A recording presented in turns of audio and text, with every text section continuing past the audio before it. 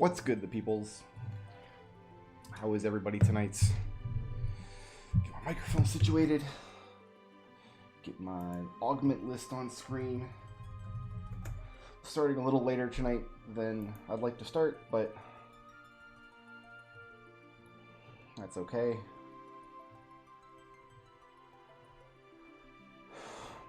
Alright, so we skipped Eye Gouge because we're not doing the Naming Way quest yet. We got all Sid's augments. We don't get any more augments until we leave the underworld, which may or may not happen tonight. Depending on how quickly we can get through the Sylph Cave. Alright.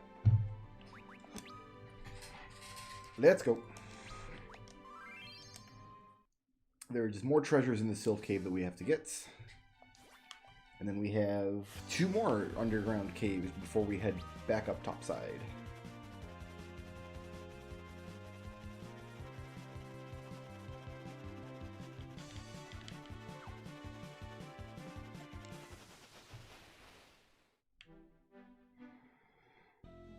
I guess Rose is in the lead because at some point Cecil got petrified or something.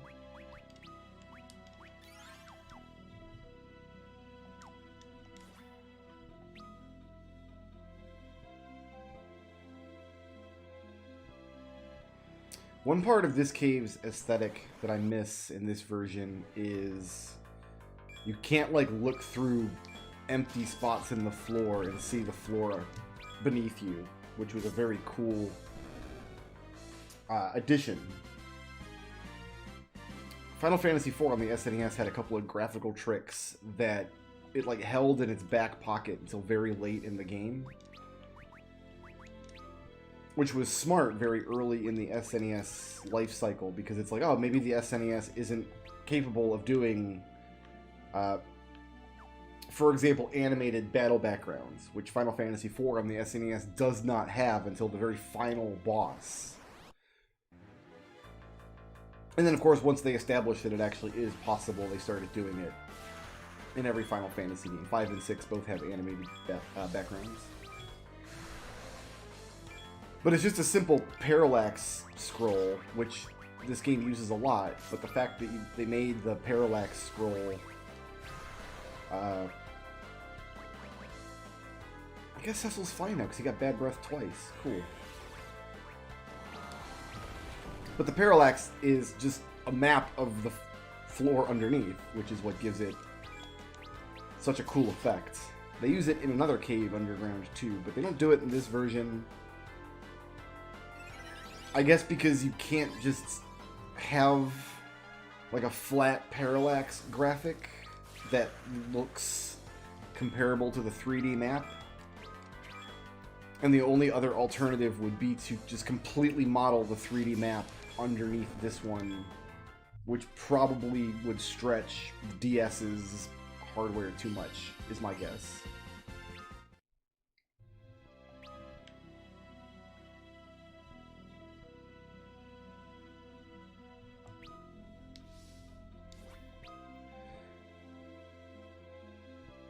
Yes, I know where we're going from here, I do believe.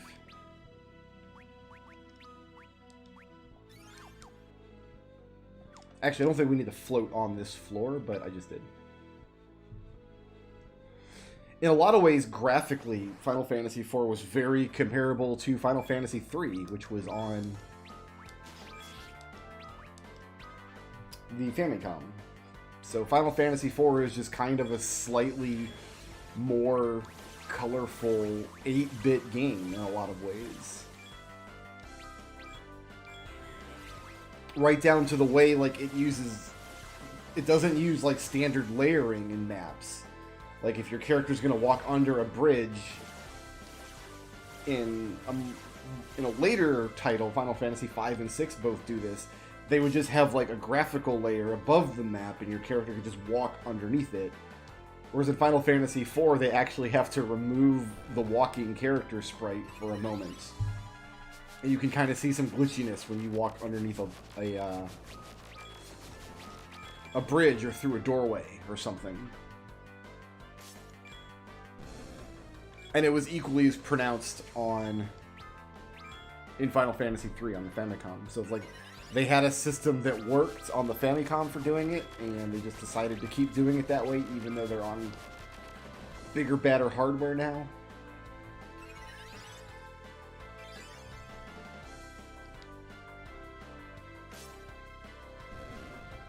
We're almost done with this cave. Actually, no, we're not. We have to come through one more time to get Yang's augments and the kitchen knife and the Sylph spell.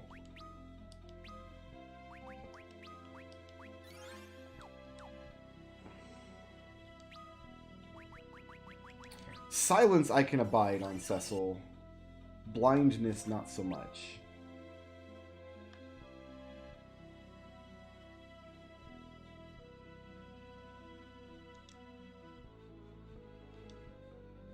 I don't think we've walked around as Rydia ever. Let's do that for a little while.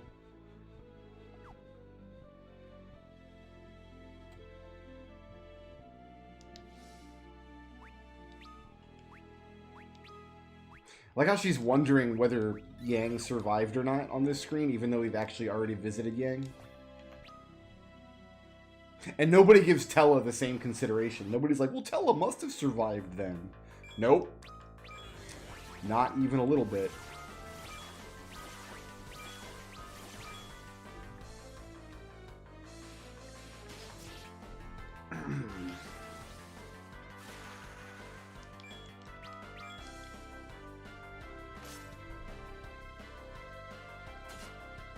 I started looking into the various YouTube monetization options I have for streaming, and I'm learning a little bit more about how they work. And I found a streaming widget that should allow me to put the kind of alerts and stuff that I'm more accustomed to onto this stream. So hopefully I'll have that done before next week. I would like to get that done and update my layout for my YouTube stream rather than Twitch. That'll be exciting.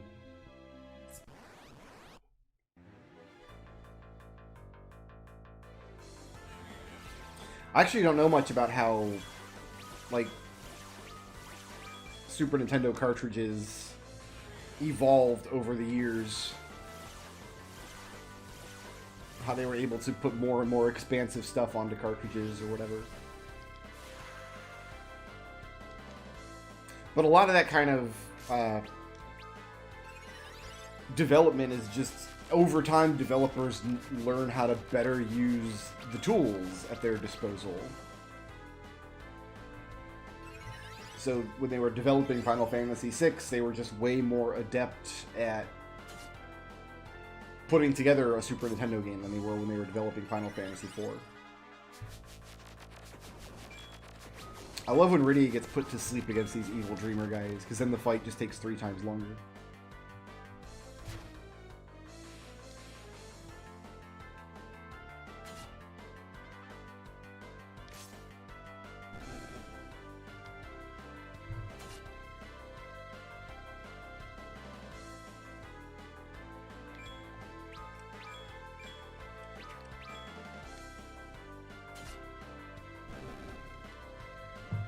But part of me wonders if that's why 3 and 4 were the ones selected to get redone in this style and none of the other ones were, because 3 and 4 are very close together in graphical style anyway. Like, it's very easy to, if you see one of those games done up in this way, it's very easy to imagine the other one done up in that way.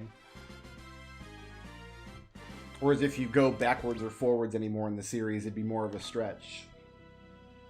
Like, Final Fantasy V ostensibly still looks like 4 in a lot of ways, but it's also very, very different in a lot of ways. And same with Final Fantasy 2 and 3. Alright, 4 more boxes. And then we can leave this place for a fair amount of time.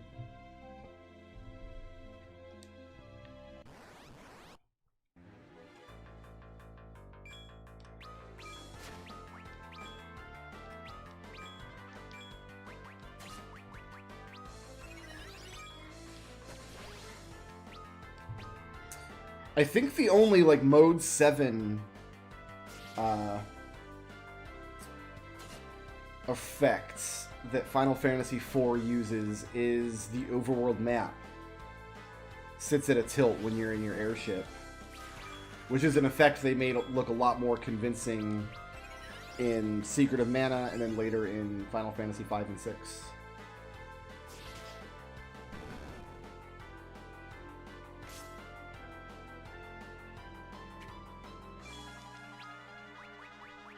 I'm just gonna Heroes Rhyme. Why not?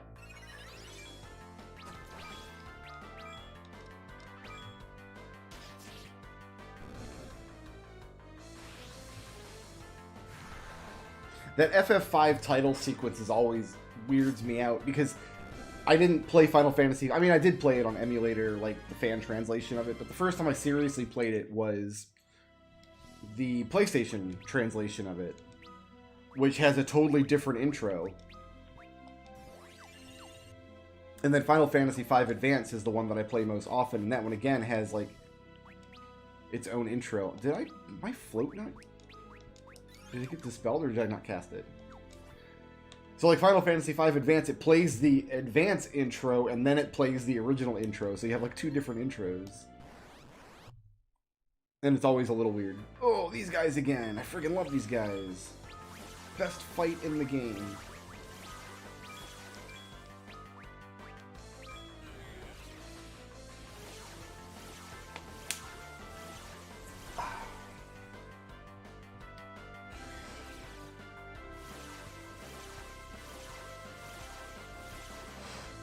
But yeah, a lot of those early SNES games had Mode 7 effects that were questionable for no reason other than to include them. I think my favorite is actually an ActRaiser, where you select a level and then like you jump down. You have this like the camera zooming and spiraling down into the level map. And it just looks really bad. Castlevania 4 had that whole level that was nothing but Mode 7 effects. Which was actually a pretty cool level. Like, you need to not be silenced, Miss Rosa. I didn't know you could be silenced, if I'm being honest.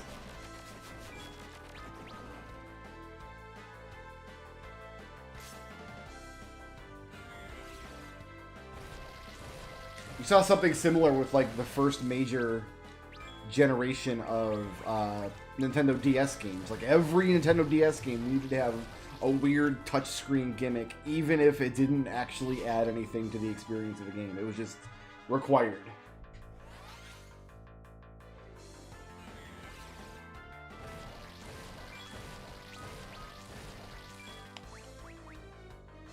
I'm gonna dual cast Kira here. We're eating a lot of fires now because Riddy got put to sleep.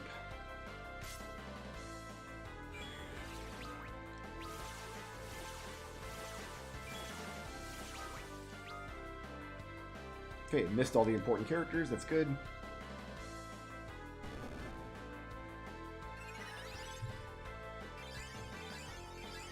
Yeah, I was reading up on it last night, on what Super Chat actually is and how it kind of works, and I found an app that I can install that should let me plug my alerts in. I'm going to do some more research into it over the weekend probably, and my goal is to have all the monetization stuff turned on and the alerts in place by Monday.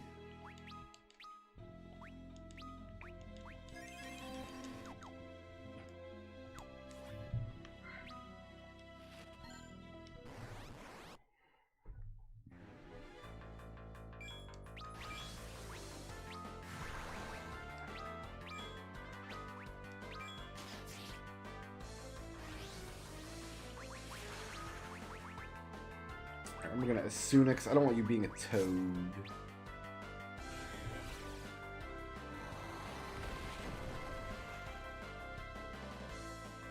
I'm just making a big effort to get back in the habit of streaming consistently because it's something I used to do 4 or 5 times a week for years, and for a lot of this year I just haven't streamed hardly at all for reasons we've gone into previously.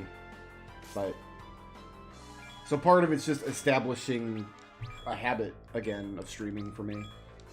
But I'm glad you guys are enjoying it in any event.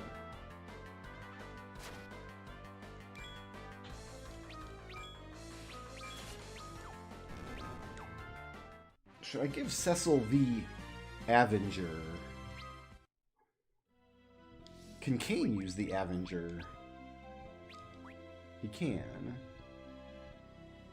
77 to 90. Kane never does anything but attack. Cecil doesn't get an attack bonus from it anyway. I'm going to do it. We're going to give him the Avenger. And you get to wear a shield with the Avenger in this game. It's not a two-handed sword like it is in the 2D version.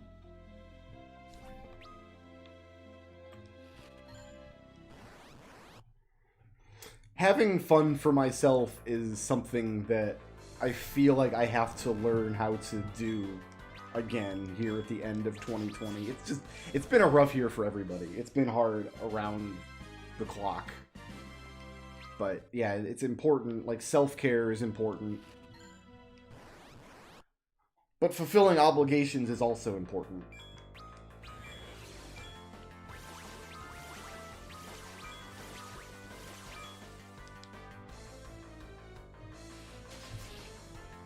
So from that aspect, I would like to get back to doing regular streams again, which is one of the reasons I set up a project that I'm relatively sure I can stick with in the long term. Because I just always enjoy playing Final Fantasy games, so this way, no matter what kind of mood I'm in, I can always boot up a Final Fantasy game and get some enjoyment out of it. I want to say that the item dupe trick is only possible in the SNES version of the game. I don't ever use that trick typically,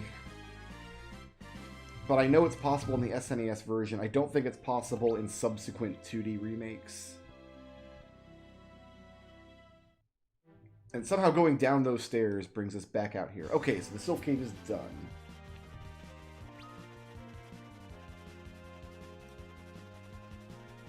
I don't consider Altered Carbon to have been canceled in the traditional sense. Because, like, we had 2 seasons, and the 2 seasons were very different in their storyline. I mean, it didn't get renewed for a 3rd season, but I don't know, it's maybe okay. I enjoyed what we got of it.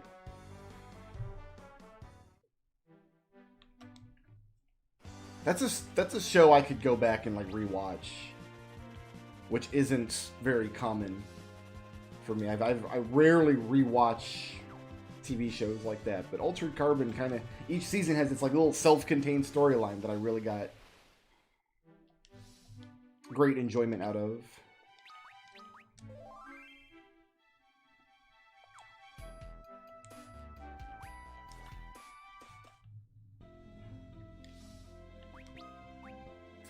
Okay, next on the agenda is this cave.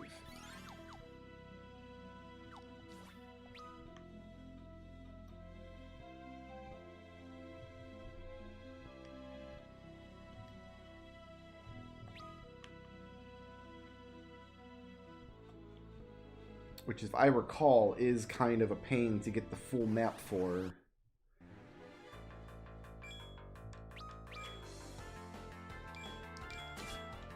I'm just gonna haste. No, I'm gonna Hero's Rhyme here. I think Hero's Rhyme is maybe a better investment than Haste March.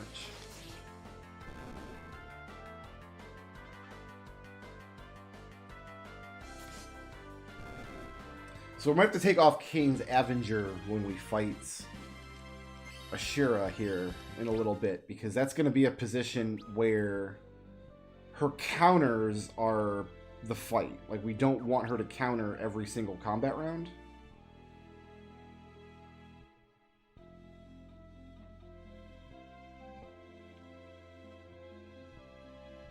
It's kind of weird that we're walking on top of the lava and not, like, submerged in it like you do in Final Fantasy III.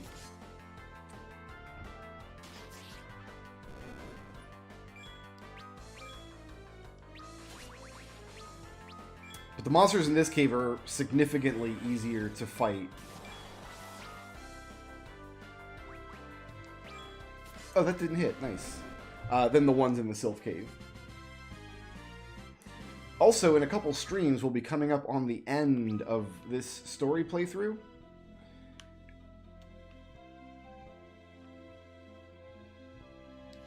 I didn't actually want to go down those stairs, but so we should maybe start thinking about what the next story playthrough I'll do is. So we're not done with this game by a long shot. We've got to do 3 full playthroughs plus a bunch of grinding. But I don't want to do all 3 playthroughs of this game right up front. I want to stagger them out.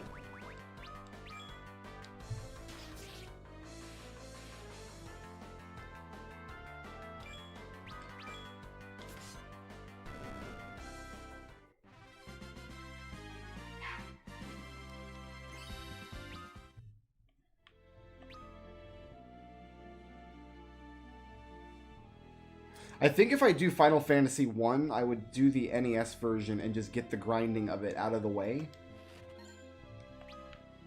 Because I can complete... There's, like, virtually no roadblocks to completing Final Fantasy 1. That game... I just have to sit down and do a little bit of research to figure out exactly which items I want in my inventory at the end of the game.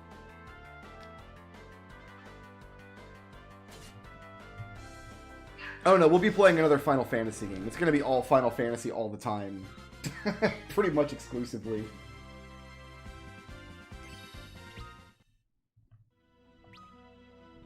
But most of the games, I think what's going to end up happening is I'll do a story playthrough, and then go back and do grinding, over a period of time. Whereas Final Fantasy 1, the only grinding I have to do is getting characters to level 50. That's really it. And that's just a couple of hours. It's really not going to be time consuming at all. But I do need to sit down and figure out, I want to, because the idea of having a perfect save is going to involve some compromises in Final Fantasy 1, because you can't hold every item in the game. You just can't. You can only hold however many slots you have in your weapon screen. So a total of 16 weapons and 16 pieces of armor. The party lineup for Final Fantasy 1 is going to be Fighter, Red Mage, White Mage, Black Mage, because that party will allow me to have access to the greatest possible number of spells. We'll be able to have every single spell in the game, except for one of the... I don't think Red Mage can learn any level 7 White Magic, and the White Mage can only learn 3 of the 4 spells. So we're going to have to give up 1 level 7 White Magic spell, and we're going to have to give up... Hold on, I didn't get my map completion here, because there's a passage down here. And Red Mage can't learn any level 8 magic. So we're going to be missing 3 spells, basically. Just got to find where the secret passage is on this map. If you go 2 White Mages and 2 Black Mages, you can get every single spell in the game, but then you can't equip most of the gear.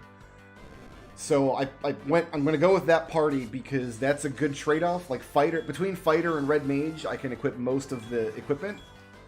I'll be able to equip, say, the Excalibur and the Sun Sword and the Mazmune all at the same time. I'll get to equip all of the Knight-only armor, and I'll have access to the greatest number of possible spells. But no matter what party you pick, you're not going to be able to have access to absolutely everything in the game. You can't forget spells in the NES version of Final Fantasy 1, no. In Dawn of Souls and presumably in the PSP version you can.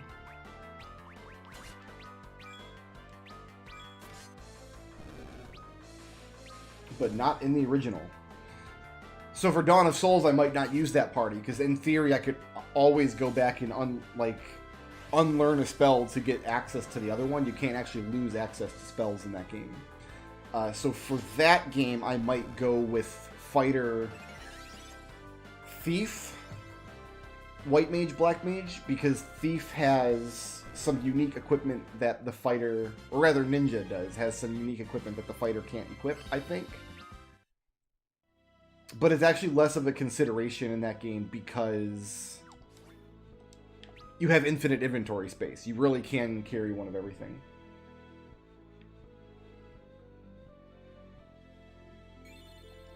See, for me, it's not having a run button because I've played so much of Final Fantasy I Randomizer. In fact, I have a Final Fantasy I ROM that I use a lot when I replay the game that was generated in the randomizer with all of the options turned off. So it doesn't randomize anything, but it gives me access to the run button and some other quality of life stuff.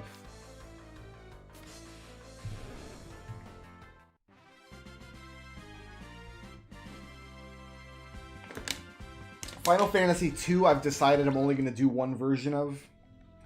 I'm only going to do the PSP version, probably, because I just don't ever want to play the Famicom version of that game ever again. I have not played Famicom Final Fantasy II since, I want to say, 2010. And if I never, ever play it again in my life, it'll be too soon.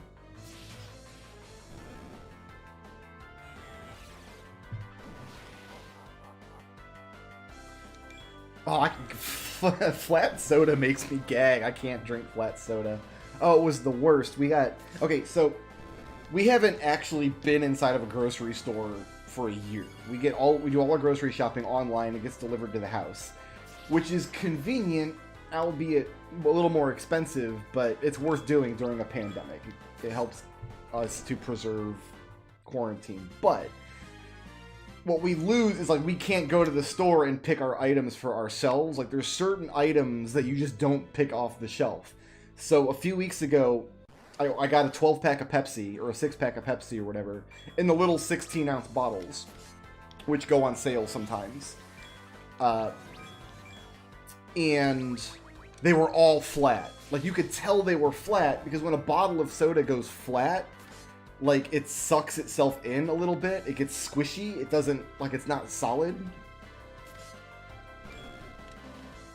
And all of the sodas were like that. And it's like, if we had seen that on the shelf, that's not the package we would have picked. So, it was rough. We had to throw away almost a whole pack of Pepsi because it just came to our door flat.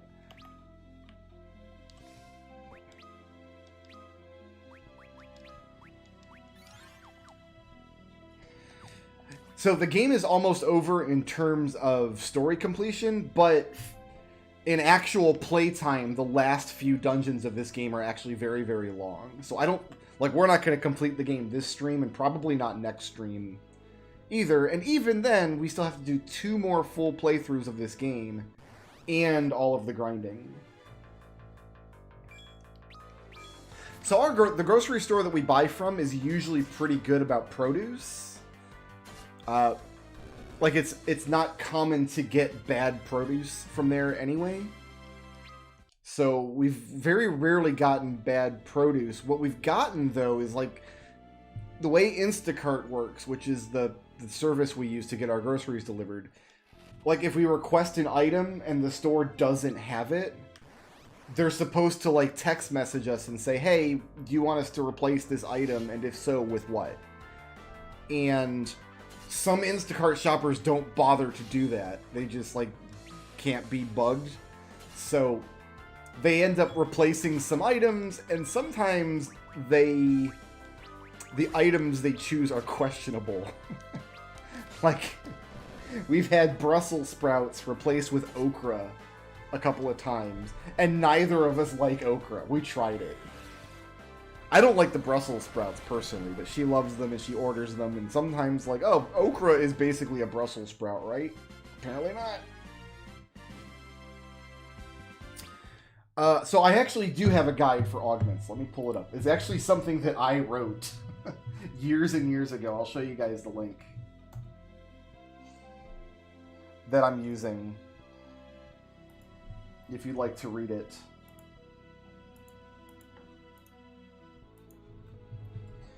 But part of my goal is to have access to every augment at the end of the 3rd playthrough. I'm not super worried about using augments to max out my stats, though.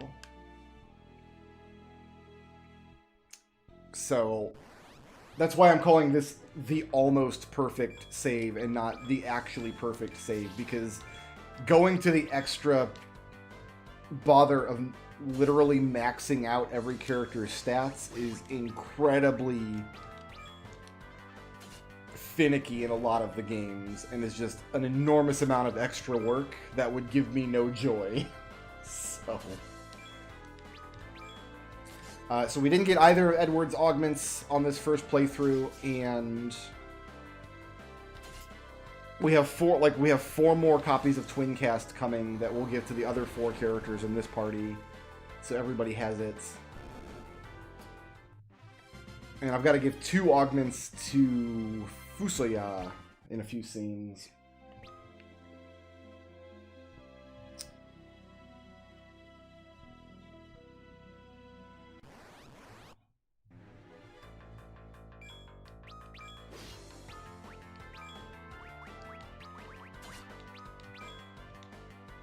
If we do get out of the underground tonight, I have to go through the Eblin Cave again to get Rubicante's augment. And I'm going to give that one to Fusoya, because then I will have given all of the Fiend augments to another character. And it'll just be easy to remember on the second playthrough to preserve those. Or maybe even on the third.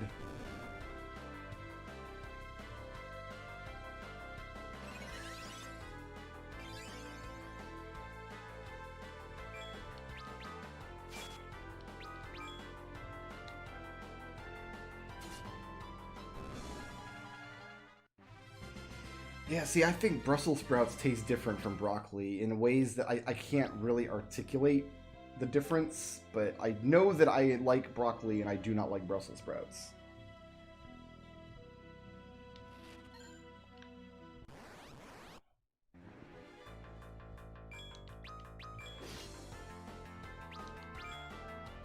But I think I got a pretty good thing going right now with Cecil in the back row with reach and draw attacks and counter.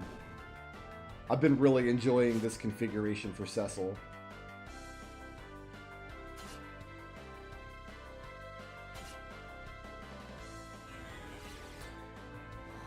Doesn't the PSP version of Final Fantasy 1 have like an extra bonus dungeon at the end of it?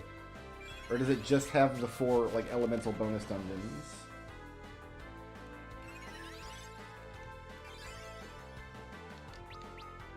Am I going to do double shields in Final Fantasy 2? I don't think so.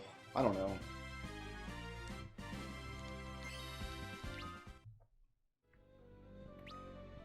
We'll see.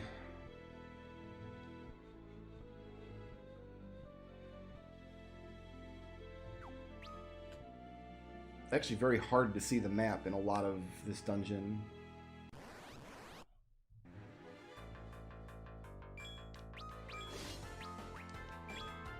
One consideration I hadn't thought of yet was Soul of Rebirth in Final Fantasy II.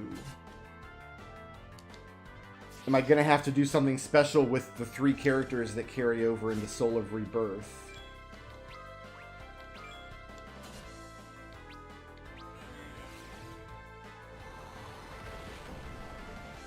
Because we can grind up like their stats and weapon levels and stuff inside of Soul of Rebirth, but going into it, we can give them unique equipment and stuff. I'm going to have to do some research because I actually don't know much about Soul of Rebirth.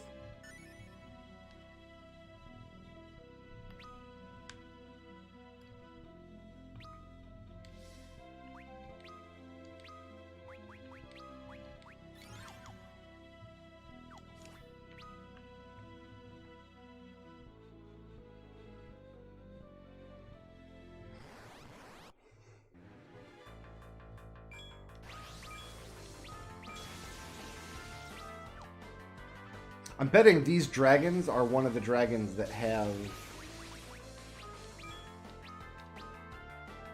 like a rare tail drop that we're going to have to farm up later, because most of the dragons seem to have one.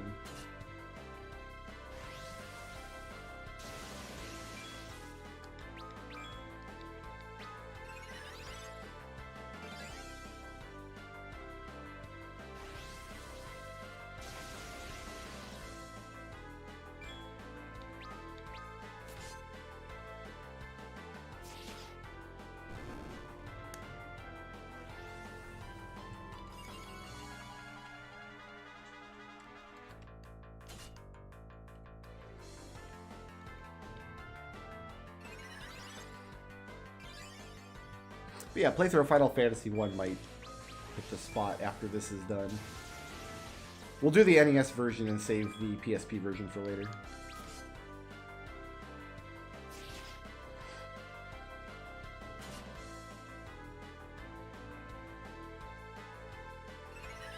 It doesn't hurt the stream if you do that. It makes me feel better to have more viewers than fewer. I don't actually know if that helps from the algorithm. A statistic, though, that I did see is that apparently only 13% of my channel views come from people who are subscribed to my channel on YouTube. So, if you watch my content and you're not subscribed to the channel, now would be a great time to press the little subscribe button. Because that actually does help me a lot. Haha, we're floating, nerds. You guys are nerds.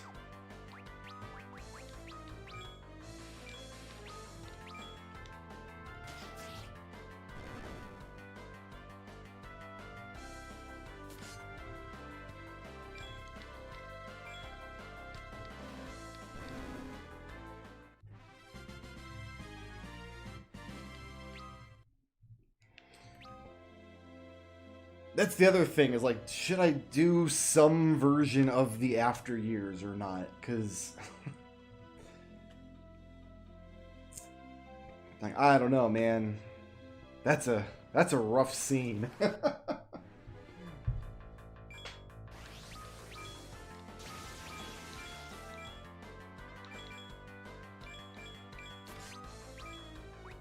go ahead and throw a bio at this dude. He had a lot of hit points.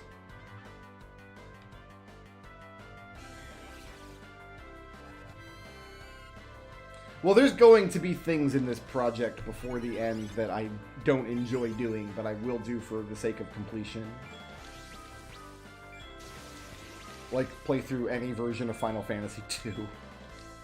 I don't have a preference between this and the original version of Final Fantasy IV, because, like, they're so different from one another that I almost consider them different games. Like, just from the standpoint of how boss fights work. And boss fights are kind of the defining feature of any JRPG. Even though they're ostensibly the same bosses, they work so much differently that it's like having access to a different game.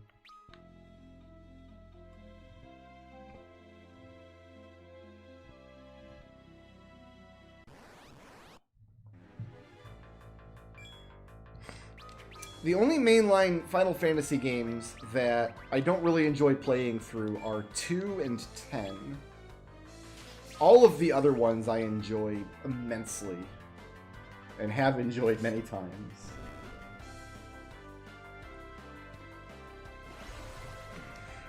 We will choke our way through Final Fantasy X. Through the main story, at least. I expect it'll get more enjoyable once I get to the end and the story's out of the way and I'm just kind of grinding out the monsters. I expect that to be a more interesting experience.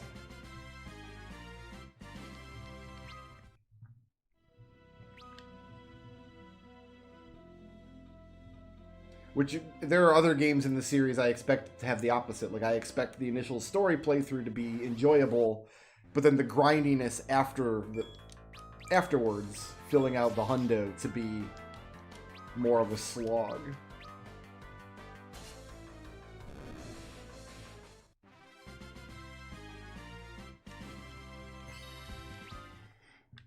I've never pushed at 10's endgame very much, so I guess we'll see when we get there.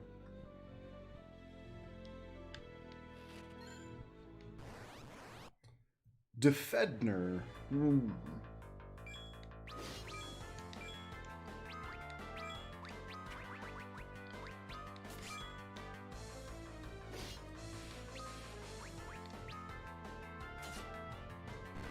I have done all the Blitzball stuff before.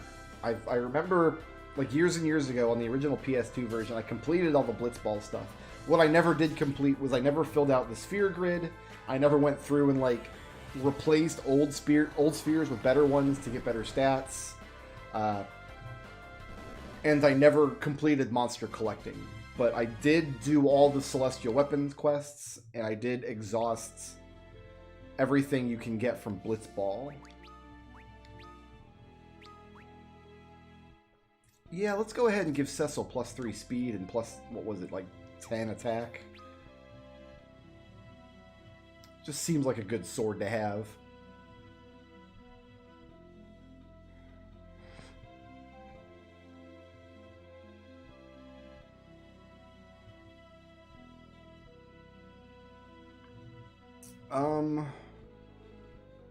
Well, missing 9%. I gotta find some lava so I can look at this map properly.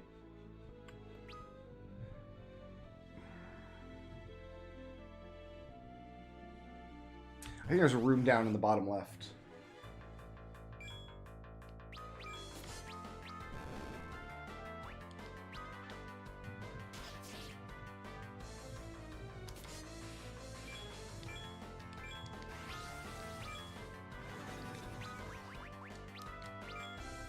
It's actually Final Fantasy XII, I think I'm most concerned about the grind being tedious. Because, like, just grinding up sphere levels or whatever, that's, you can turn your brain off and go through those motions. And I can just have a chill stream and talk to you guys while just making the numbers go up. Final Fantasy XII, grinding out all the bestiary stuff involves, like, knowing how to find all the rare game, so it's going to be a constant, like, going and reading the wiki and trying to enact it.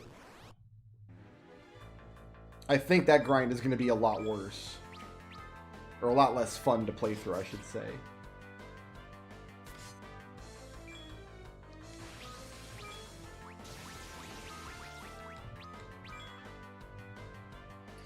Plans for Excalibur 2 is I'll be playing the Steam version of Final Fantasy IX, which I'm not going to say it's trivial, because Final Fantasy IX has a lot of missable content throughout the game, but the time limit is not as tight, because you can fast forward a lot of stuff in Final Fantasy IX, and it doesn't count against your timer. Oh, I see what I missed down here. So what I'm most worried about in Final Fantasy IX is the card collection. Where's the last 1% here? I see it. I see it. So, to complete a card collection in Final Fantasy IX, there are exactly 100 cards in the game, and you need to have one of each, and each one needs to have a unique assortment of arrows on it. And I have no idea how to do that, but I'm going to learn, because I want to get that complete card collection. But yeah, I'm not super worried about Excalibur 2. I'm more worried about playing through Final Fantasy IX and missing like a treasure box or something along the way in a location you can't get back to before the end game, which is practically every location in the game. So I'm actually kind of resigned to playing Final Fantasy IX, like each location in the game twice, as I play through it once to learn the critical path, then reset and play through it again to get a good time. I know there are extensive walkthroughs that have like good benchmark times for like every story beat you can hit along the way, and that'll give me a good indicator of how I'm doing. I'm also not looking forward to lightning bolts, but that's a challenge I've done before, so whatever. We'll do it again.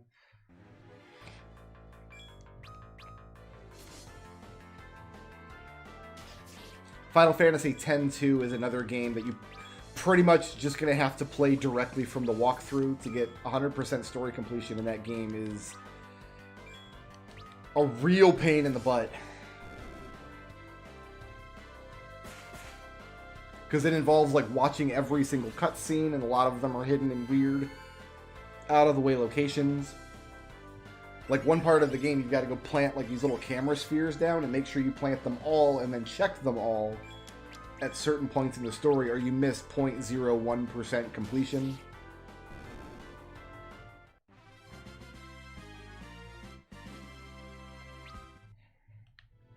I can afford my diamond armor now on my other knight that can wear it.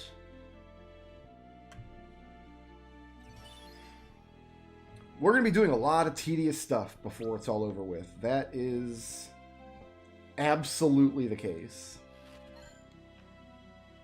This hidden tile is just kind of here now.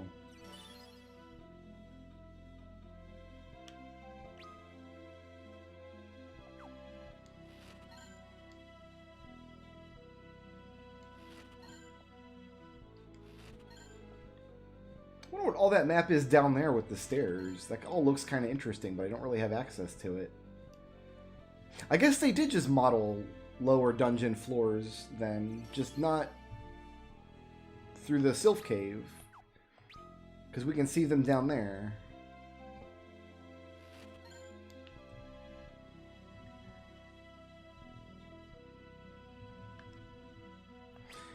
I've completed the bonus dungeons in 4 advanced, but not 5 or 6. I think I started them in 5 once.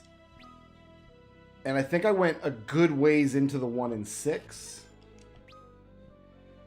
My understanding is that most of the boss fights in those bonus dungeons are just weird gimmick fights, which we're just going to have to learn. In 6, I'm most worried about missing a permanently missable monster formation, which means there are rages I won't be able to get.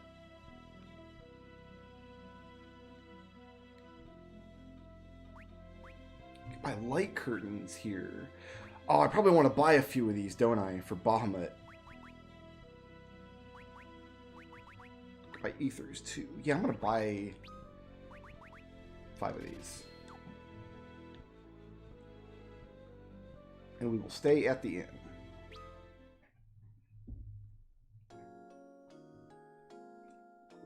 So every game is going to have its own challenges and its own pitfalls and its own tediums.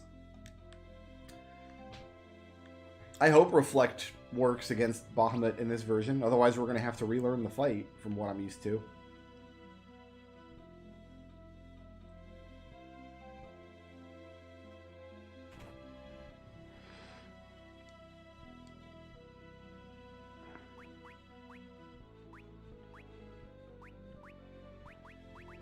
Not interested in any of this stuff. We are going to do a world tour in the 3rd playthrough to just buy all the equipment from every shop in the game, just so we have everything. It's not something we got to worry about yet, though.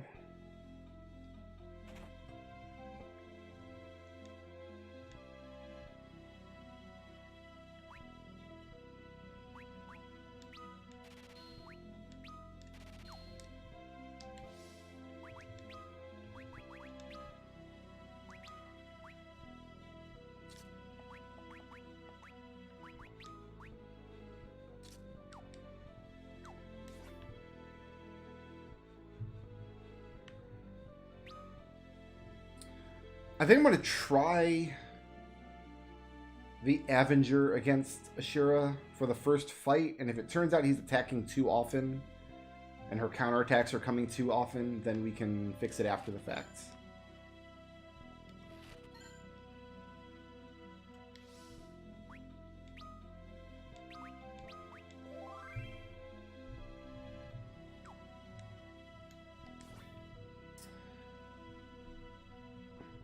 So my understanding is that the only items that carry over are like apples and key items that teach augments. If like the onion sword carries over, it might be worth going after that one drop just to make some combat easier. But I have to do those grinds eventually, and I don't think there's preference of one playthrough over another. So if onion equipment really truly does carry over to the next playthrough, it might be worth grinding it up in this playthrough, because only Cecil can use it. Is that correct?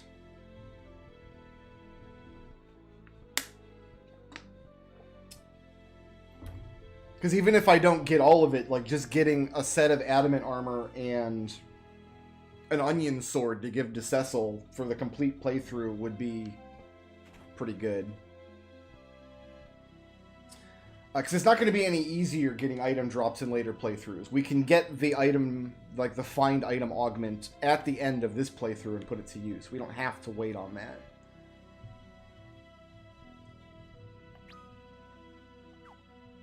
Hey, baby.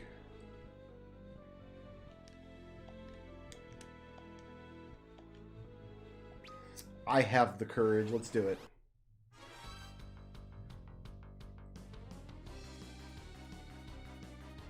I like how she's not equipping herself with the gargantuan sword on her back.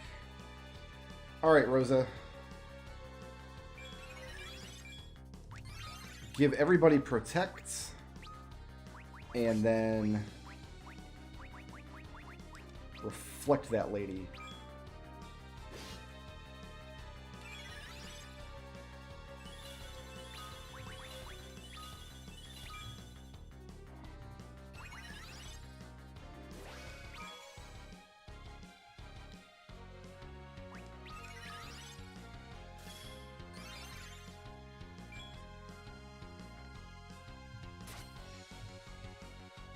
Enemy has no items. I'm only aware of 2 enemies in the game we're stealing from. Odin and Zeromus. Are there any others that I should worry about?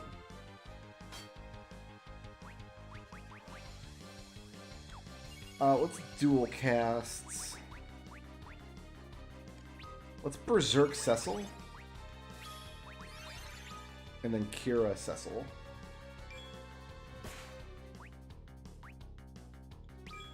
And then see if we can just keep on top of the healing. It looks like we're not doing great as far as keeping on top of healing.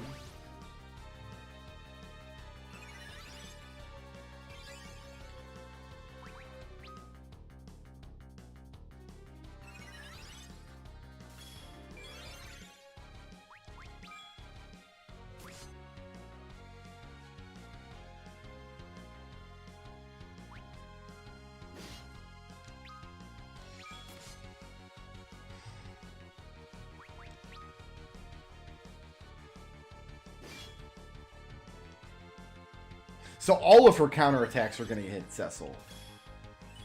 Because he's got draw attacks. I didn't think that was going to be the case for whatever reason.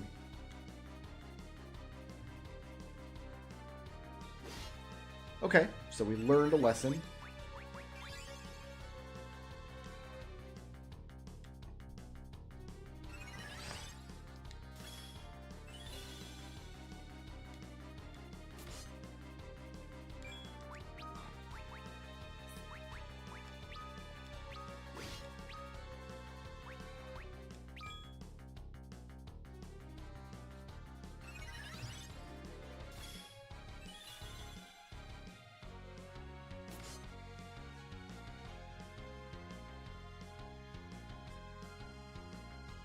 Otherwise, she counters the person who attacked her. Got it. That makes perfect sense.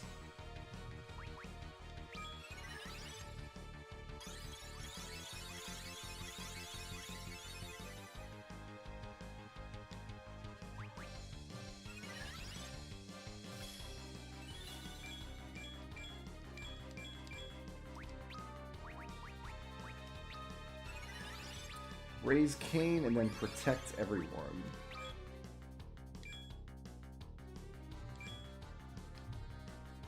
So having Cain with the Avenger here might be detrimental.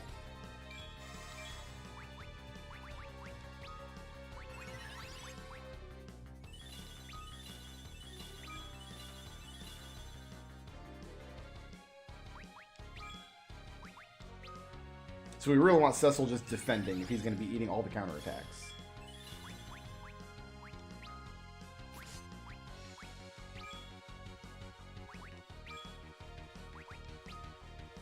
Because that gets that damage down to 600, which is totally manageable. And she's dead. Beautiful.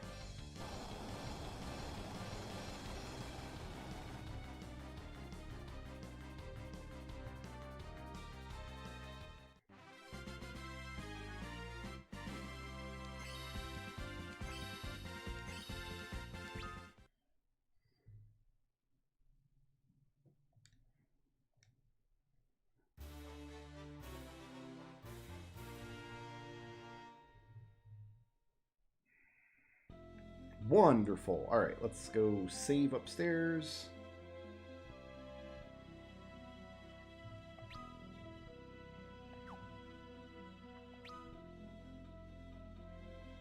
It's probably cheaper to use a cottage to refill than it is to hit this $1,200 inn.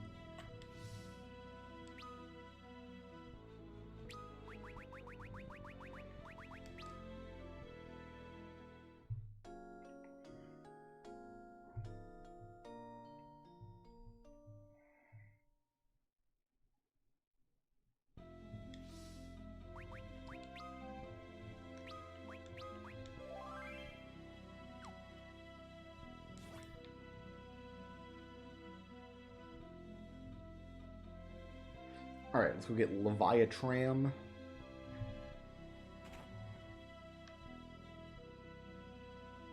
And then we can advance the story some more.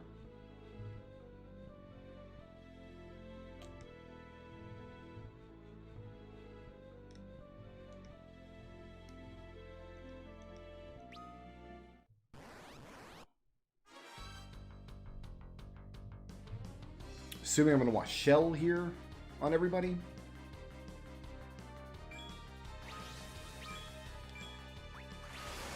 How much damage is going to do?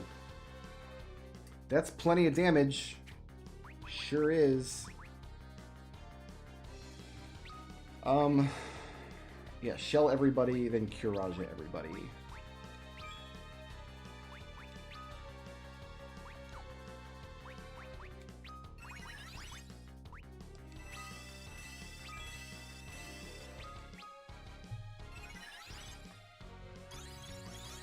There's been some bosses in this game that I struggled with because I didn't realize how they worked at first, but once you figure out the trick to each one, they're far more manageable. We were stuck on Golbez for a few minutes.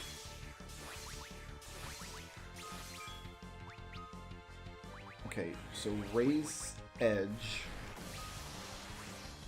then Kuraga Edge. Oh, I can't. I can Kuraja everybody, though. We'll do that.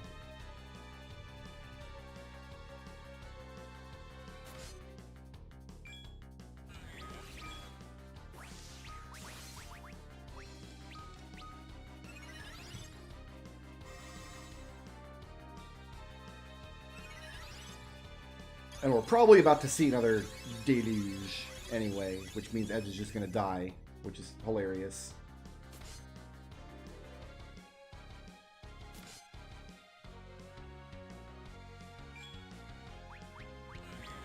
Probably nothing worth stealing, but let's just find out.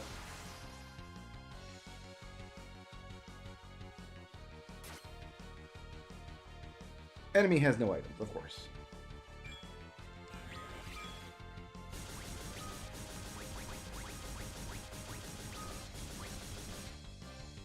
Edge survives, yes. Oh, I guess that was it.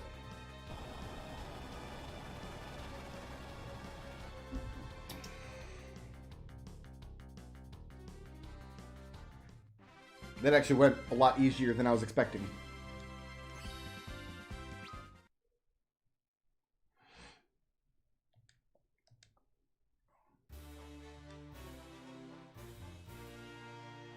Beautiful. And I think Rydia's like rare drop summon spells also carry over. But we have not gotten any of them yet. Like, we just haven't gotten that lucky yet.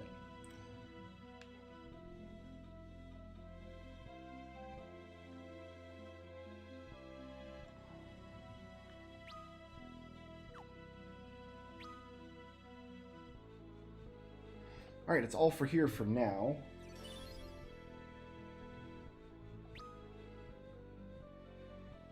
The boss that gave me the most trouble the first time I played this game on the DS was Barbarisha in the Tower of Zot, because she actually has attack magic, which she doesn't have in the 2D versions of this game. And of course, the solution is to use Yang's focus ability, so to kind of control when she counterattacks with lightning.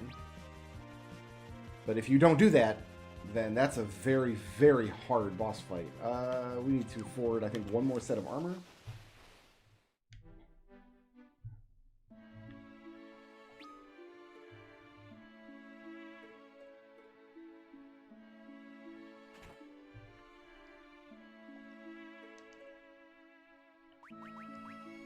I need 2 sets. I can afford 2 sets.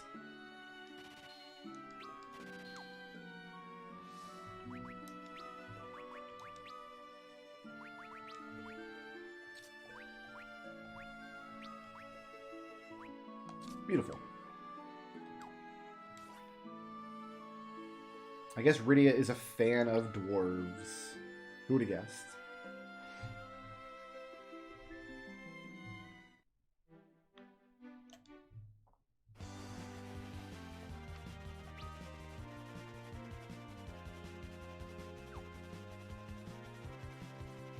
Yeah, the one gimmick I feel didn't really work was Dr. Luge, who uses his reversal gas, but then it wears off after a couple rounds, which kind of removes what makes the fight unique. Like, I went in all prepared to dual cast Kiraga to damage him, and then by the time I got around to doing it, it had worn off. And oh, just regular spells then. Now, completing the sealed cave is what causes me to lose access to the tower. I'm going to lose access to the upstairs tower in any event. It's not going to matter. But let's take a look at the big chocobo first. And see if there's any conspicuous spots missing from the Tower of Babel area.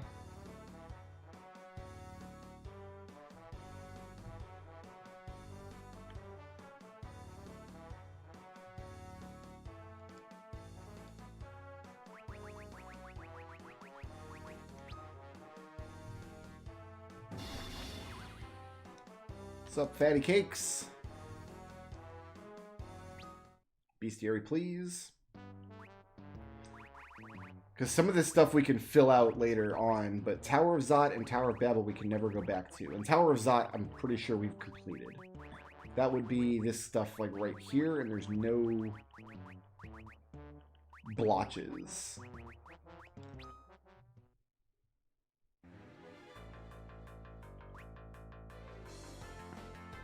Okay, so it looks like there's stuff around Eblin we haven't seen.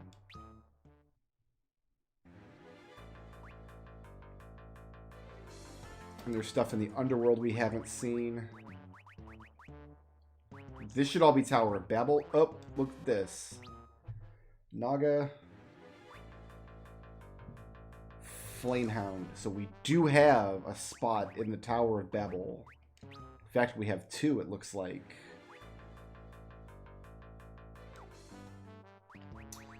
Those are both things we could go get right now. And then this is the upper tower, the Tower of Babel. And it looks like we might have missed something there too. Unless there's something in the Sylph Cave. Whatever 106 is.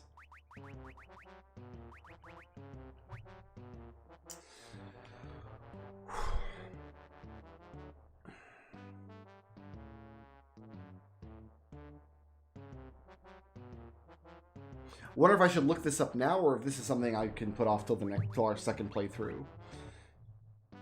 Because 88 and 92 we could theoretically go get right now, but 106, if that's a Tower of Babel monster, that's not something we can go back and get at the moment.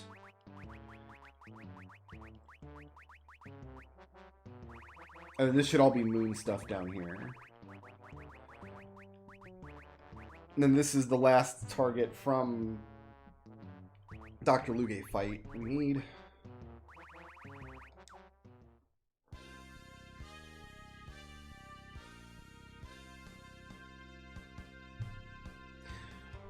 I think I'm going to hold off till the second playthrough. We'll make complete Bestiary a second playthrough consideration. I think I'm okay with that.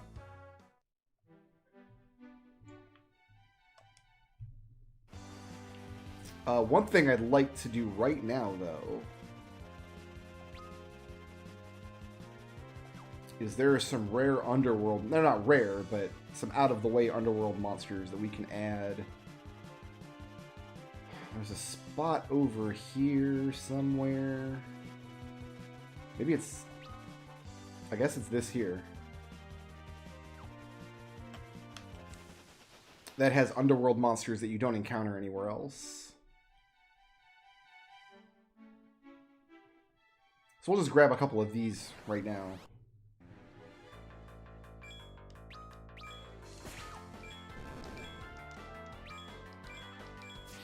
Assuming that it's the same in this version. It might not be. Like the gloom moths or whatever. And then there's like a purple arachne as well. If this is even the right spot. It might not be the right spot.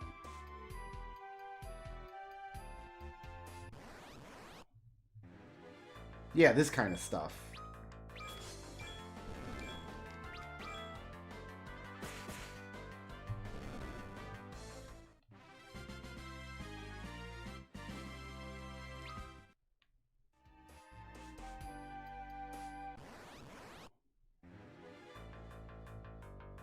It might not be a Tower of Babel monster we're missing. It might be an underworld encounter somewhere.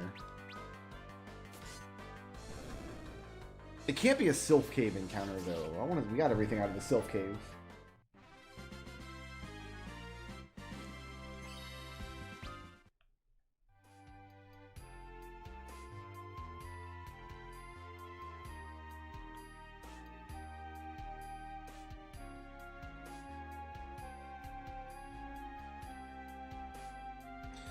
I think the only other monsters we could get out of Zot would be something that hatches out of...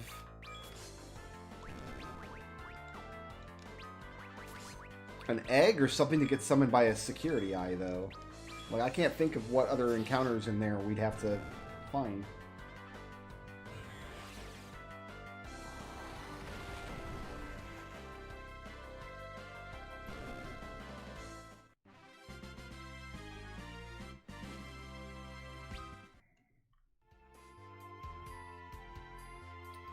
So there's like a moth and there's a spider woman we're looking for.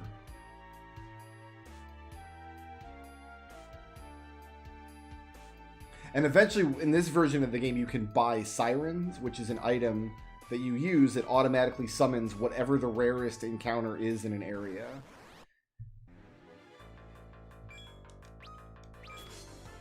Chimera brain, huh? All kinds of weird stuff over here by the wall.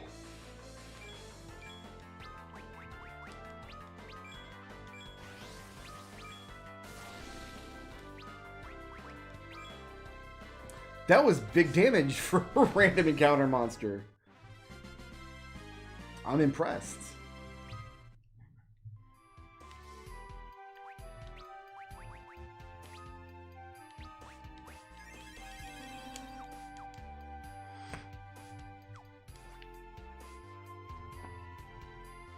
But one of the, if I'm reading how the super chat in YouTube works, and again, I've never used it myself, and I don't really participate in the chat of a lot of YouTube streams, so, but my understanding is like, it works kind of like bits on Twitch, where somebody will put like a little donation, and then it pins their chat message to the top, and then it stays there until somebody else donates more.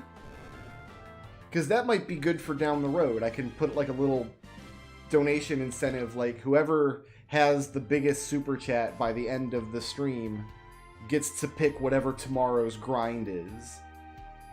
Like if you really want, like if we're doing some level grinding in one of the games and you're like, you know what, let's do like monster capturing in 10 or something on the next stream, you could super chat to make that happen, to kind of guide my progress.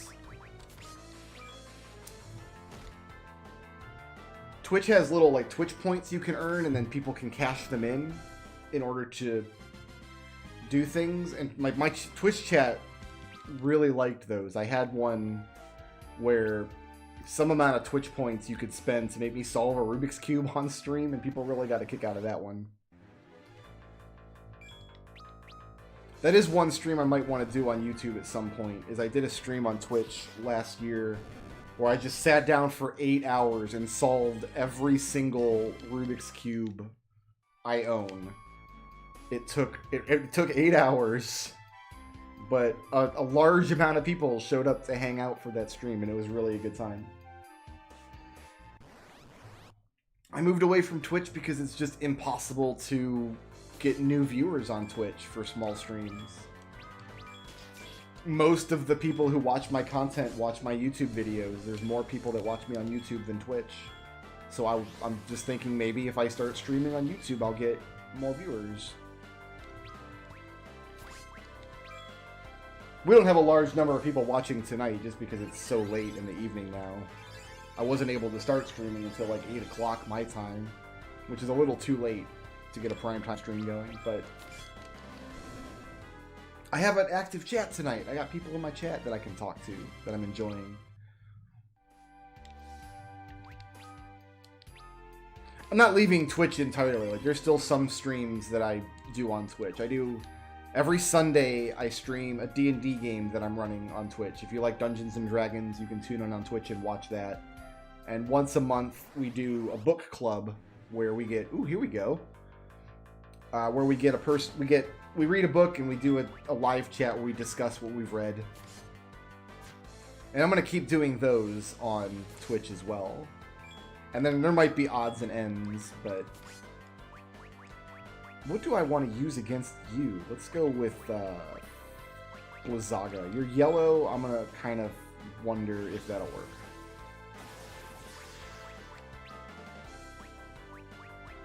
Let's put Shell out.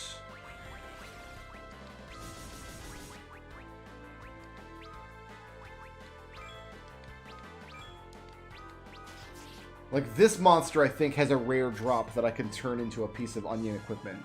I'm pretty sure. So, I'm still on Twitch. It's just for this Final Fantasy project I want to stream to YouTube. And see maybe if I can build up a viewer base from YouTube, kind of starting from scratch.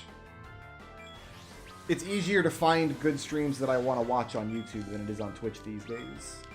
And I'm assuming that's probably just as true for my stream as anybody's.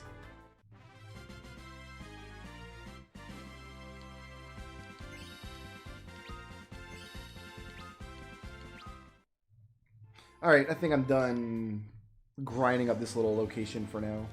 I think we got like 4 new monsters there. Let's do the Sealed Cave next.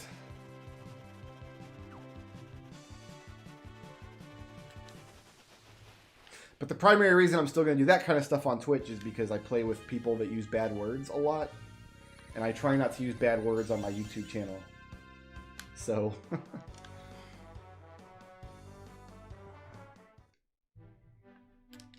I can't bring my D&D group over to YouTube because one of them will say a bad word. And then I would just have to make them walk the plank. And nobody wants that.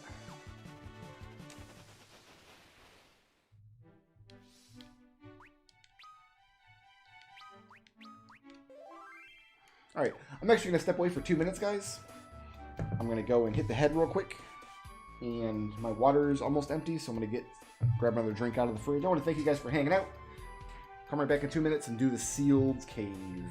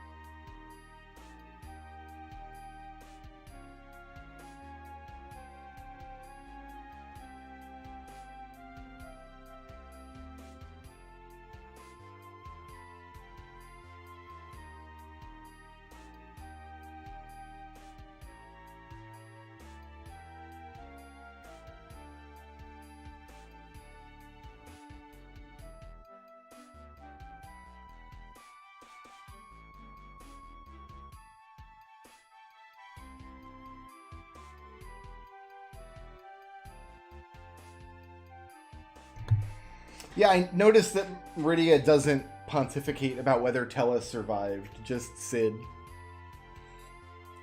And Yang, and she didn't even know Sid. Like, she had never even met Sid.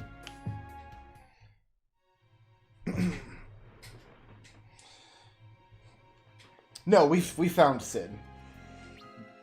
We found Yang too, so that text is actually a little outdated.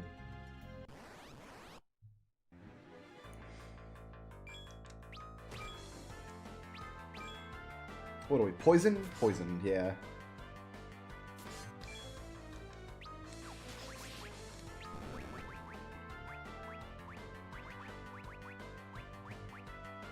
So what are we missing from the white magic set? I guess just holy. We're almost done with white magic.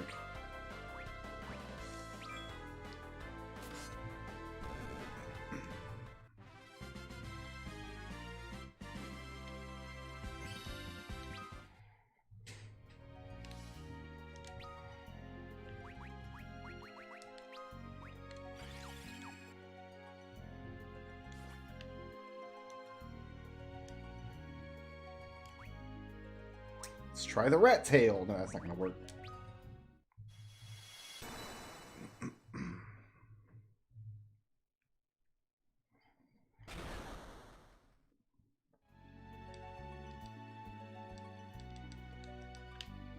I want Cecil back in the lead. All right. Sylph Cave.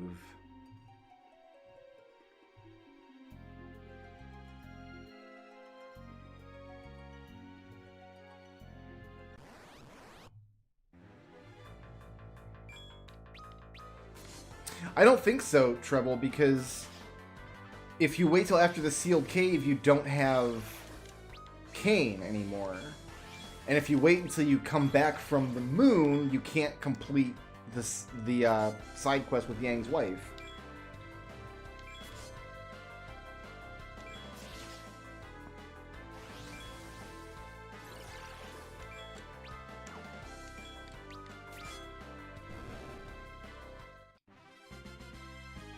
No, the rat tail I will give to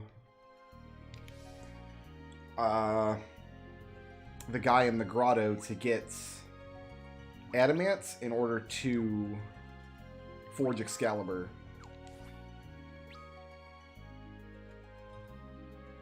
So we've got these ropes that we climb down to lower levels of the cave, but in the 2D version of the game, I always thought they were tight ropes he had to walk across. It's kind of what they look like.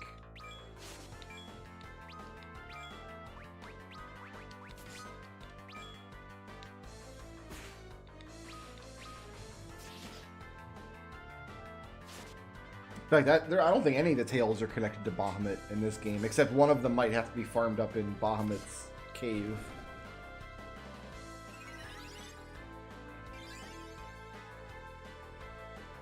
Also, the bestiary list in this version of the game puts the Sylph Cave above the other two caves. So, yeah, I think they really do and expect you to do the Sylph Cave before the other two.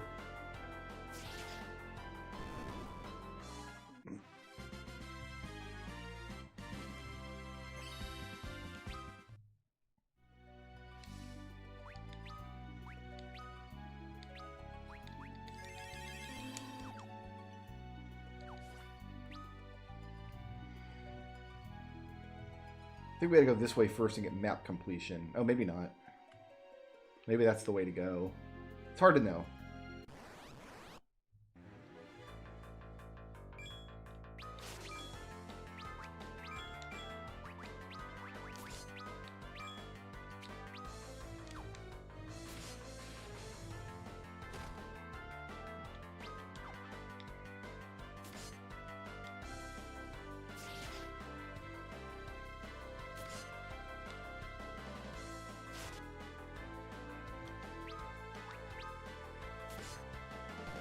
God, that counter augment is so good.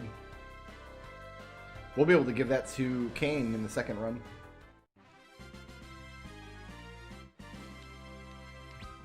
Maybe Edge would prefer it, actually, now that I'm thinking about it.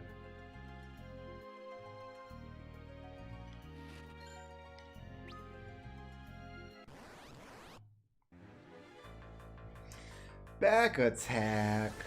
Gee, thanks.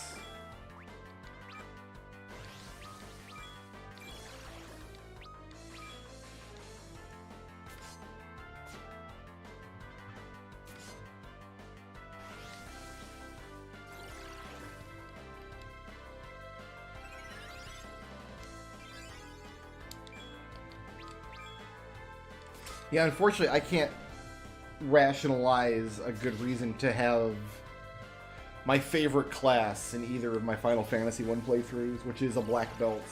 Black belt's my favorite class, but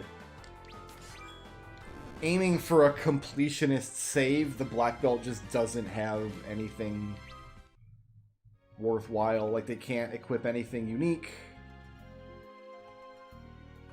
Oh good, we got those little squares from over here. Nice. It's not a door, it's a monster!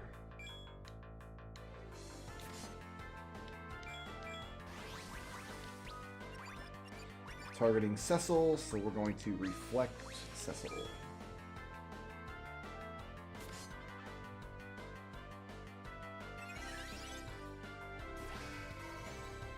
And we'll see if this works the same way as it does in... Yep. See ya. Death.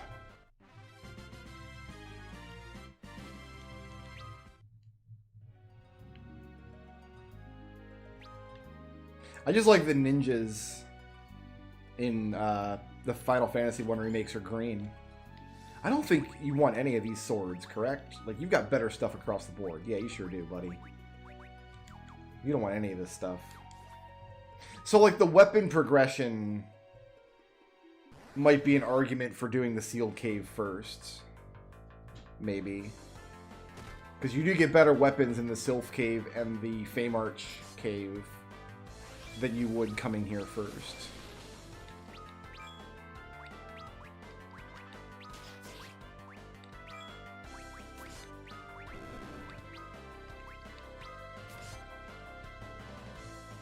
What's up, Narishim? How you doing, man? Death. Any good? Nope, miss. We're never casting that ever again.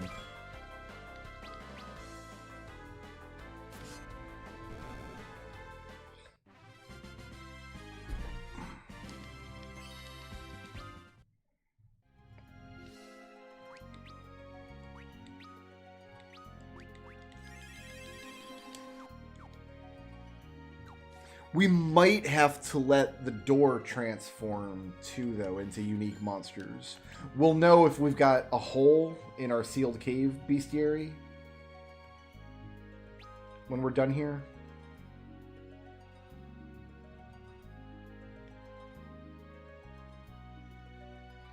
Narishim, do any of your trucks transform into robot men? Or are those movies all a lie?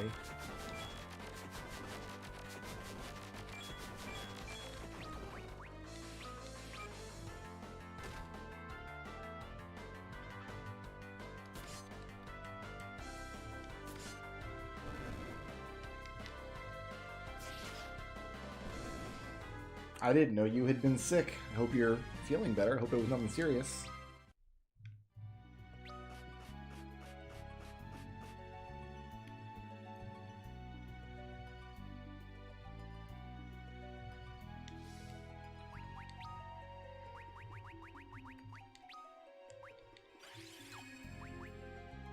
I'm not worried about him being silenced until it's time to heal again, I don't think.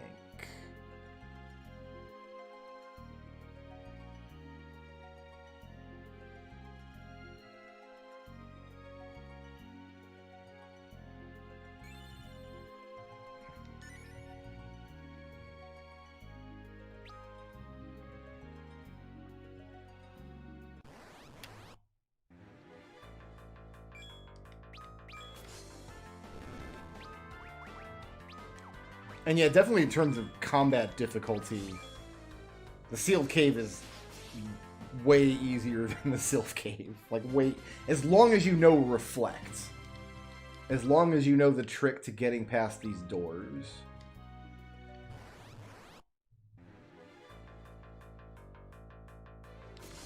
Which I do, so Was that Cecil being targeted again? I think so. It kind of looked like the target might have been on Rydia, but I think it only looked that way because Cecil is stooping. Steal from the door.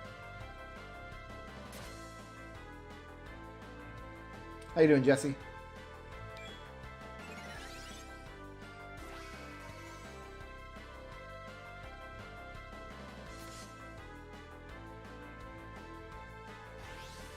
Guess we'll find out. Yeah, we're targeting Cecil. Okay. And if you didn't know this was the good way to get past the doors, this trick also works on the 2D version.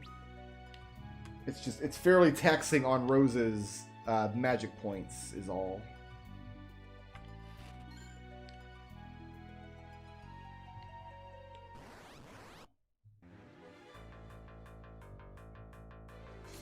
I could see that, killing all the doors to get level ups. Oh, we're always going to target Cecil because he's got draw attacks. Like, it's never going to target anybody else.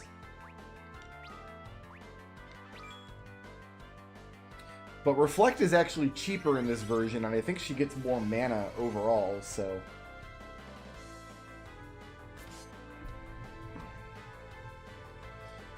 We're doing alright, the Frosted Chicken. For those of us just joining tonight, I am embarking on my gaming pursuit for 2021 is to get as close to a perfect maxed out save file as I can get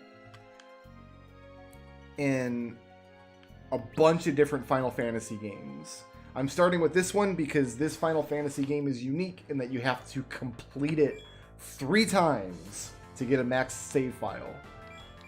I'm going to have to play through the game 3 full times, so I figured I'd start with this one so I don't burn out on it later. So we're coming up on the end of story completion for this game.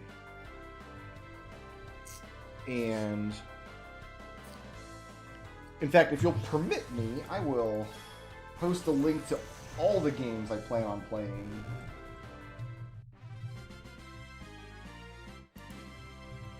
And a kind of preliminary first look on what I think the perfect save will look like for each one. If you'd like to click that link.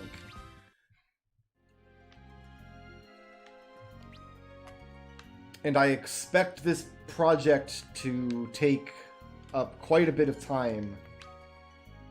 I did some just quick back of the envelope math and of it, making like gross estimates of how long it would take to do some of these things in the games, and I came up with a back-of-the-envelope calculation of about 1,600 hours for all of these games. A third playthrough will allow me to do more augments on more party members. Like, the third playthrough, I'll just have more augments to give to everybody. If I were able to do unlimited playthroughs, I would continue doing playthroughs of this game over and over and over again until every character had every augment. But that's not possible, so we're going to get as close as we can.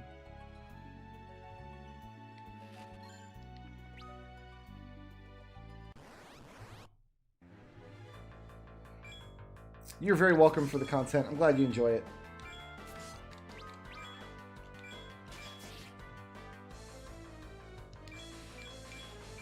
Regular YouTube videos will be starting up again, hopefully in the nearest future. I have not abandoned my current, like, Baba Is You or Mario RPG playthroughs. We will be getting back to that kind of content at some point.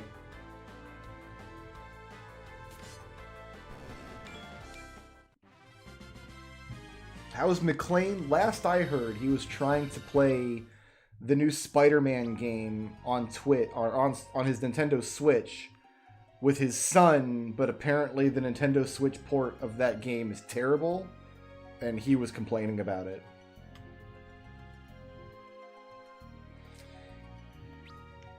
If you weren't aware, McClane actually runs his own YouTube channel. It's called Let's Racing Time. It should be just youtube.com/Let's Racing Time. It's a channel where he and a bunch of dudes just race games on YouTube. They do like 3 or 4 races a week. They do a lot of Zelda and Final Fantasy Randomizer. I think they've been doing a lot of Mega Man games recently.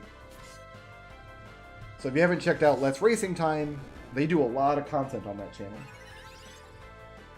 I'm not planning on lightning returns, but I could probably be talked into it, let's be honest. A few months into the project, I expect we'll see kind of what kind of pace I'm keeping up. And then we might end up reevaluating and adding more games as I go. So, a lot of that list is just a lot of we'll see how it goes.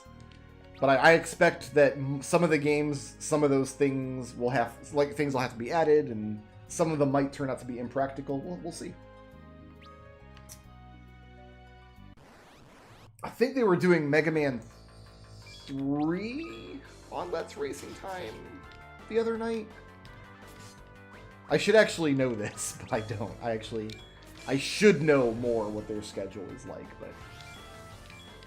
yeah, if you haven't checked out Let's Racing Time, you should check it out. McLean is over there. I think they have like 8 or 10 guys that they do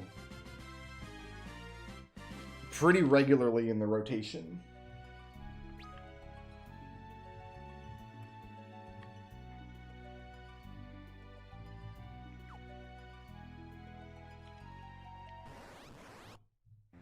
That's no door! That's a monster!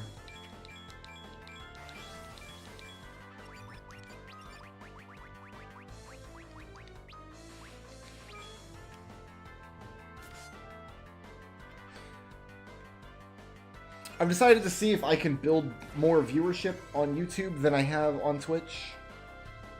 It's really difficult on Twitch to find small streams anymore. And I've noticed my viewership on Twitch going down a lot over the past couple years. So this is a change I've been wanting to make for a long time. My preference would be to stream to both platforms simultaneously, but Twitch does not allow that. I could actually get banned on Twitch if I did that, if I streamed to both YouTube and Twitch at the same time. But I have a greater viewer base on Twitch, and YouTube is better about archiving streams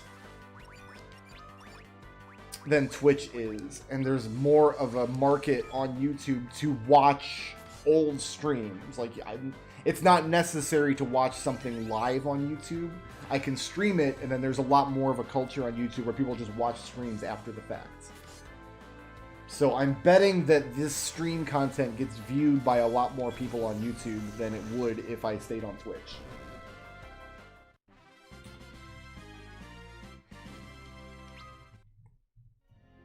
Well, that's exactly the point, Treble, is if I decided to forego the affiliate rules on Twitch, there's no reason to stream on Twitch. Like, if I can't build an audience and make money, then what am I even doing on the platform, right?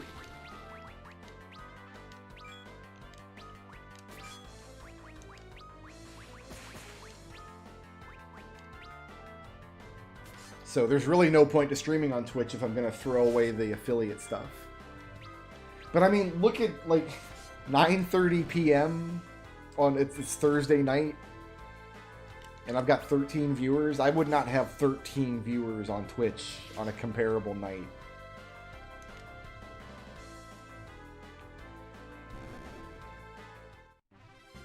I've never played Chocobo Mystery Dungeon, but I love Chocobo Racing to death.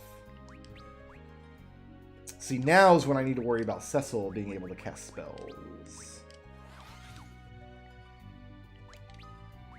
Like, I guess I should probably add Last Mission to the lists. That's the Final Fantasy X-2 Mystery Dungeon. But, like, what does a completionist save look like in a Mystery Dungeon game? That is not better than the...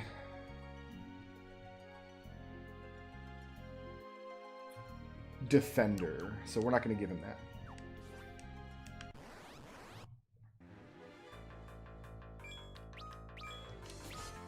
What I did for a little while in order to try to bolster my viewership on Twitch is I would stream to Twitch, and then to YouTube, I would do a live stream card, like, hey, we're streaming over on Twitch, come watch. But that didn't actually cause any of my YouTube viewers to tune in on Twitch. Because I realize that's a really big ask. If you're used to watching somebody on one platform, like, that doesn't necessarily mean they'll follow you over to a different platform. And when I tried it out for a few months, it didn't work, so...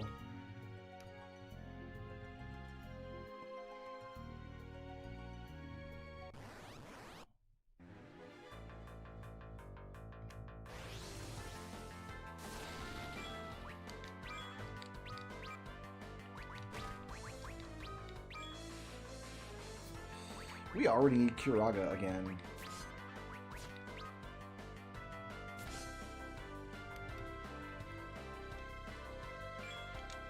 I'm also probably going to add Chrono Trigger to this list, because Chrono Trigger is a Final Fantasy game as far as I'm concerned.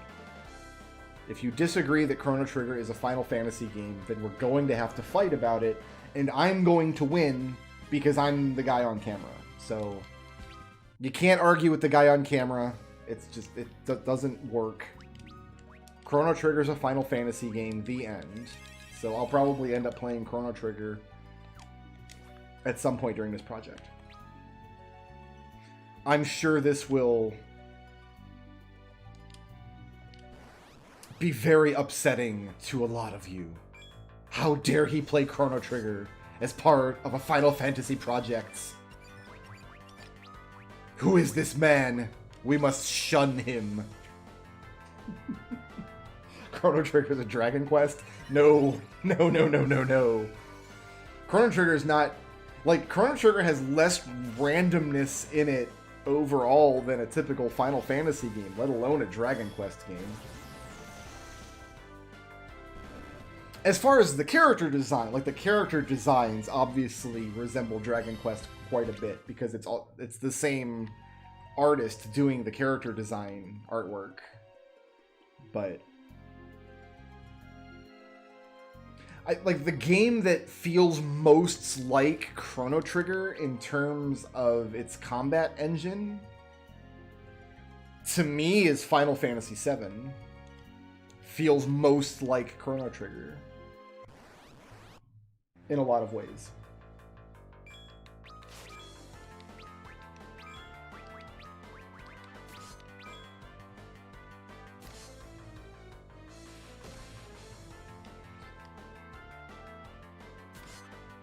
See, I'm not even playing all the Evil East games set in Final Fantasy, let alone Vagrant Story. I will not touch the Final Fantasy Tactics sequels.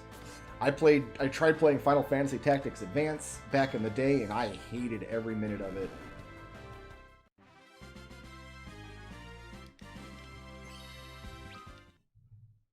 I would also consider adding Mystic Quest onto the list. There's nothing to complete in Mystic Quest except maxing out your experience level. Like, there's just nothing actually interesting about what a maximum save would look like in Mystic Quests.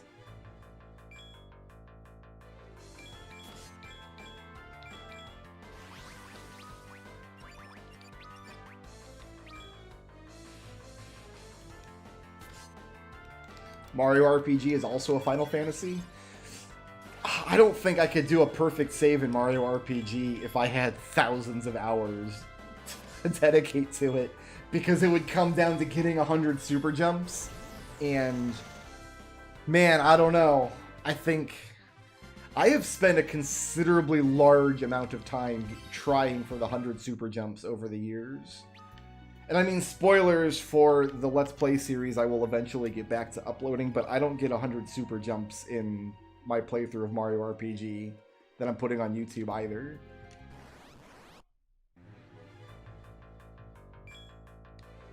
I think I could get all the flowers on Booster Hill with enough saves coming. Like, I think that it wouldn't be fun, but I think I could do it. If I knew how many flowers there were going in, I think I could do it.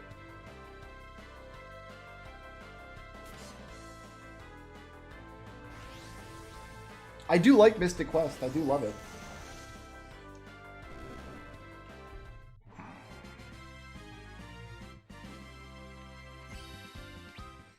The 1,000 jump ropes. I didn't think about that for 9. I guess I will have to do that. And I think we're just in time for Rosa to be out of magic points. So, it's cottage time. Woo!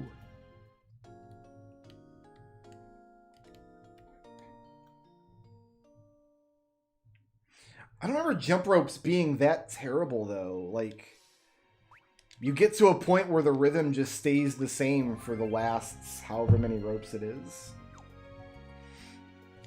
But yeah, you do get a unique key item for jump ropes and for racing the Hippo Kid on Disc 3, both of which we're going to have to do.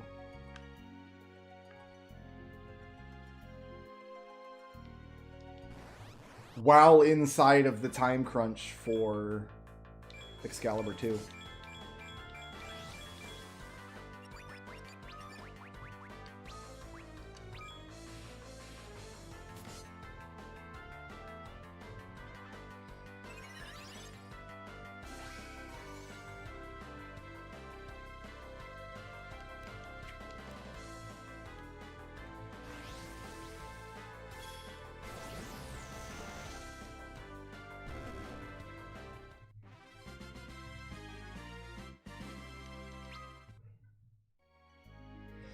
Have you done the complete card collection in Final Fantasy IX, Narishim?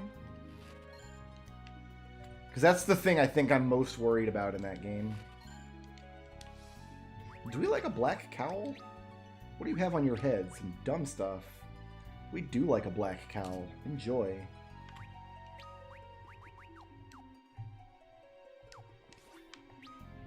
Because the max card collection in 9 involves having exactly one of every card, and each one having a unique set of arrows.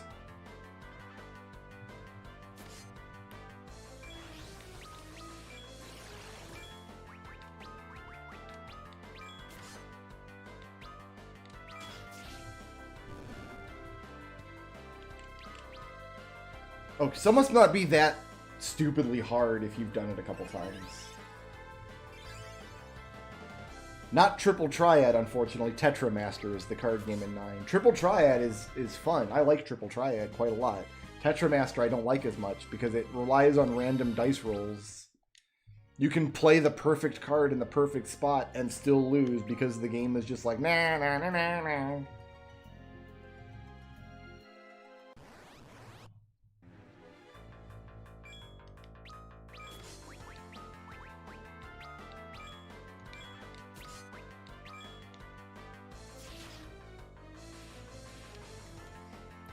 Although getting a full set of cards in 8 will also be a first for me because there are some unique cards that I usually like to mod into spells, and I won't be doing that this playthrough. So there will be certain items and spells and stuff that I would usually have that I won't.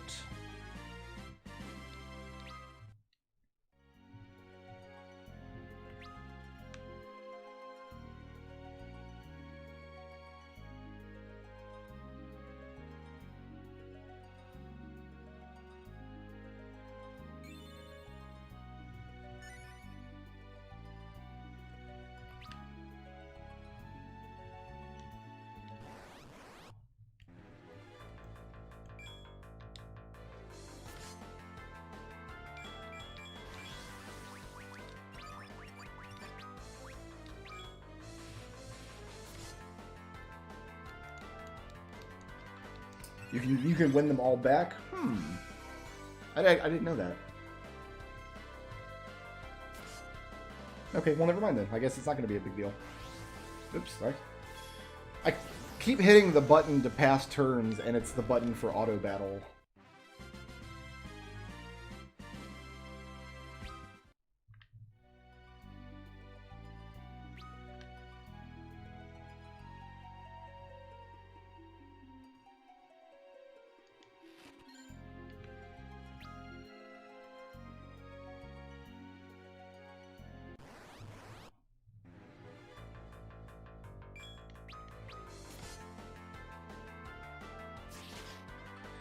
One question I have is, because there's 2 Steam versions of Final Fantasy VIII. There's one version which lets you run Chocobo World and gives you access to all the Chocobo World exclusive stuff. But the remaster doesn't have that. Does the remaster add any of that stuff back in, or is it just completely off the table?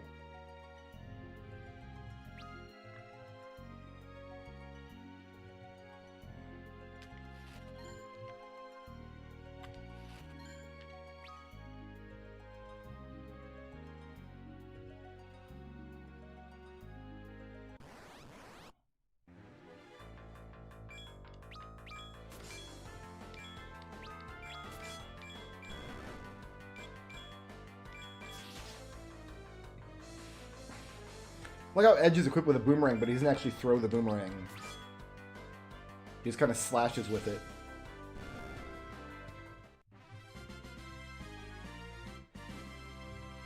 Angelo's Search. Okay, I don't know what that is. I assume that's something new in the remaster then.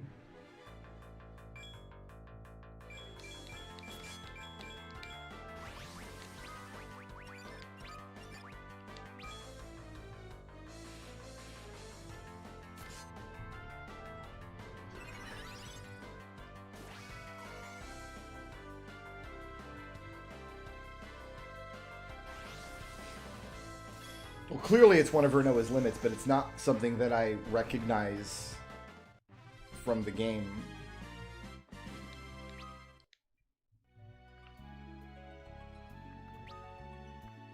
Empty room.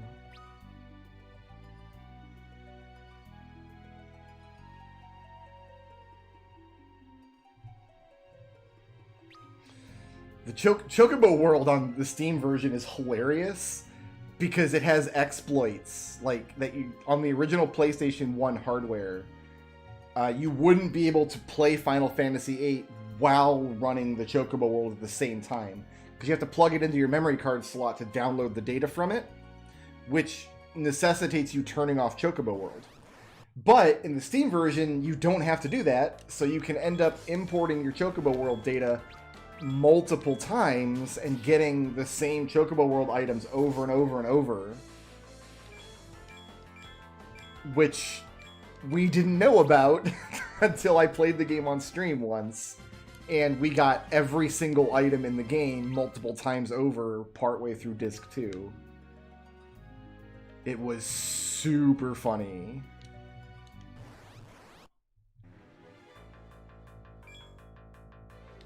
But that's not the version of the game I'll be playing for this project.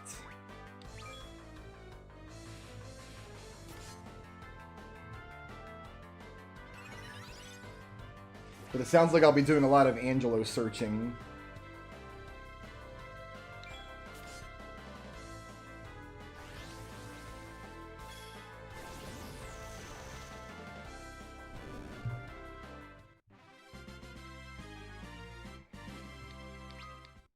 I guess I'm impressed Edge can do a backflip.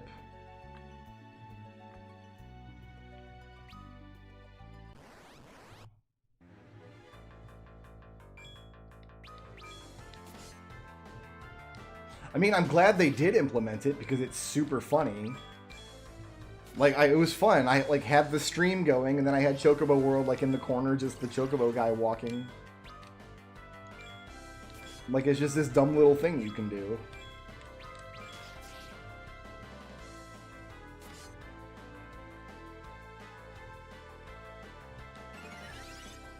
But the way it works is that Chocobo World doesn't actually, like, give you specific items. What it does is it accumulates dice rolls on treasure tables. And there's 4 treasure tables in increasing rarity. And when you plug the game in so the Chocobo can give you the treasures it found, it's supposed to remove the dice rolls from the Pocket Station. But if you have the Pocket Station running at the time, it doesn't know to do that. And there would be hardware reasons why that's not possible on the original PlayStation, but are totally possible on the Steam version.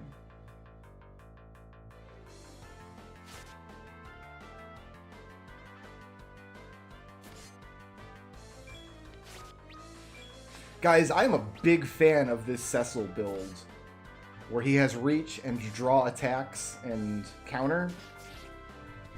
That has been amazing. And I don't know why I haven't done it in previous run-throughs of this version of the game.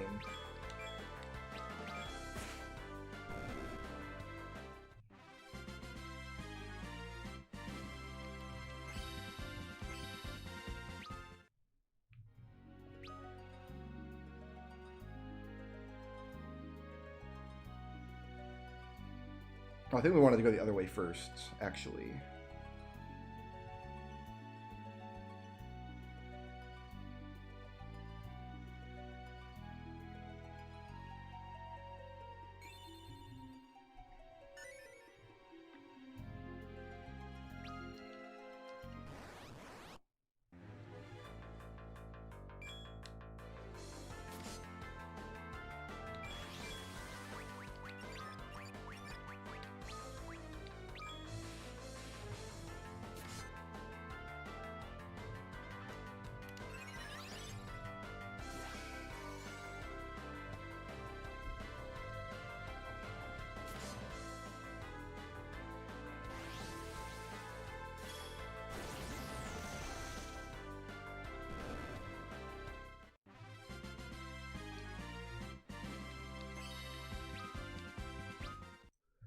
Tornado.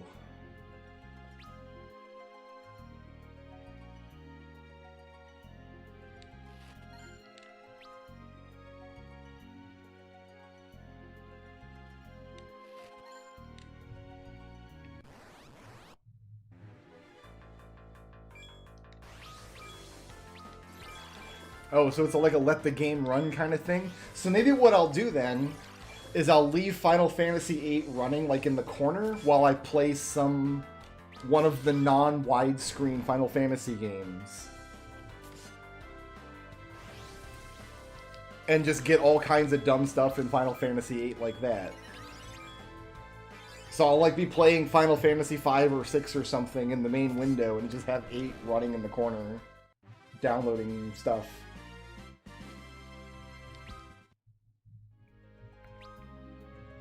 That's a reasonable way to play Final Fantasy VIII, I think. I think that's fine.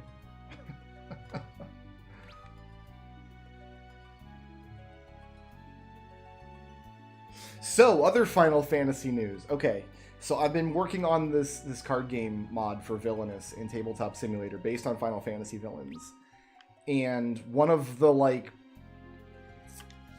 main pieces of feedback I get is I don't have a Sephiroth deck in Final Fantasy Villainous. I have lots of other villains, but not Sephiroth. And so when people see the mod for the first time, they're like, hey, how come you don't have Sephiroth? So tonight, they just announced that Sephiroth is going to be the next DLC character in Super Smash Bros., which is hilarious for lots of reasons. But I'm seriously considering making like a troll Sephiroth deck where instead of Sephiroth from like one of the Final Fantasy games, it's based on his appearance in Super Smash Bros. I think that would be a fun thing to do. Instead of having a deck based on Final Fantasy VII or the remake.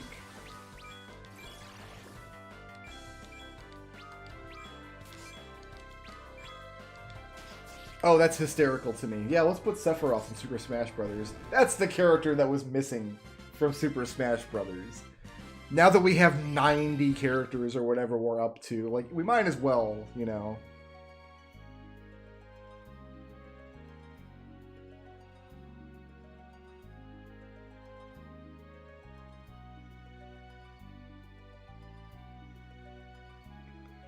Like, don't even have Cloud as one of the heroes in the deck. Just, like, have, like, Wii Fit Trainer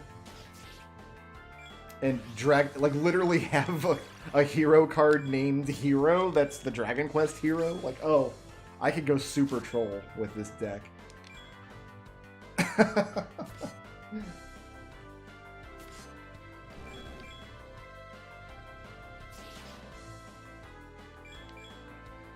I just don't think Sephiroth is one of the cooler Final Fantasy villains. I'm sorry to say,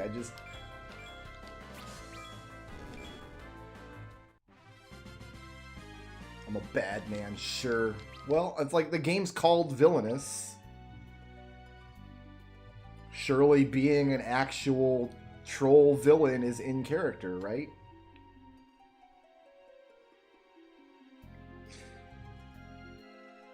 That looks like part of the map I couldn't get there. No, Sephiroth is in control of his own actions in Final Fantasy VII.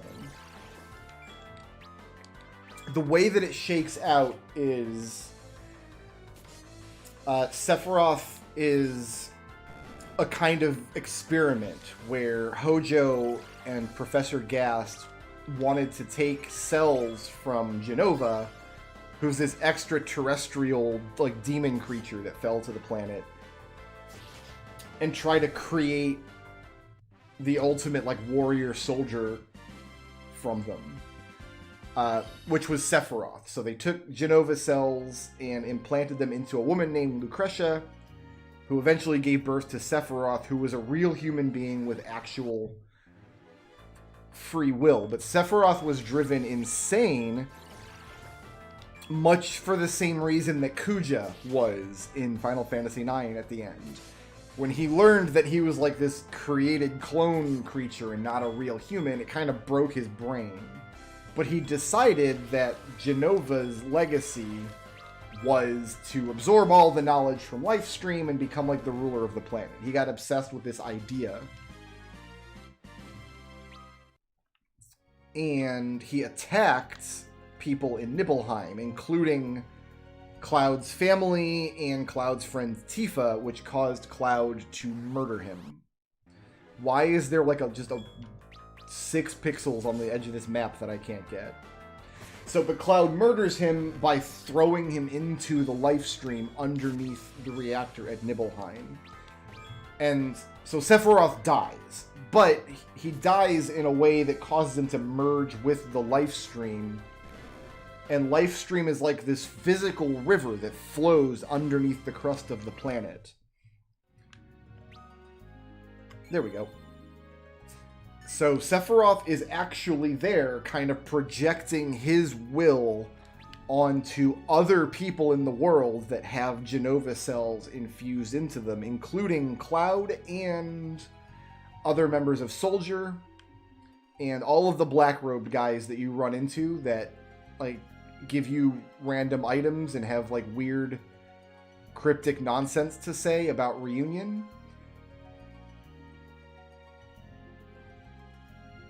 But Sephiroth's actual physical form never leaves the Northern Crater. That's where his physical body ended up after Cloud threw him in the Lifestream.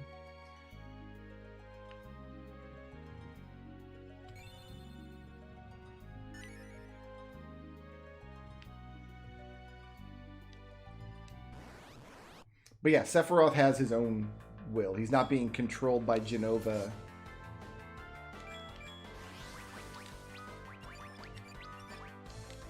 In the direct sense, they have goals that align. Like, Jenova and Sephiroth both want the same thing.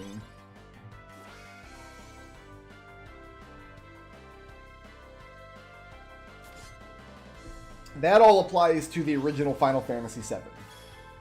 Who knows if any of that's going to end up applying in the remake? We have no idea.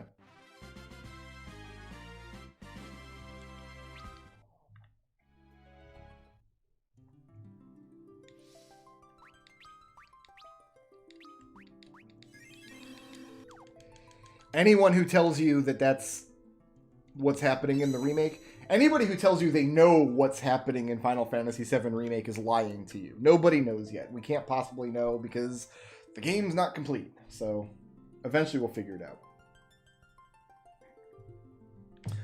So the reason I don't think that's the case, Alex, is because Cloud is another character in the game that has Jenova's cells, and maybe even Red 13 as well. But they aren't controlled by Jenova. Like, they have their own expression of free will. So I think Sephiroth goes insane when he finds out he's just like a weird Solid Snake clone, and it breaks him, and he becomes obsessed with the idea that he's something more than human. in a way that Cloud does not. And then you can kind of see parallels between that dynamic and a couple games later with Zidane and Kuja. Because Kuja has a similar breakdown for a similar reason, even though Zidane is the same kind of creature, but has a different reaction to that realization.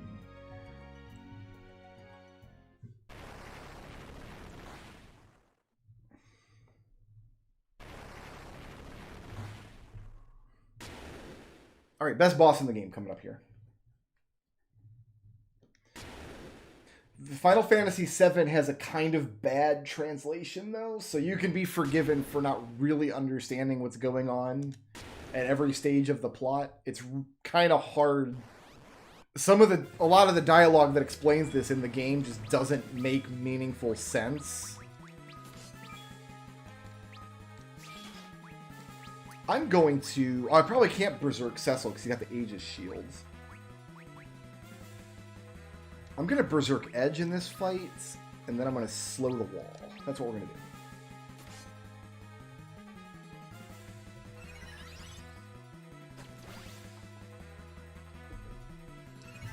My understanding of Genova as, like, what sort of creature it is you can kind of think of Genova as being similar to Lavos.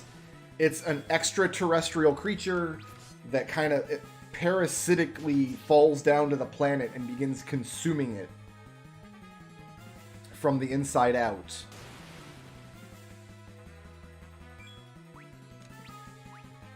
More characterization than that we don't really have for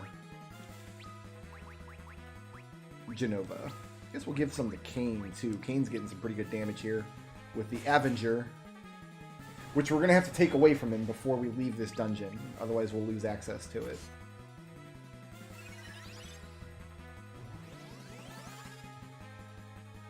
Yeah, I played the Final Fantasy VII translation on Steam this year, and they cleaned up some of, like, the obvious grammatical and spelling errors, but the overall tone of the translation is still kind of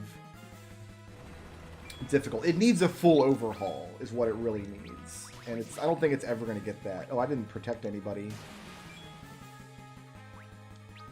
We might not have to. I'm going to just continue hasting. Haste Cecil and haste Edge. Like, this guy, R6, got fixed. Stuff like that in the translation got fixed, but... Like, it even still uses the old spell nomenclature. Like Ice 1, 2, 3 instead of Blizzard, Blizzara, Blizzaga.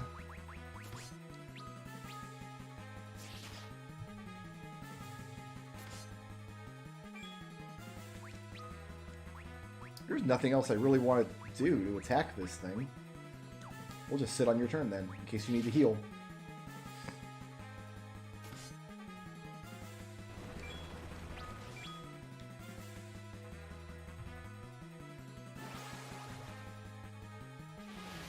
I'm not interested in fan retranslations of any Final Fantasy games.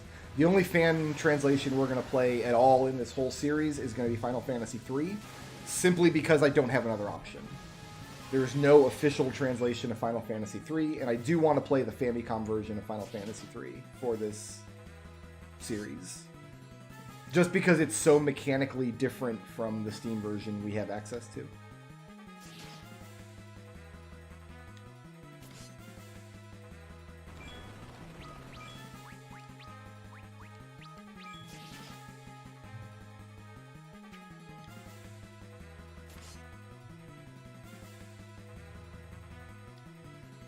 Edge is going kind of ham. His speed is outrageous. Kane is missing quite a bit, which is less interesting to me.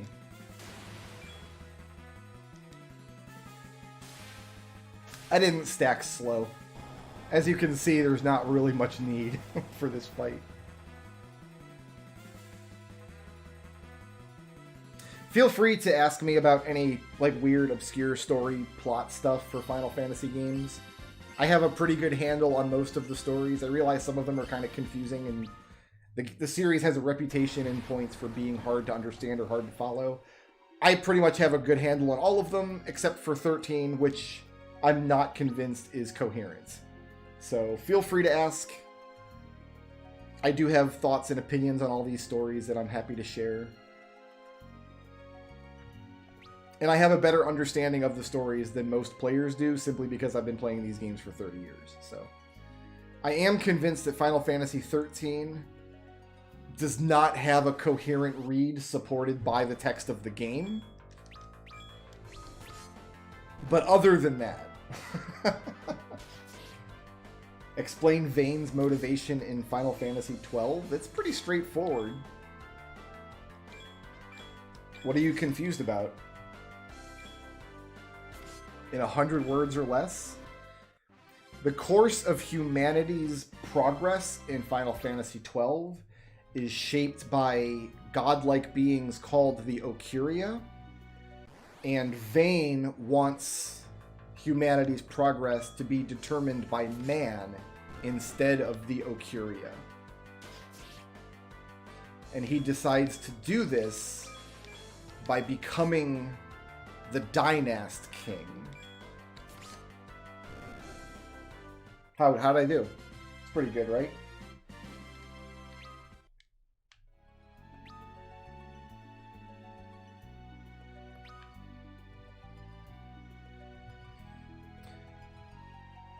So, the Final Fantasy VII is kind of a unique case because it has so much supplementary material. It's had a movie, and it's had some spin-offs, and it's had mangas, and now it has the remake. But if we're sticking to just the original text of Final Fantasy VII, Jenova doesn't really ever do much of anything. Like, all we know for sure is that Jenova fell to the planet and caused some kind of catastrophe that caused the northern crater that the planet had to try to heal using Lifestream. And that Jenova was dug up many years later by Shinra. And they started using Jenova cells for like the soldier program. As far as Jenova as a character that has agency, like, she doesn't actually do anything. Like, even there's a scene where you can where Aerith's mother, Ifalna, talks about Jenova, and she doesn't even talk about Jenova in terms of being like a villainous character that actually does stuff. A lot of that might have changed throughout some of the supplementary material, like Jenova might get expanded upon in some of the various sequels and spin-offs and stuff, but the text of Final Fantasy VII doesn't really position Jenova as a character that has agency at all, outside of just kind of being the catalyst for evil acts by other characters, like Hojo and Sephiroth. Which is why I compared her with Lavos earlier, because Lavos is kind of the same thing. Lavos is not really a character in the game that has agency, it's just kind of this weird alien thing that falls to the world that gets the rest of the plot going. Don't forget to unequip Cain, unequip Cain, unequip Cain. Don't forget to unequip Cain, because he has the Avenger. You guys like my song that I wrote about not forgetting to unequip Cain?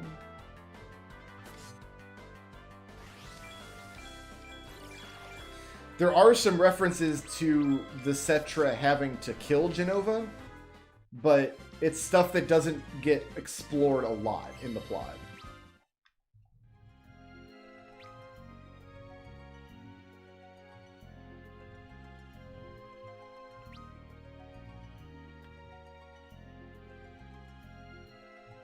And we're probably going to have to throw all of this out the window in the remake anyway. I don't think the remake...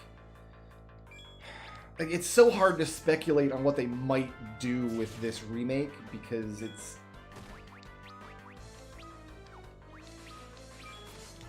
It's like they can't stick to Final Fantasy VII's plot given what the remake has already done, but they also can't deviate from Final Fantasy VII's plot. Otherwise, it won't be Final Fantasy VII anymore.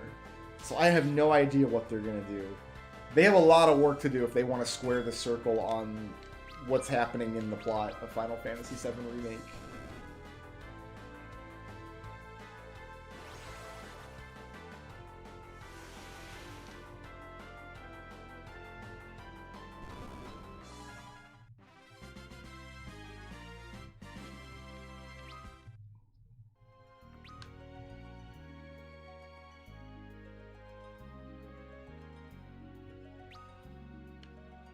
I think I have one floor after this, then I have to unequip Kane.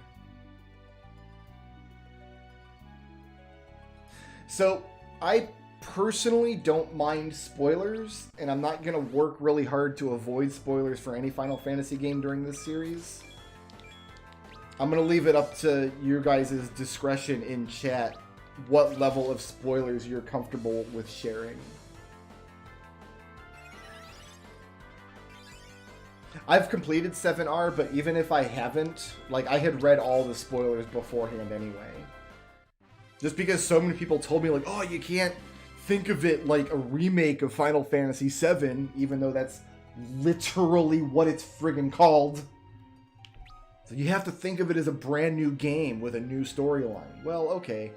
That caused me to read the spoilers from the game, and I thought they were really dumb. And then I played the game for myself, and I still thought they were really dumb, so... maybe they're geniuses? I don't know. I guess we'll find out. So I personally don't mind Final Fantasy spoilers during this YouTube chat. I'm not going to try avoiding them for myself. I'll leave it up to your guys' discretion what kind of spoilers you're comfortable with sharing in chat.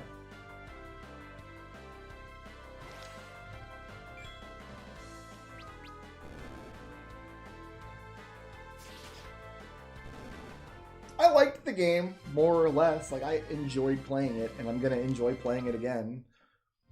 It's on my list, so, like, I'm not like, grrr, boycott Final Fantasy VII Remake. Like, it's not, I'm not ridiculous about it. But...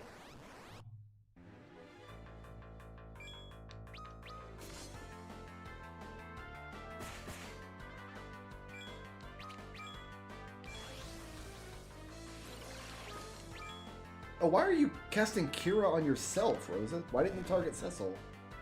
Usually it targets Cecil with that. It just starts on him. Huh, that's weird.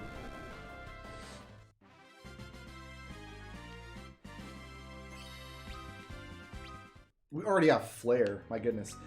So, my biggest complaint with 7 Remake is that it's not a complete story unto itself. Like, just playing 7 Remake in its current state, which is its only state, because it's not like they're going to update it when they release the sequels, but it doesn't have a satisfying story arc. It doesn't have a satisfying conclusion to its own story. None of the characters in the game have a complete character arc. I'm gonna summon Chocobo. I don't care. You're out of MIPS, so. And that's just always gonna be the case. Like, that's not something you can fix by releasing a sequel later. And I just think that's a shame. 800 damage from a Chocobo. Wow! Wasn't expecting that. I'm not going to forget to unequip Kane, guys. Don't worry. Gonna do it. Rosa, I told you to cast Kiraga like an hour ago. What the haps is?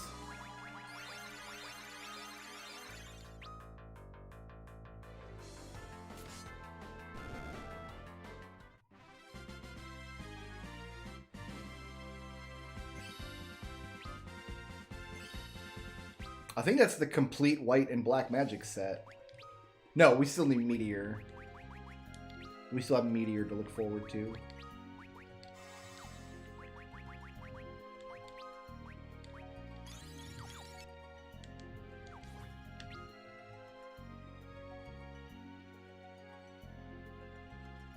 We're going to unequip Kane right now.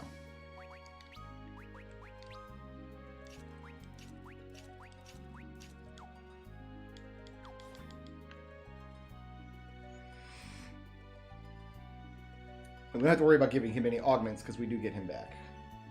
Oh, I wasn't at the exit anyway. Oh well.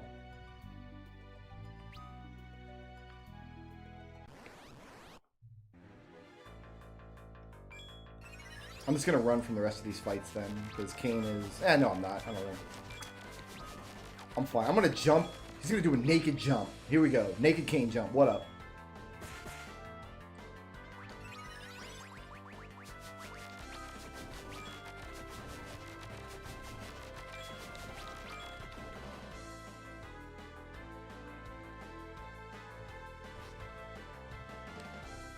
I'm actually looking forward to replaying 15. I already replayed it once this year, and I'm already looking to replay it again. I didn't complete the replay. I got most of the way through the main story, though. But I'll start over from the beginning in 15.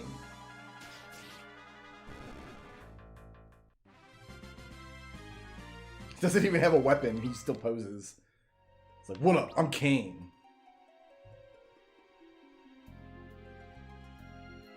How would you ever guess that I am the betrayer in this story? Bible reference.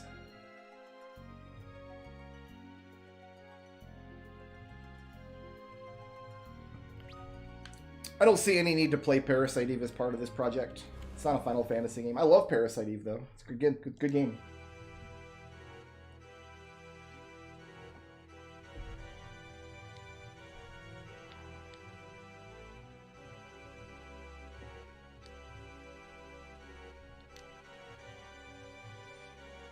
I don't...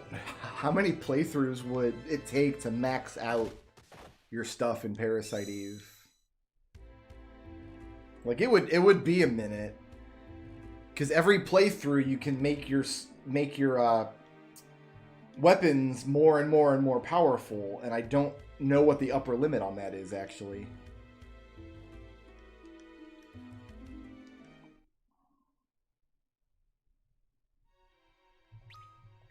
And Cecil's like, oh, Kane, you betrayed us again! What a twist! Alright. Let's go get my drill. And then we got some side quests to complete. I'm going to stay at the pot. Kane is the final boss of the game, correct?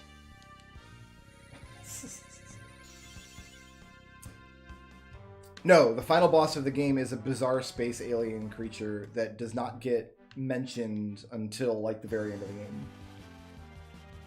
Is 999 the limit in Parasite Eve? Does it not go higher than that?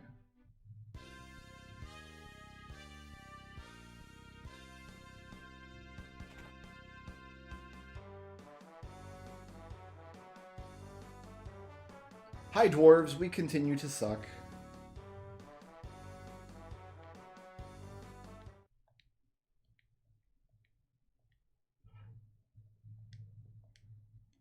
Mysidia is real?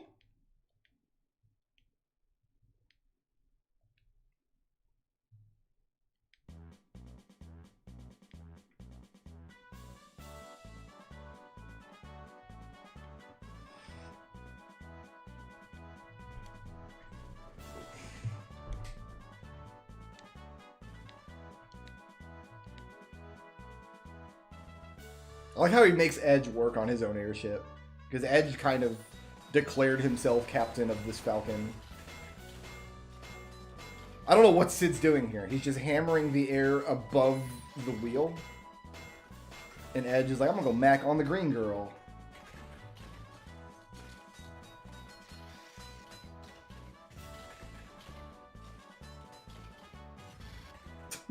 Back to work, you big lug. You big palooka.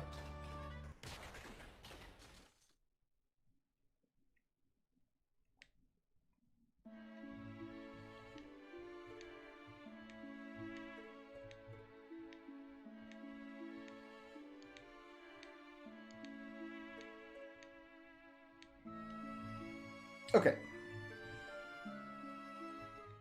Side quest time.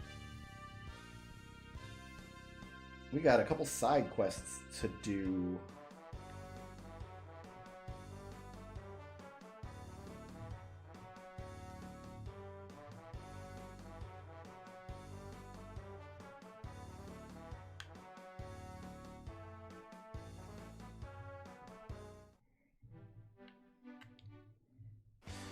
Grinding experience levels in Parasite Eve is basically impossible, is my understanding.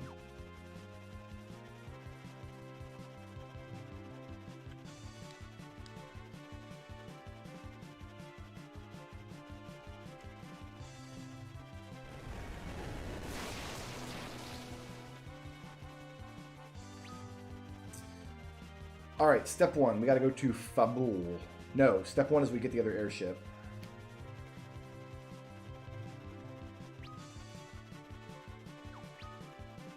Is that where you get the best experience points, is in the museum? Because I figured you get the best experience points if you do it in the Chrysler building before you clear it.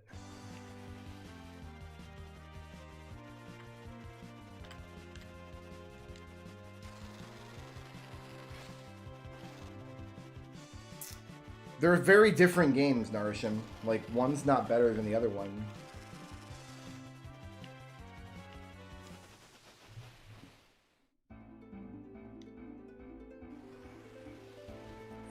First, we must go into here.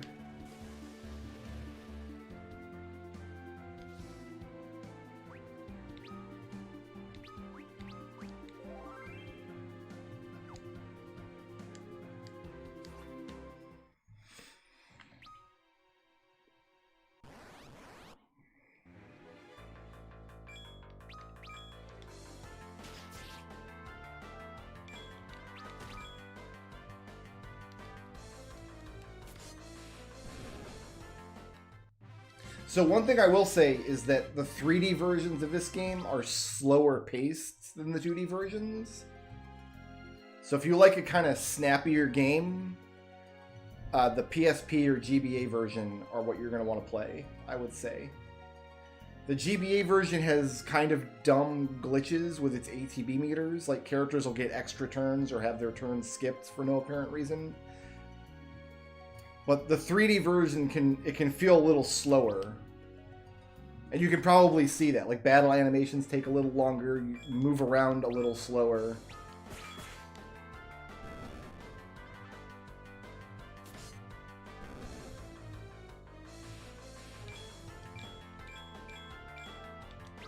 If you just want to see the story, and you don't really care about the mechanics, the PSP version is probably your best bet. But the 3D version has just one actually extra story scene. Like, there's a story scene in this version of the game which goes more into Cecil and Golbez's background that I think it's not there in any of the 2D versions.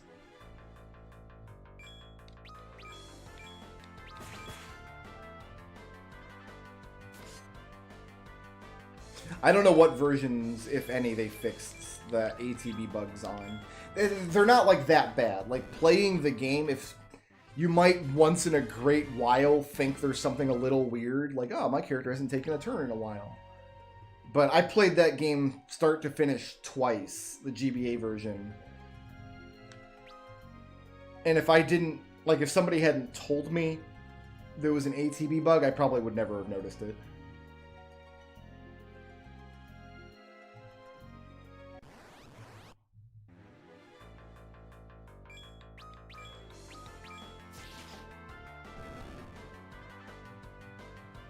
What's good, McLean?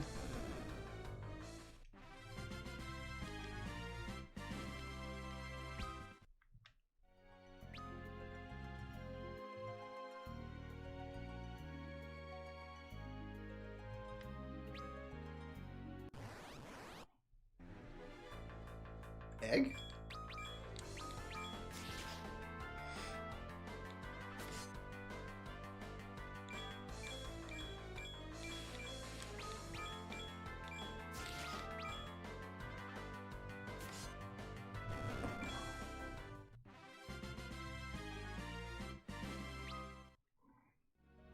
That egg had one gill.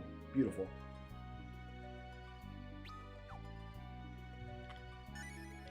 Okay, got the Inferno Augment. We're going to be giving that to Fusoya.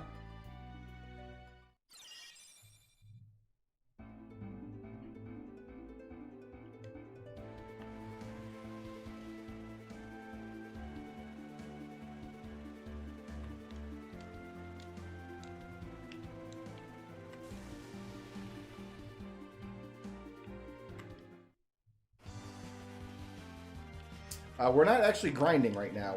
We've still got story completion to do. The grind is not going to start until we get to Zeromus, actually, because that will be when we complete the final map, which gives us our item drop augment. And once we have that, we can go start grinding up some items. But I don't think we're going to grind many items. I think we're going to grind probably at whatever tail gets us the adamant armor. And maybe an onion sword. Because apparently those carry over. Alright, put it down. There it goes. Apparently, like, adamant and onion gear do carry over between playthroughs.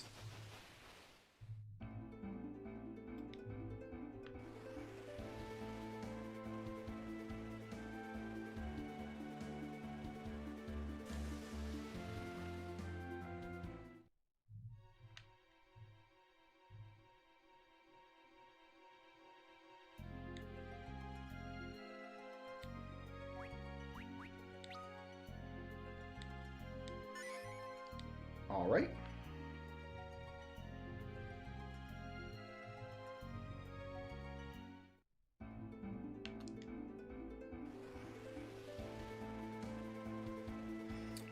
I've never encountered the pink flans in this version, only the 2D version.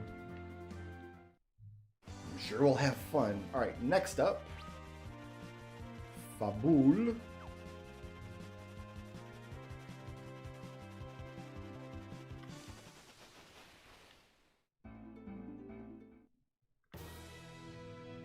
I'm going to play Final Fantasy V Advance. That has all the bonus content without the terrible, terrible, terrible, god-awful, unconscionable, makes me nauseous, literal Holocaust graphics of the Steam version.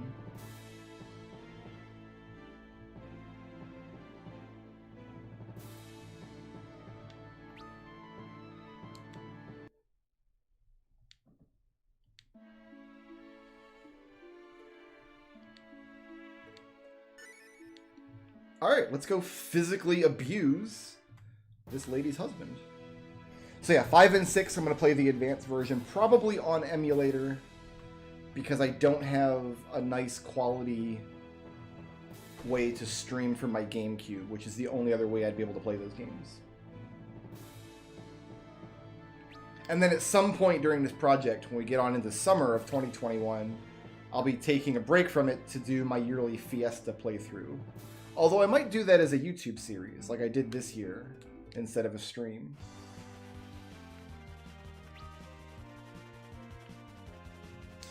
Now we go back underground.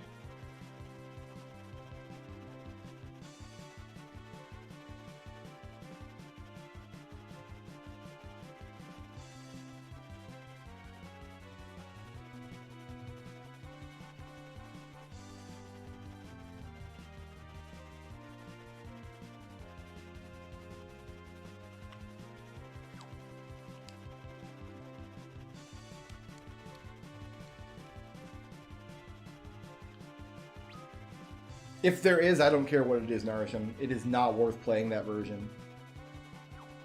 At all. There is...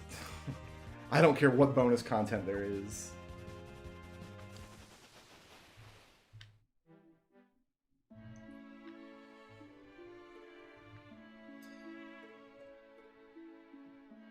Is this passageway still here? I guess it's not in this version. In the 2D version, there's a secret passage with some treasures in it.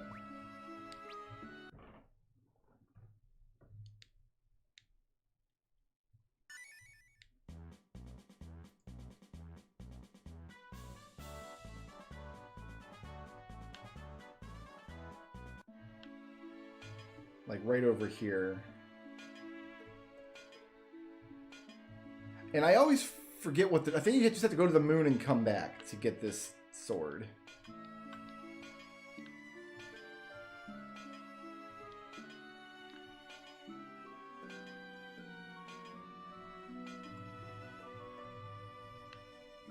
But I've never actually completed the bonus content in... The bonus dungeons, I should say, in Final Fantasy VI. A lot of the bonus content in that game is just stuff you do through the course of the game, actually. Like the extra espers and things, like Leviathan and Gilgamesh.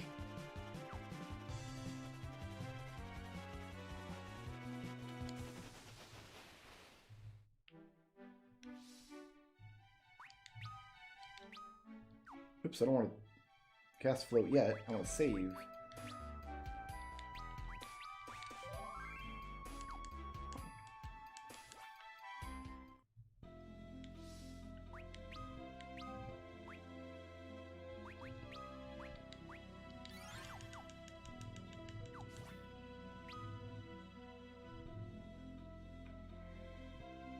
I think it's just visit the moon and come back, and he gives you Excalibur. I do think that's correct.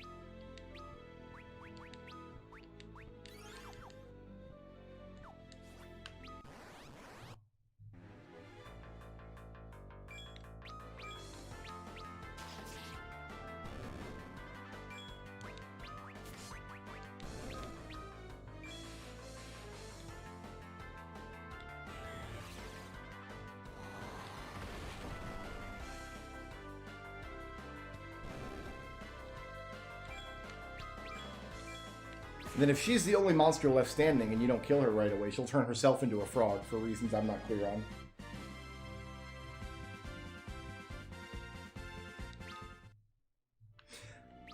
I think I'll be happy with one of each of the pieces of onion gear. I'm not going to commit to getting one for each character.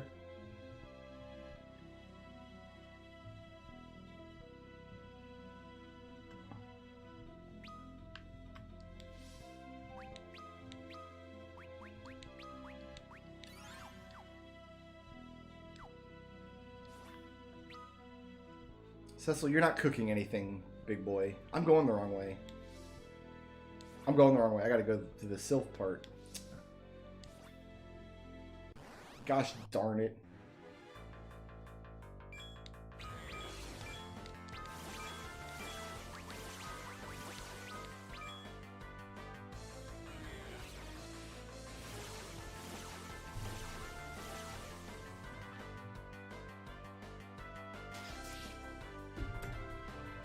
My Guild Finder augment is gone. Kane was carrying it.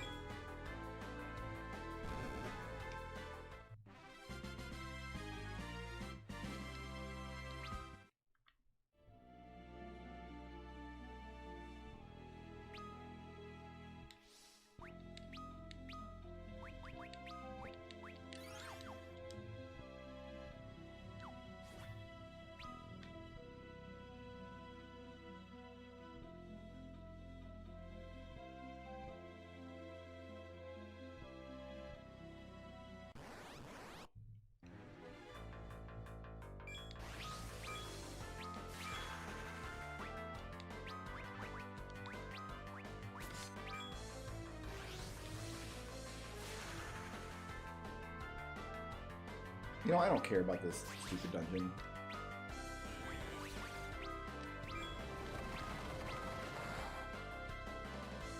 I don't care about wasting magic points at this point. Doesn't matter. We're not fighting any bosses, and we're not going to be here for long, so let's just use up all the MIPs. Why not?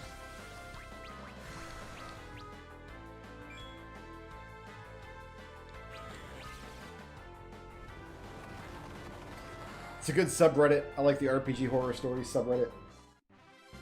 sometimes you gotta dig before you get to the good stories. Like, it's kind of ridiculous what some people think constitutes a horror story.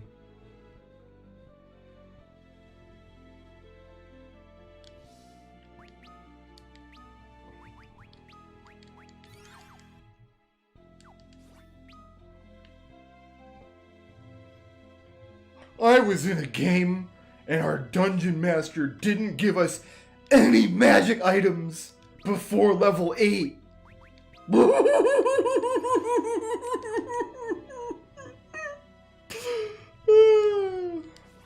It's not a horror story, man.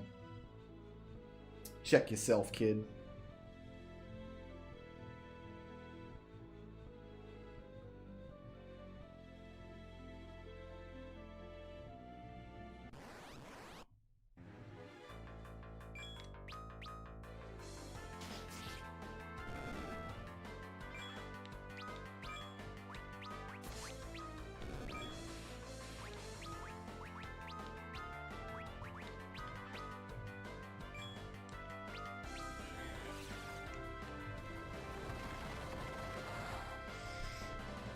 I think I've done a lot of things in the Flumph games that if the story were told from the point of view of a player not having fun would be considered a horror story. I mean, I had a player that I permanently blinded with a monster that they could not have possibly known what they were going to do ahead of time. And then I forced that player to play the rest of the campaign blind. Like,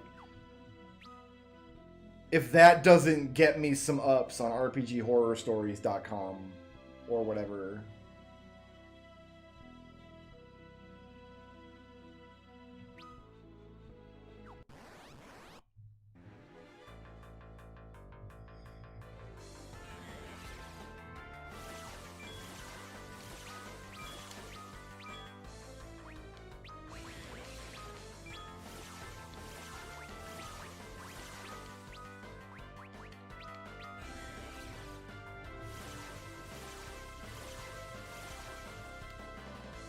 See, the players that I have in my current D&D game are so wacky shack that there's a lot of scenes where I'm forced to improv. I have to make stuff up as I go, just because the players are constantly doing things that I had not anticipated. Like, that's just a skill that, as a DM, you have to practice over time, and I'm pretty good at it. I feel like there's a lot of times my players can't tell the difference between my prepared material and the stuff I'm just making up. Although just as often, because I stream the game and because we don't want to get too far off the rails, like just as often, before a session I'll tell the players, hey, this is what we're doing today, and then we'll just do that thing. So...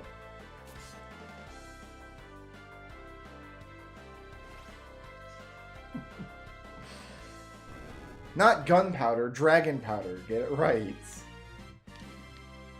Ooh, got a cursed ring. I think it's a rare drop. It is the dungeon from yesterday, but we're done with it now. After this, we don't have to go through it anymore, and it's not hard anymore, because we've got a bunch of levels. We're going to beat the karate man with the frying pan. We don't get to see it, though, because it's violent. And violence is bad. Violence against mustaches is the greatest problem facing our society today.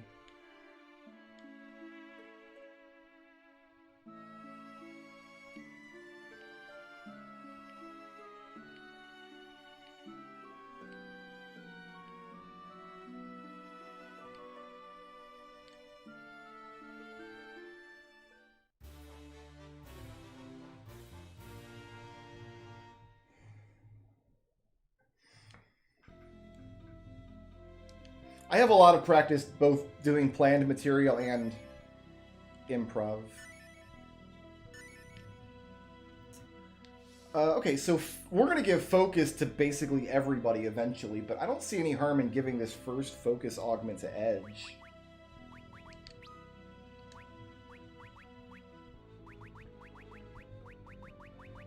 He can throw, though. Maybe we should wait and give it to Kane.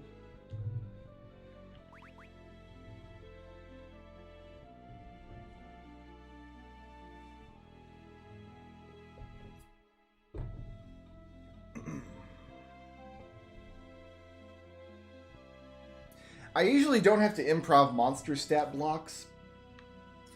There's definitely been times when I've had to create encounters just out of whole cloth, and I've come up with monsters just on the fly, but I don't like make it up as I go. Typically what that means is like I'll have to think of a monster stat block real quick, and I'll write down like HP, AC, and like an attack or something, and type it into a text file, and then I have access to it. Like, then I don't have to make stuff up.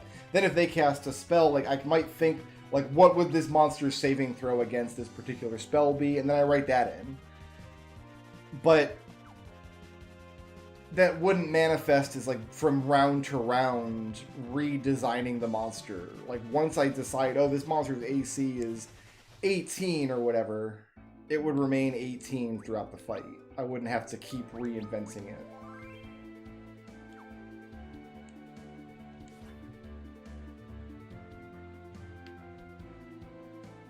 Yeah, we'll give Focus and Darkness to Kane.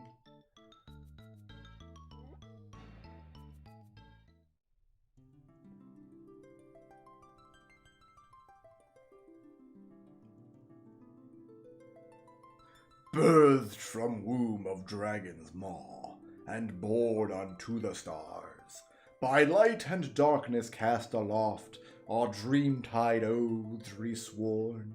Moon is swathed in everlight, ne'er again to no eclipse, earth with hallowed bounty reconciled. Somebody got paid to write that. Somebody got paid money to write that.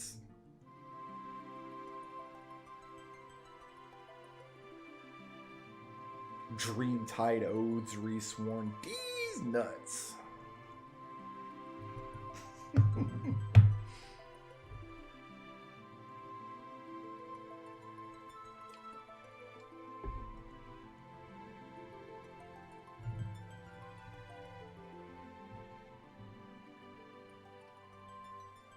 Pray now with all your heart.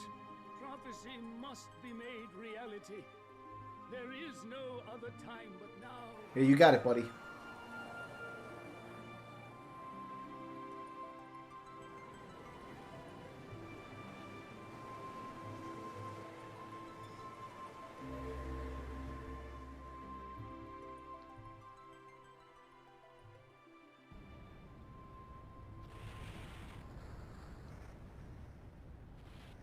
I probably played this game 10 times before I put together that, like, the dragon referenced in the poem is the landmass that Mysidia sits on.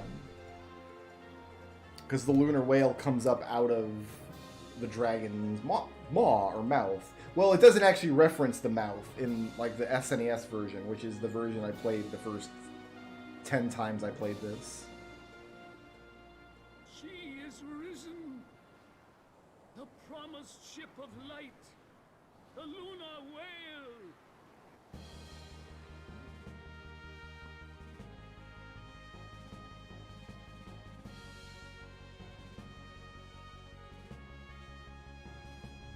I mean, it's a great still image. Like, that'd be a good,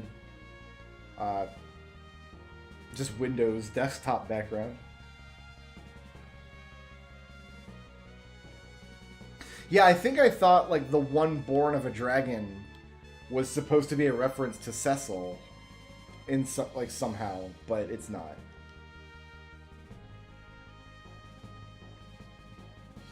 The dragon's maw is the landmass around Mysidia.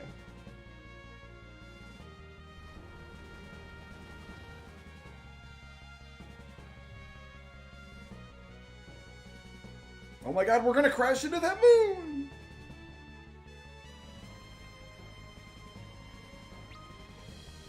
Let's go ahead and get this map.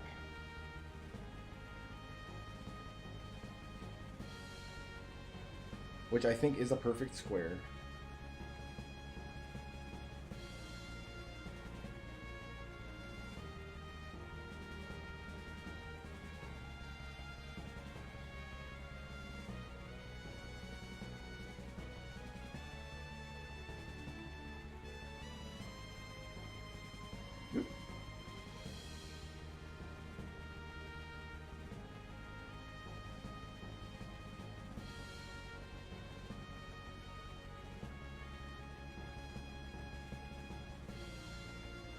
We can get an augment in here.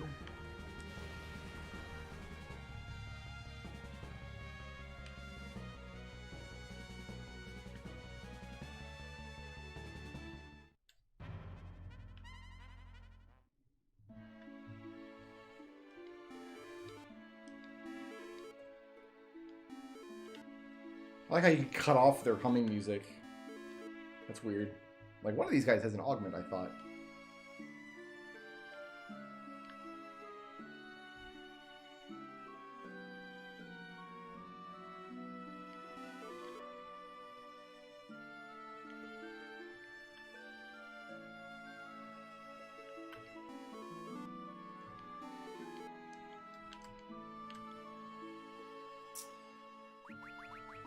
And we buy sirens here. We're going to be buying a lot of these over the course of probably the third playthrough especially.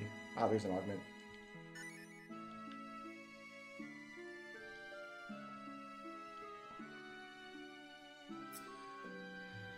So, level lust. Who should get that? We're gonna get, I think we're gonna get 3 of those, and we're probably gonna want to give them to people in the final, in this party. Like, I don't think we gain anything by giving it to, like, Tella or something dumb in the second playthrough.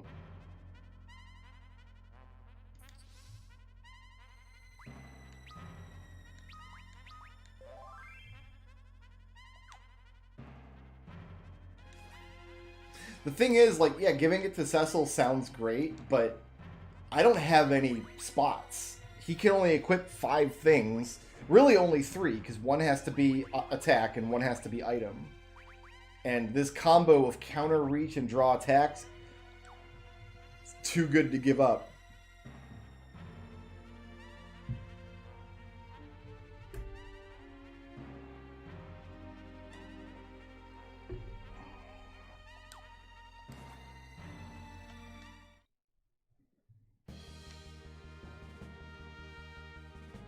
Go get my Excalibur and Odin as well.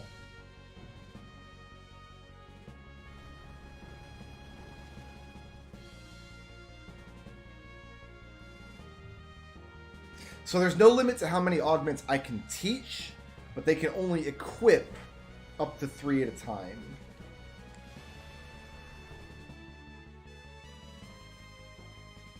And after level, I think, 72, what augments you have equipped influences what stats you gain at level up.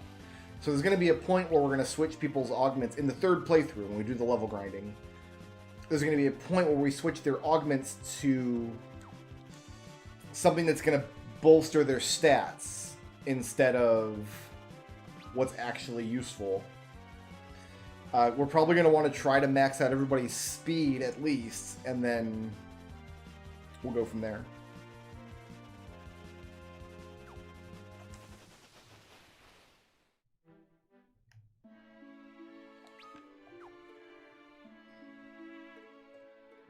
Are we done, old man? Hata!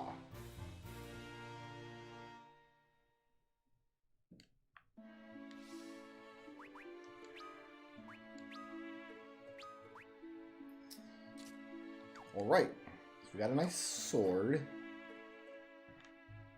And I think if we leave and come back, the shop here will be open.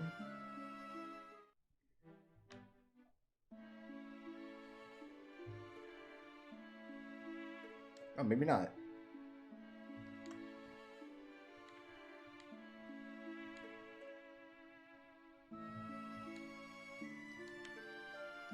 Does his shop not open up? Is it late here? It's 11 o'clock. Whether you consider that late or not is matter of personal preference.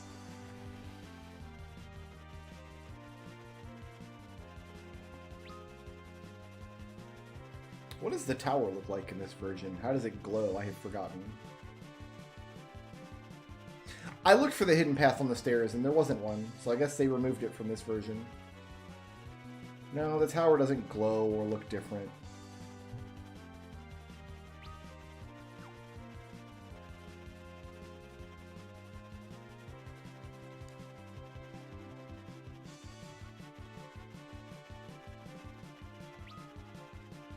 Alright, let's go get Odin.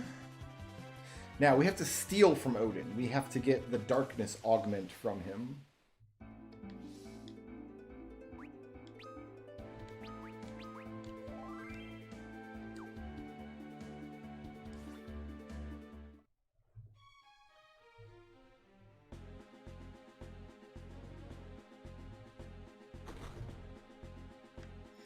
Yeah, I know that the shop exists, but I mean, the guy wasn't selling anything, so I don't know where he was. Maybe we have to wait until we do the next story moment. Maybe like after the giant or something.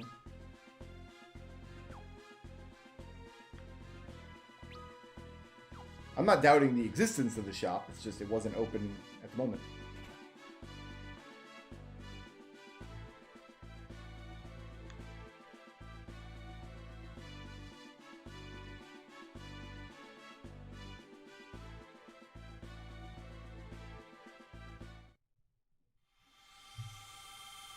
Alright, so hopefully it's not super difficult to steal from this monster.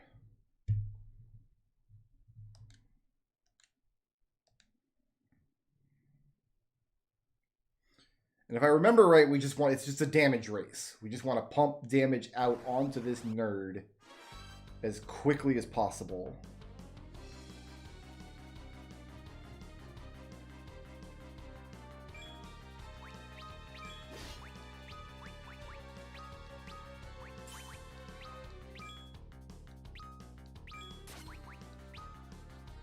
And there's the darkness augment. I want to see how much damage this does. Oh no, she wants to cast Thundaga. Never mind. Yeah, that's not enough damage. Ninjutsu Blitz.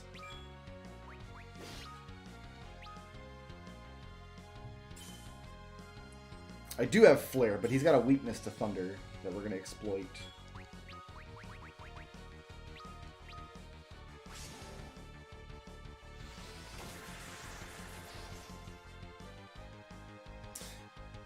Not from Edge, though. We can do better than that.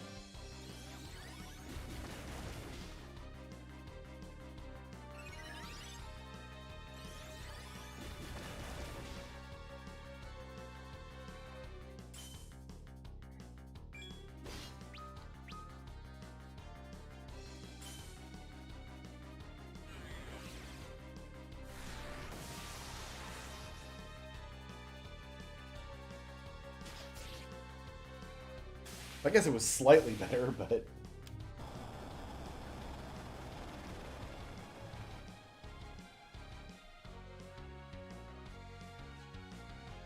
We got the darkness augment. That's what matters.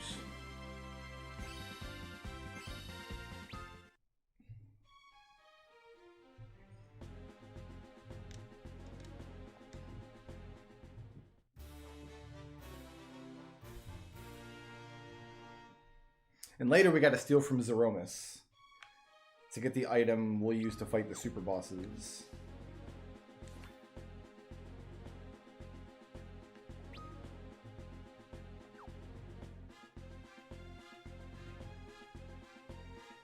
Golbez is playable in After Years. Yeah, he's one of the main characters.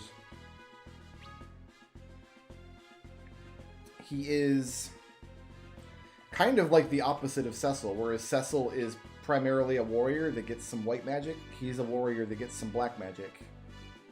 I say some, but he actually gets good black magic spells. Like, he gets like Bio and Quake and stuff. He might get the full black magic set now that I'm thinking about it.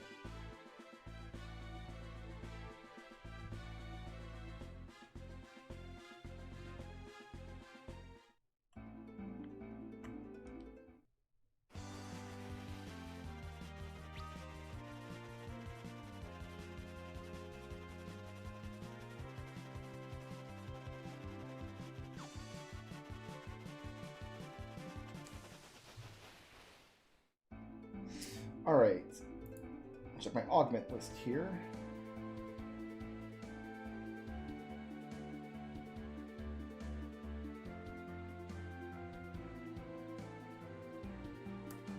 So those are side quests.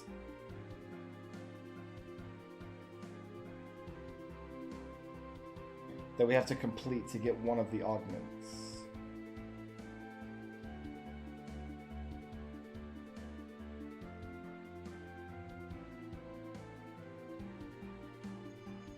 I'm not sure when we have to begin it.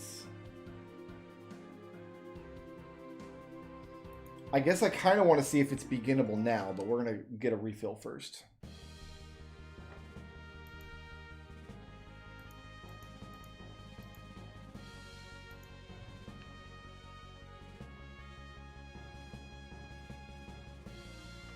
We have like the rejuvenation pods.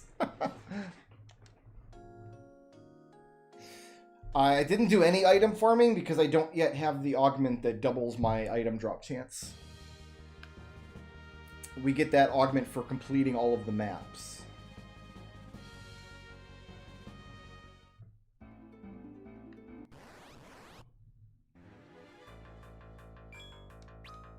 These guys are going to be real upset in a minute here. My goodness. Like, I could probably just use a fire spell and kill both of them.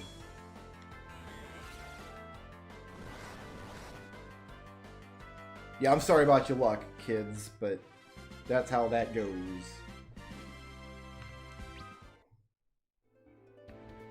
So by talking to an NPC in the Feymarch, we should be able to trigger the side quest to get the Piercing Magic augment, which would actually come in really handy against the CPU, because then I could cast Flare against the CPU. So I want to see if I can start that right now.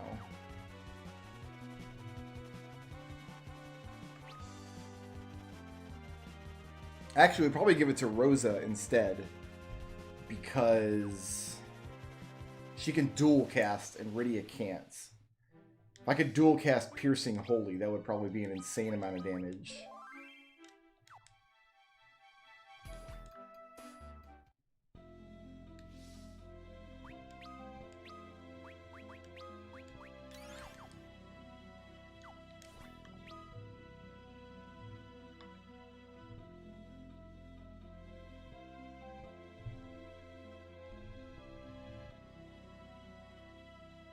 Yeah, the color of the floor in here makes it really difficult to see this, like, transparent gray map.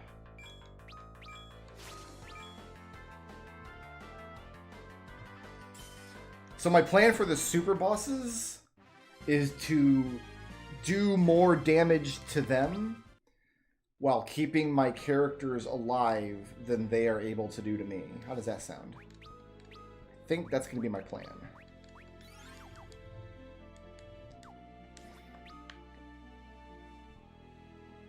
I don't think I can fight any super bosses in the first playthrough of the game. You need an item you get from Zeromus that carries over to the second and third playthrough.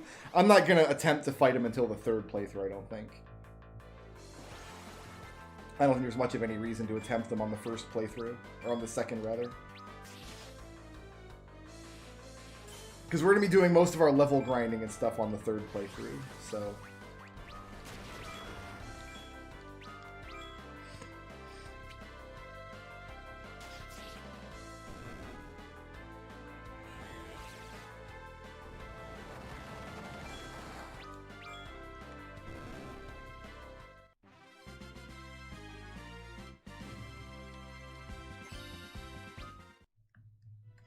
I already have 4,000 hit points.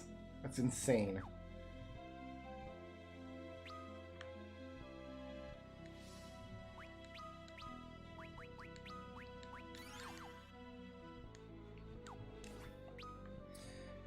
If we can't start this side quest right now, we might not be able to start it until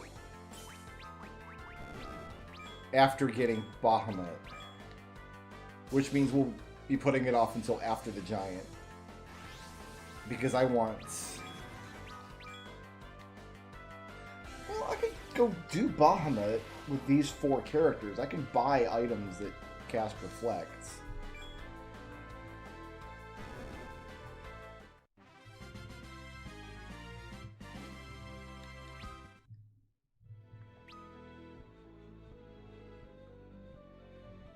But I'm kind of hoping it just lets me start this side quest right now.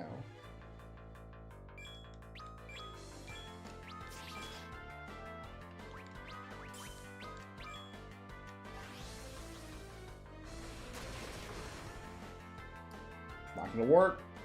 Hey, I have an idea. Let's put a monster in a dungeon where the only safely way to traverse the dungeon is to use float. And then we'll make the monster exclusively use earthquake attacks. It's a good idea. That's what we should do.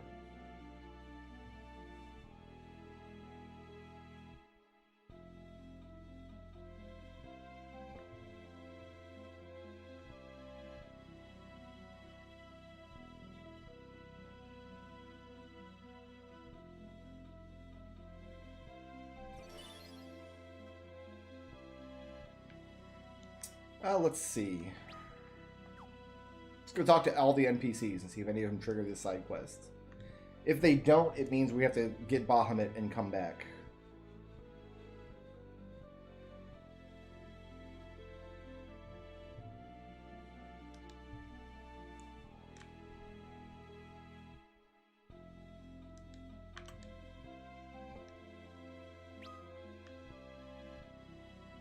Okay. Rosa can dual cast Reflect, and I bought... Hold on.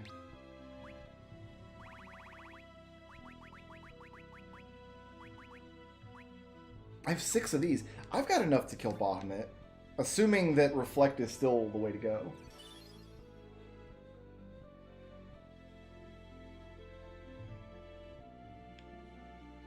I guess that makes sense. If you're too stubborn to cast Float, like lol dead.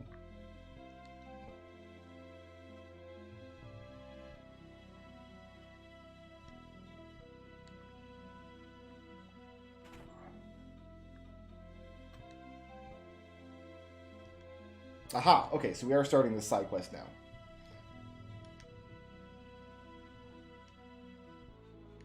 So it's just hide and seek.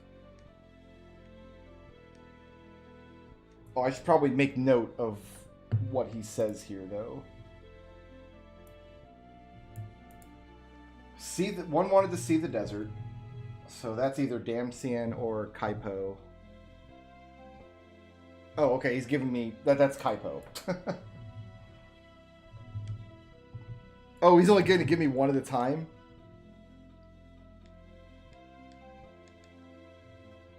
Alright, this is going to take a minute.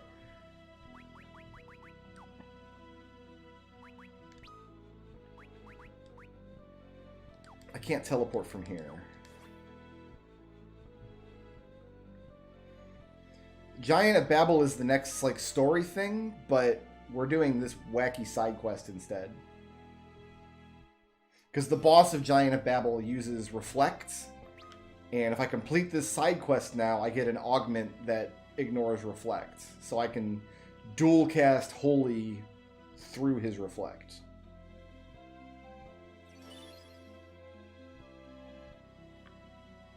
I think we're going to have to go through this rigmarole, like, I don't know how many times. Many, many times.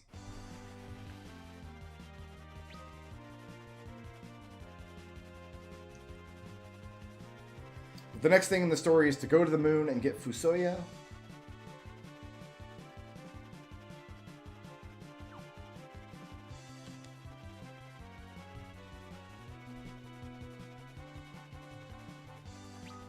I don't even know what Chronodia is.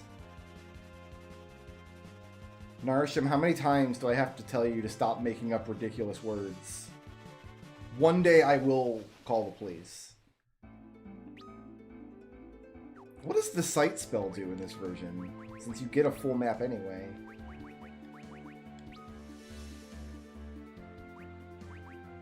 Oh, okay. Well... I guess that's it. That's the sight spell. Alright, you guys asked for it.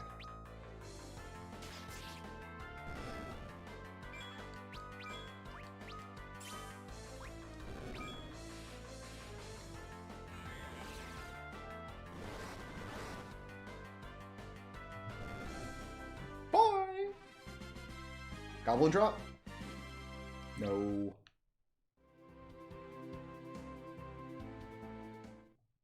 I wonder if all the clues are going to be this obvious, or if some of them are going to require a little more. Ah, this looks like the man.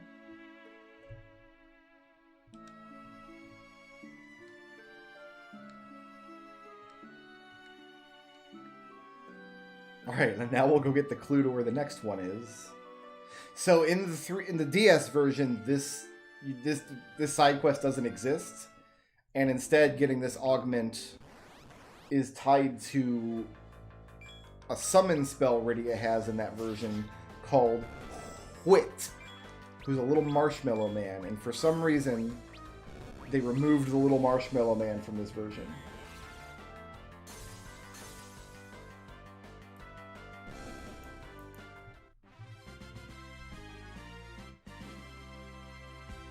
The time loop in Final Fantasy I just doesn't make sense in any version of the game. Garland's plan doesn't make coherent sense in any version of Final Fantasy I, but the way it breaks down is there are 4 fiends, and the 4 fiends were sent forward in time in order to destroy the world, and they wake up one after the other. So the first one to wake up is the Fiend of Wind, which destroys all of the civilization in the north. That was the end of like the grand civilization, like the Sky People. And then 400 years after that, the Water Fiend wakes up and destroys like the Water Temple, the Sea Shrine. And then 400 years after that, the Earth Fiend wakes up and starts making the Earth Rod. And that's when the game starts. That's when... Oh, okay, we can skip the dungeon. Beautiful. So the waking of the third fiend is the beginning of Final Fantasy I. And then killing the Earth Fiend causes the Fire Fiend to wake up early. The idea is these 4 monsters, 2 of them have already done all the damage they're going to do. And then you prevent one from doing any further damage. And then the most destructive of the 4, the Fire Fiend, who's going to burn everything up, you completely neutralize. Alright, who's next? Another said something about getting a great view above the ground. So there's 2 mountains. It's either Mount Ordeals or Mount Hobbs. And I'm betting it's Mount Ordeals because that's the longer of the 2 dungeons.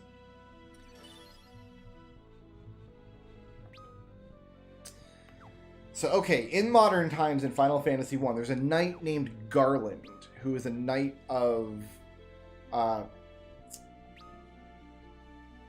Cornelia or Conaria, depending on what version of the game you're playing. I went in the wrong teleporter. My bad.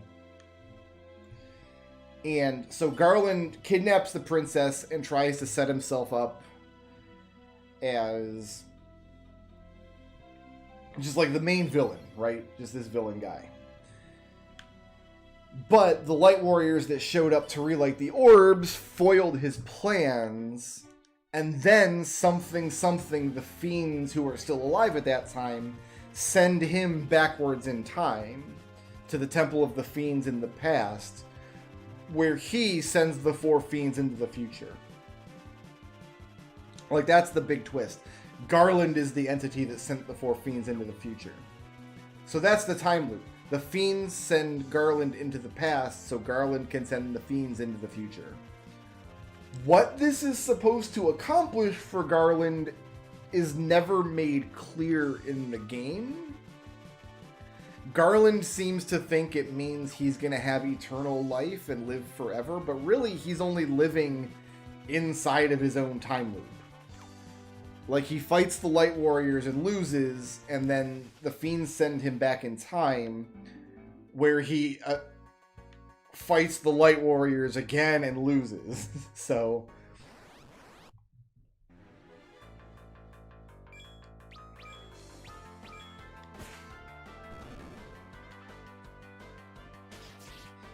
we're never actually clear on what Garland thinks he's accomplishing.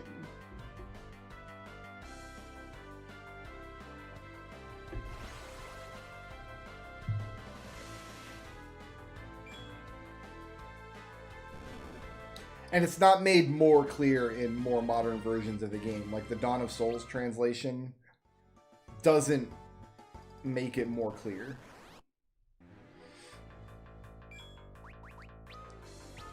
Oh, they're gonna absorb that. My bad.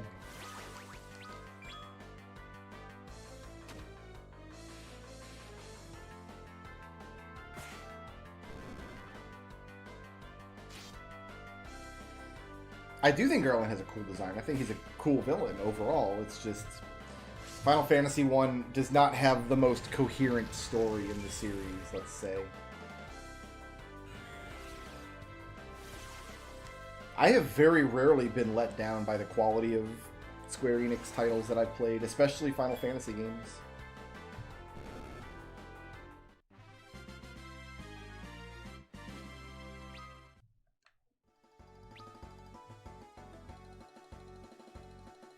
I'm especially looking forward to Final Fantasy 16. I think it looks excellent so far.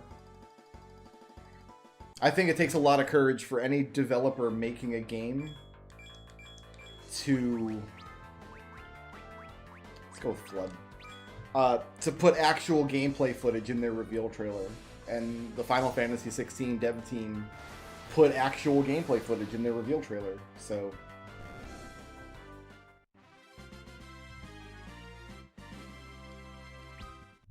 Sleep well, McLean.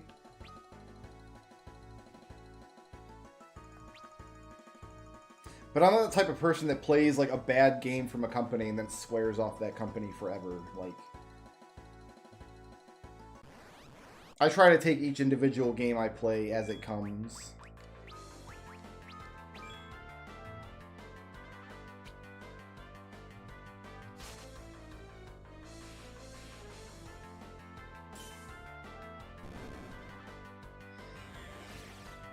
I mean, they've always been inconsistent with quality. Going back to the 90s, they've always released games that have been of questionable or dubious quality.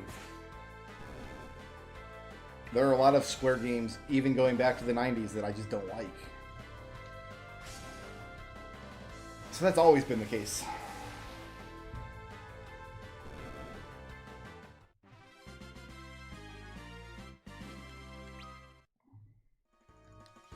I don't think there's a major game developer you can't say that about.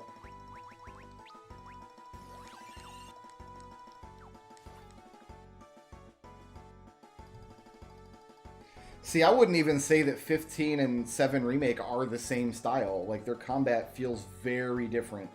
7 Remake feels much closer to Lightning Returns combat than 15. I'm not even going to fix the back attack. I'm just going to flood you nerds. Like, that's what happens next.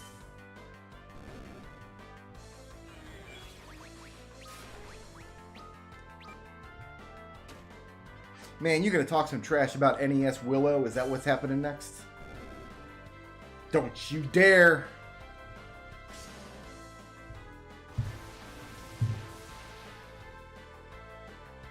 I like Willow a lot. I played the hell out of that game when I was a kid. I think if I was playing it for the first time as an adult, I would have no patience for it, though. That's probably true of a lot of NES games, though.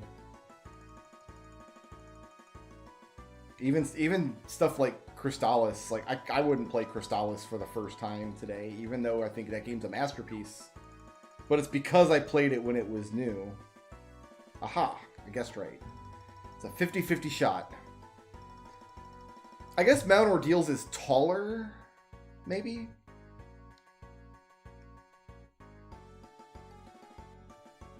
And you can't teleport away from here, can you? Oh, you can. I thought they blocked teleport from this dungeon.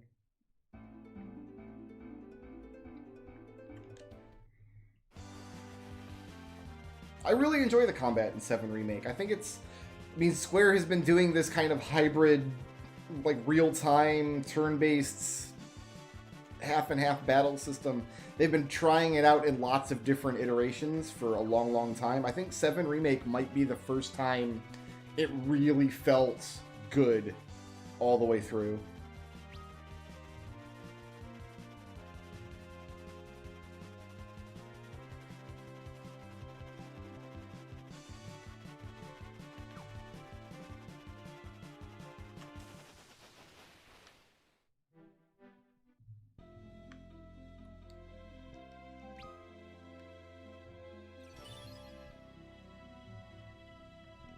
Forget the bird, follow the river. I watched that movie recently. Recently. It was a couple months ago now, but still good.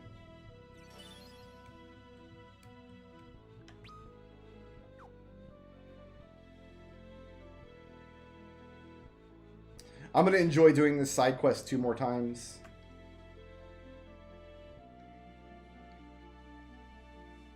A big black bird that will carry people on its back. Well, I know what that means, for sure.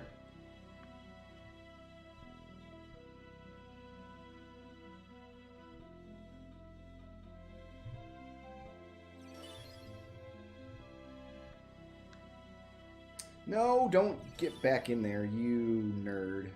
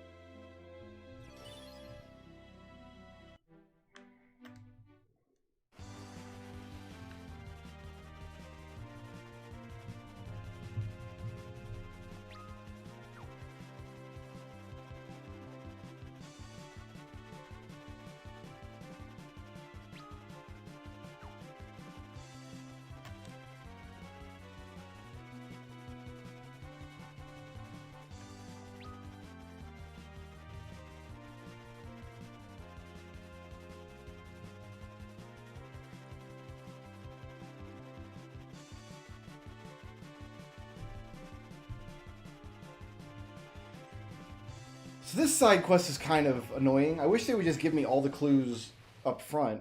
Like, just tell me where all your dudes are, and I can go talk to all of them and not have to do it one at a time.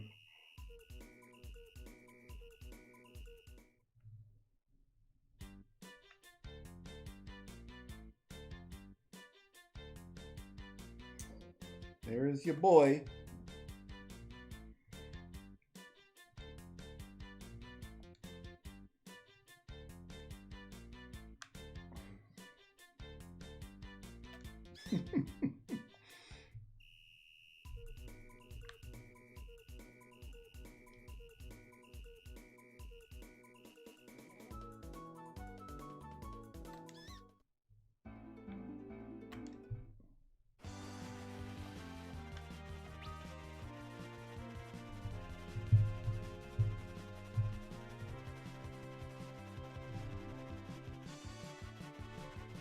I think the game just words it as the Fiends sent him back in time. Like, I don't think the heroes caused Garland to be sent back in time at all. Maybe when we play through the PSP version, we'll pay close attention to what exactly Garland and the sages say about the time loop, but like, there are certain Final Fantasy games where the story just isn't coherent. Like, yeah, they wrote a scenario because that's kind of what you do in RPGs, but they didn't... Like, the mechanics are the star of the show, so the scenario and the story kind of don't make complete, coherent sense in some cases.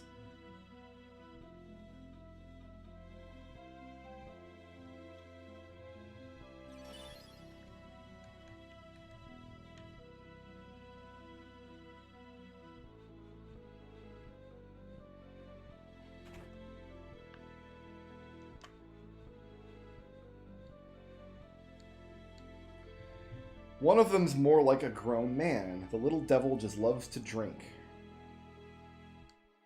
Alright, so he's in the Dwarven Bar. I'm going to save real quick.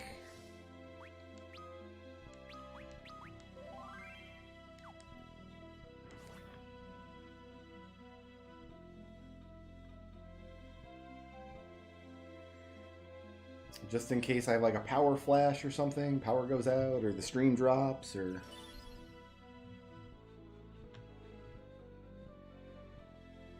Final Fantasy 1 wasn't a particularly early NES game. It was 87, so that the NES had been out for a couple of years by that point.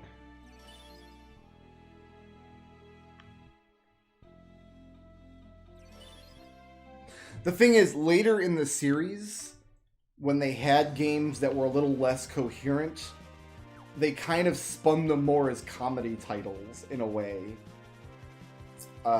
Like the stories of Final Fantasy III and Final Fantasy V are very silly. Because those games are like, we're going to explore mechanics and not care so much about having a coherent story. And then, I don't know what they were thinking with 13. But 13's story is not really coherent either.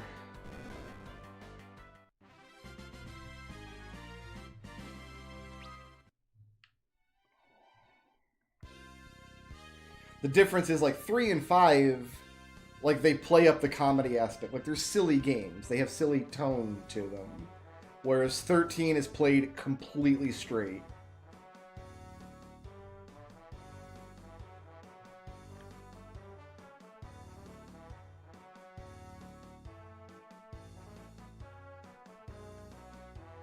Oh, the bar is up here. Never mind. Between the weapon and armor shops. 13 is perfectly coherent. I've played through the game 3 times myself, and I've never been able to find the like coherent throughput of the plot. To this day, I can't tell you what the villain or the hero of the game are trying to achieve, and then support it with text from the game.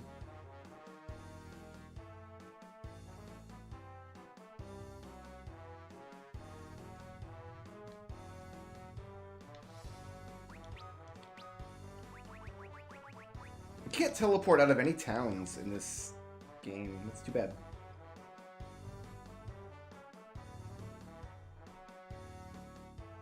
Like, even after you understand what all, like, the weird made-up names mean, like, even if you get the difference between a Lassie and a Fal'Cie and a Seath, and you understand the connection, even after you get past all of that, just character motivation just does not make sense for basically anybody through the whole game.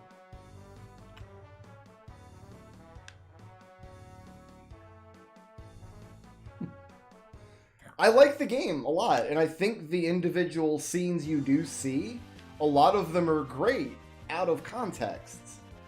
Like, the individual scenes of the game are more or less fine. It's just... it doesn't tell a coherent story in terms of, like, why does Lightning want to fight this guy?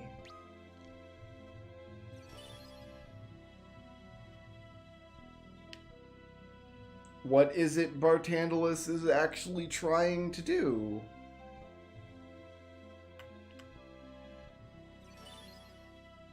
Why does everybody have a magic robot buddy that turns into a car?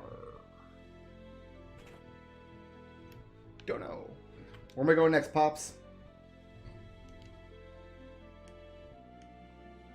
One of them wanted to play with a friend underground. It seems this friend is an Eidolon too. Are we going back through the Sylph cave? God dang it! I do not ever want to go through this cave again. We're going to have to do this side quest in all 3 playthroughs of this game. See, I disagree with that. I think Final Fantasy 15 story is told fine. I think there's stuff, important stuff in the game that happens off-screen that turned a lot of players off, but I liked 15 story a lot. I understand why it didn't click for everybody, and I understand that a lot of the things that don't click about it have stem from that game having such a troubled development cycle. But I love 15 story. Alright, drop a save just in case we get completely bad breathed or something.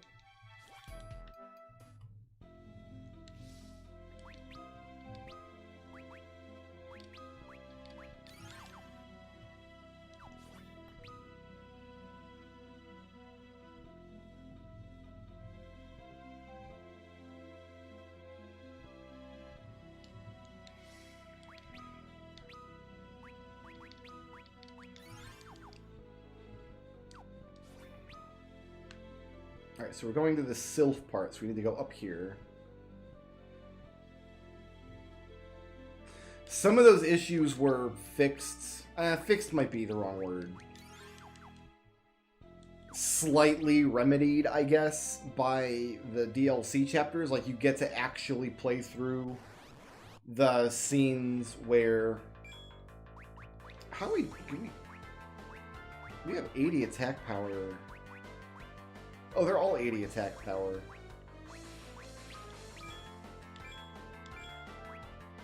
I can't imagine this does good damage, but we'll try it. But, like, you get to play through the scenes where Prompto leaves the party or whatever.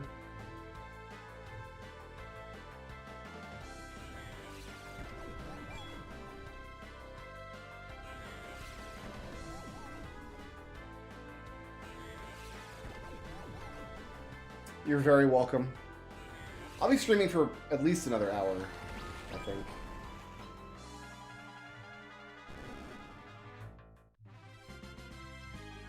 But even without the DLC chapters, like the stuff that happens in like the Ignis and Prompto DLC isn't really stuff that's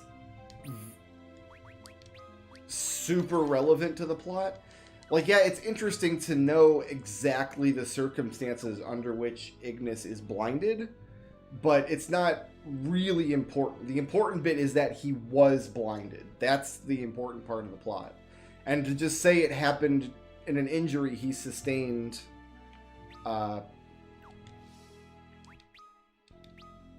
during the Leviathan situation is fine. Like, that's enough.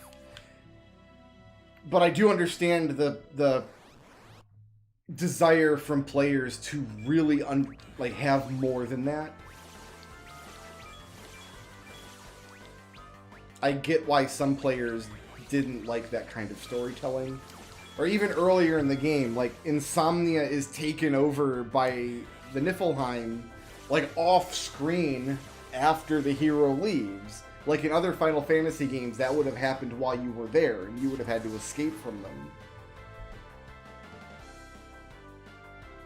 And I've even seen people claim that in earlier versions of the game, in development, that was the intent. Like, Noctis was going to flee Insomnia and see part of that, instead of it getting kind of told after the fact in their movie they were trying to sell. So some of the storytelling problems 15 has come from this, oh, we want to make a Final Fantasy game, but then sell them extra content later. And I'm sure there was a lot of backroom discussion and argument over what content would actually be told in the DLC later. But I think what's just in the base game is a perfectly fine story. Everything makes sense. They didn't cut anything out that is required to tell the story. But when you're playing the game, you can feel where the holes are. Like, you can feel this felt rushed, or this felt weird, or, oh, I guess, like, Prompto's just out of the game for 10 hours, and then when we find him, he has, like, this weird revelation. I do understand why people are turned off by it.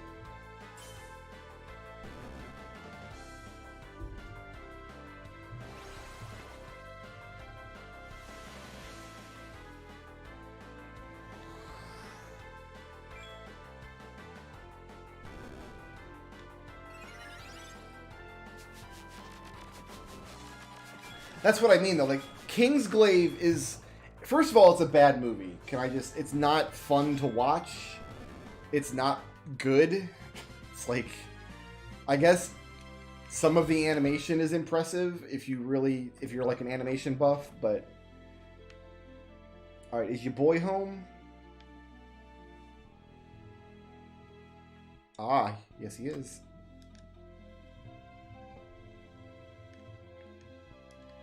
But nothing happens in Kingsglaive that, like, is required to understand the main story. Like, yeah, you get to learn how Lunafreya got the ring out of Insomnia, but that's not really a detail that matters that much. What matters is that she does have the ring. Regis gives her the ring. Like, that's the only explanation you ever really need. And then she has the ring, and then it falls to Ravis eventually, and then you get it from Ravis. More detail than that is not really required to make the plot work.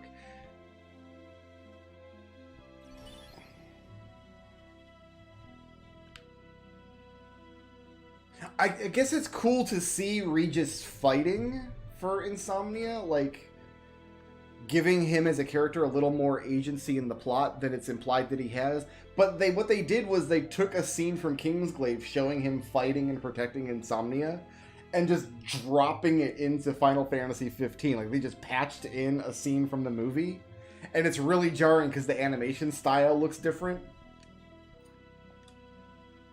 There's one rambunctious little tyke who loves adventures and is always off pretending to be a sword fighter. I remember hearing him say something about going to get a weapon made. Okay, so he's going to be at the smith. So a couple of these guys in a row didn't even leave the underworld, which is nice for me.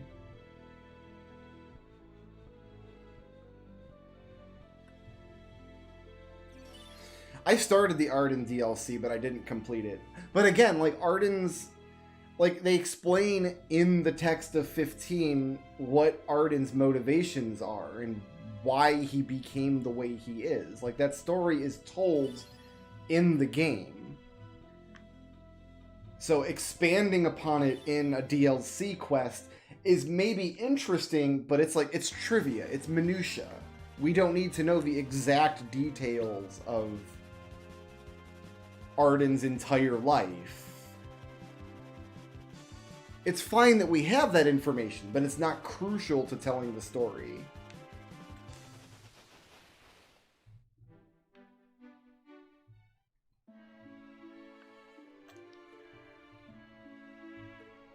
This side quest is to get an augment that pierces reflect.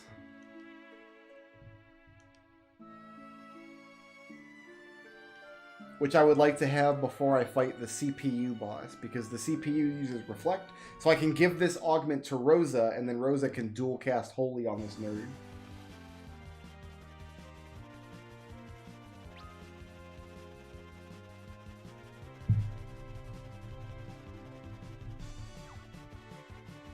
But yeah, it is frustrating in 15 to see the places in the main game where they're like, okay, we're gonna write it in this is going to be like a little slapdash thing so we can explain it in DLC later. And they only did that with things that aren't crucial to the main plot. So I absolutely do understand why some people got frustrated with that. But to me, it wasn't a major enough problem to ruin my enjoyment of the story.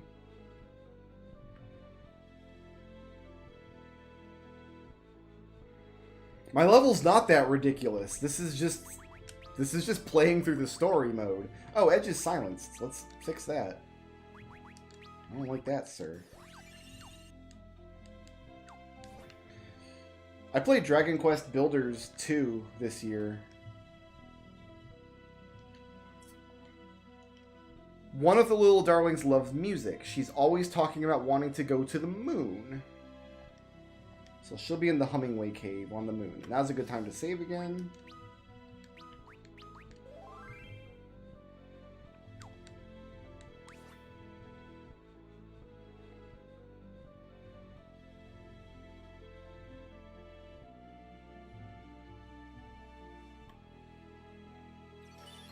I played Builders 2...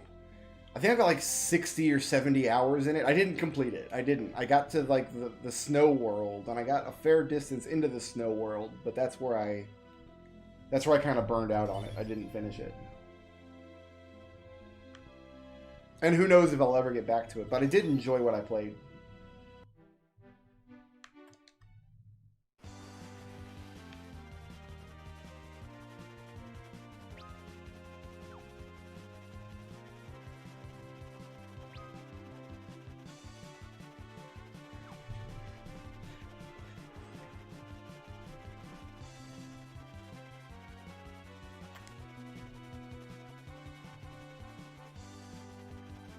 It's just like 80 hours is too long even for a game that I'm really enjoying. Like, that's a big ask, 80 hours.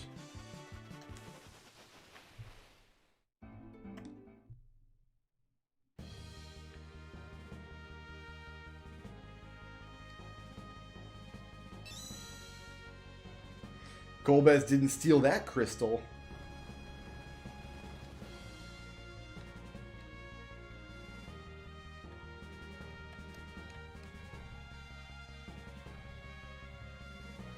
Yeah, see, I'm not ever going to play a Persona game again. I tried 3 times over 3 different versions of the game to get into Persona 3, and the game betrayed me all 3 times.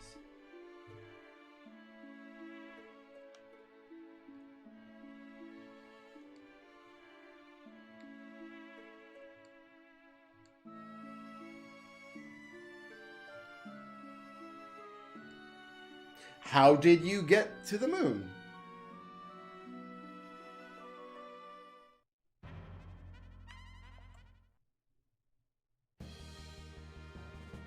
Like, the only JRPG that I'm excited about at this moment in time that's not a Final Fantasy game is the team that made the Suikoden series did a Kickstarter where they're doing like a spiritual successor to Suikoden. Is that just Earth?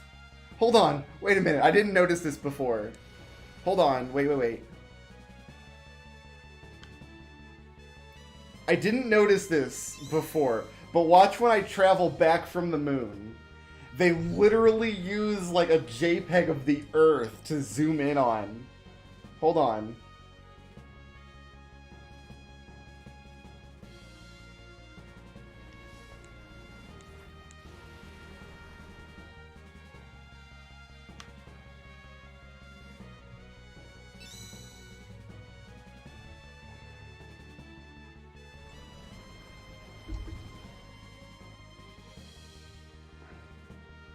Yeah, that's Earth. That's Earth.jpg. Oh man, come on. Come on, guys. That's a shame. There's not even a continent in this world that looks like Africa. Well, the little island that the Fame Arch rests on is called Africa by some speedrunners.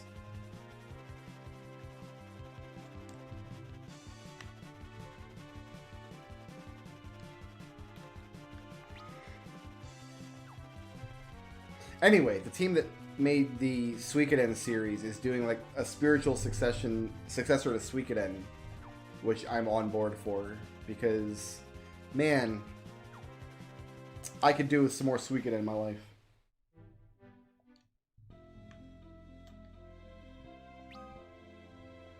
Fusea does mention Mars and Jupiter, implying that the planet that the Lunarians are from was destroyed and then created the asteroid belt.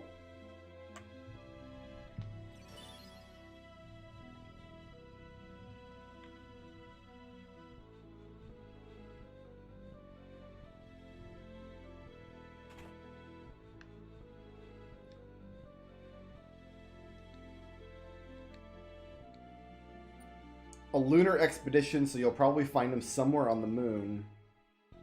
That one's so well behaved, I doubt he'd do anything wrong.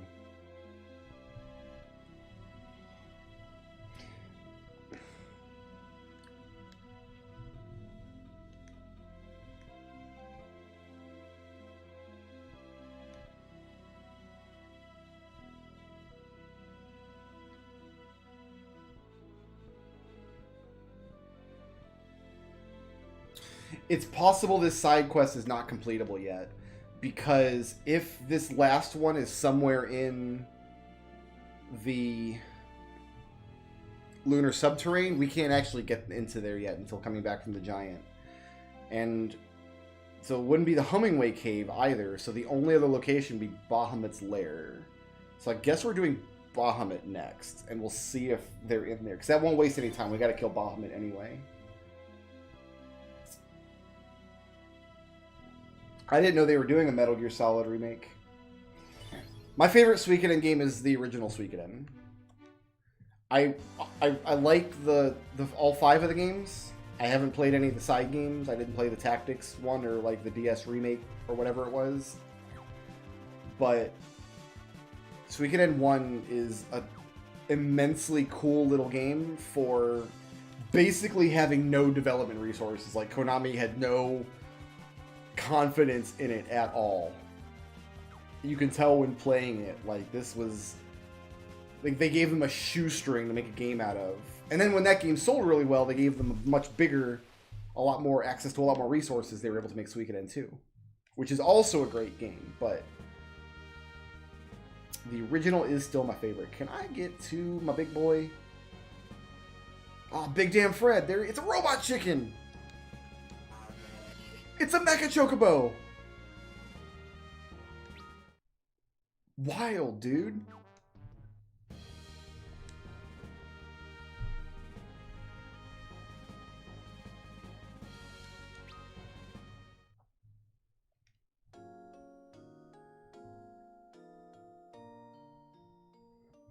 I don't recall that, Alex, but it's possible.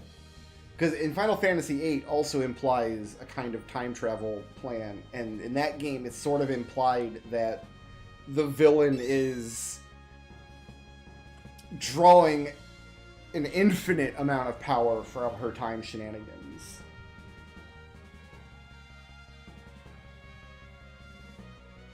Well, we have to go through the Bahamut cave regardless, so even if he's not here, it's just like we're not wait.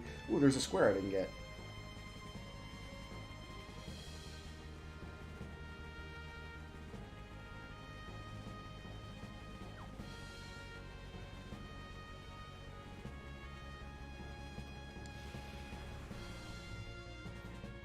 Do we know who's developing this Metal Gear Solid remake?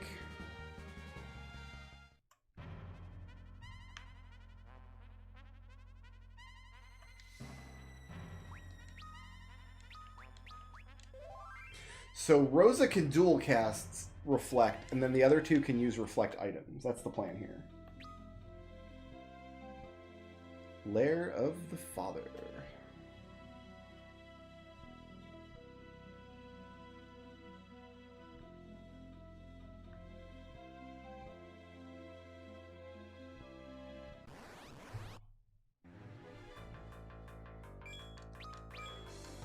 I think I'm going to loot the place and then back out and save so I don't have to loot the place twice when Leviathan destroys me.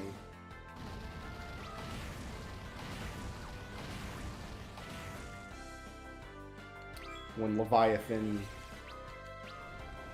does what he's going to do to me.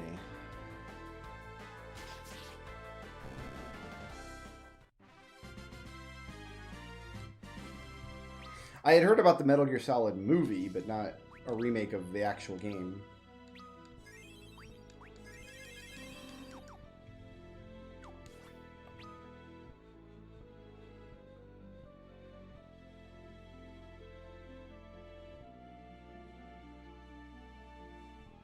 Oh, I guess I went the wrong way back here.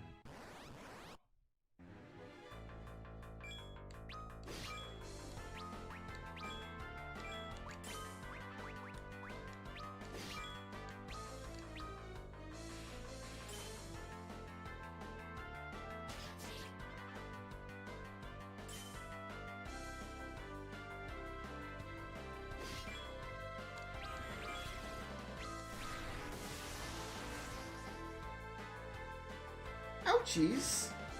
Ouchies. Alright, calm down, ladies. Let's take this, let's put the chopsticks away, maybe. How about that?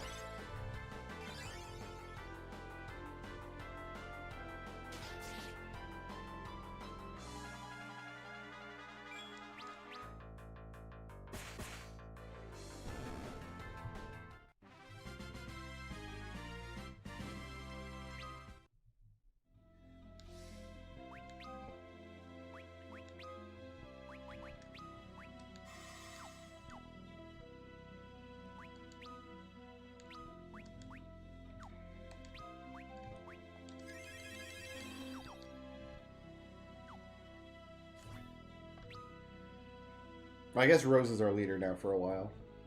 Whenever I screw up and Cecil dies, Rosa becomes the leader for a while.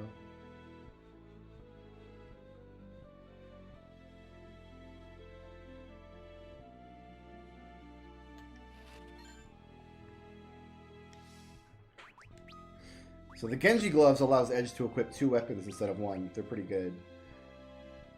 I think I do want to give these to him. I'd rather have the defense and magic defense going forward here for a little while.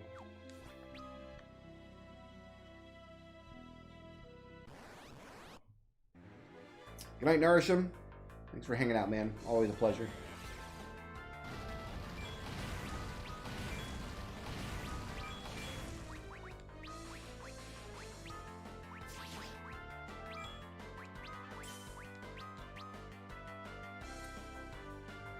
Ah, Flare comes out first because she's got fast talker.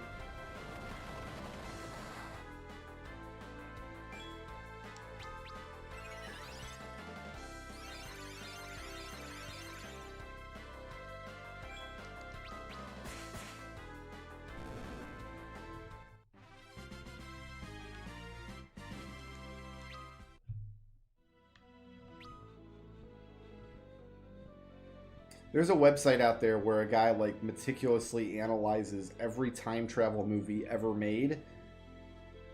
Unfortunately, he doesn't analyze video games because I like to see what he does to try to make sense of Final Fantasy.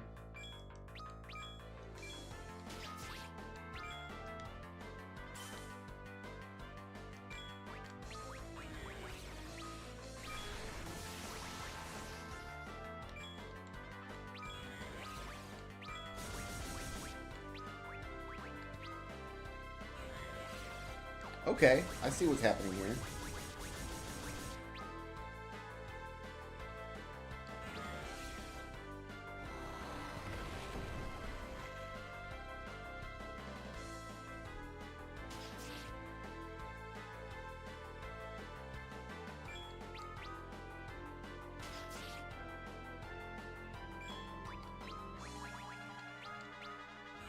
These guys will go down easier.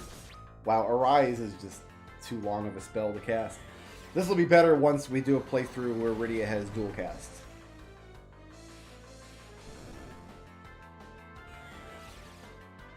Because right now I think we're dead. Dead.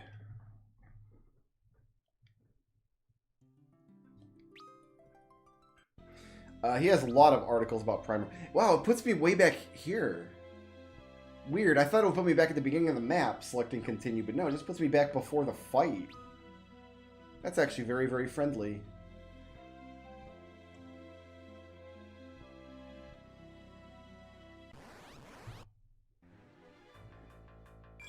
So you really can't get a real game over, then. It's not really a thing that can happen.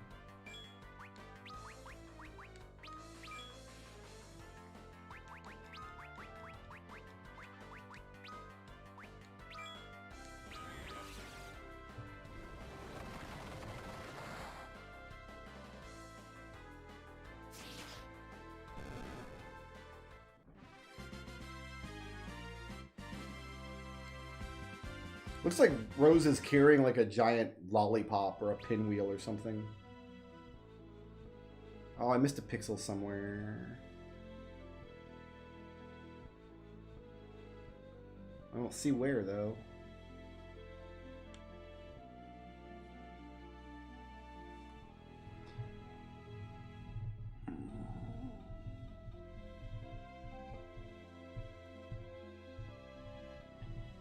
Is it at the entrance, maybe?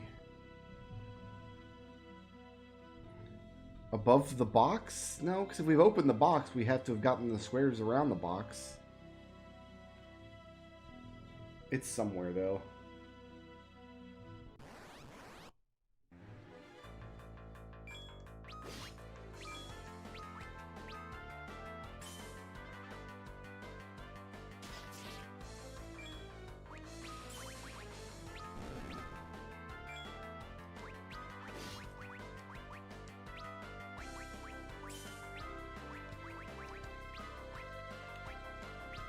I gotta remember the L button I can use to target all. I don't have to pick the actual button that says target all.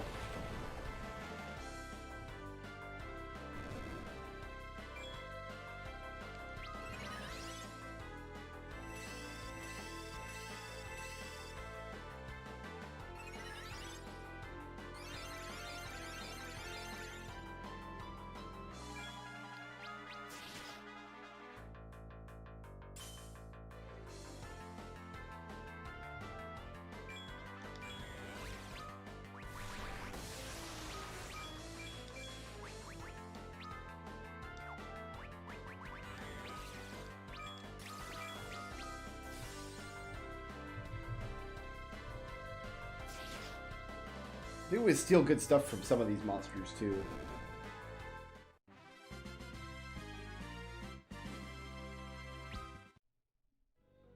There is a secret passage on this map, I think. Maybe it's upper... Oh, you know what? No, I think I know where it is, actually.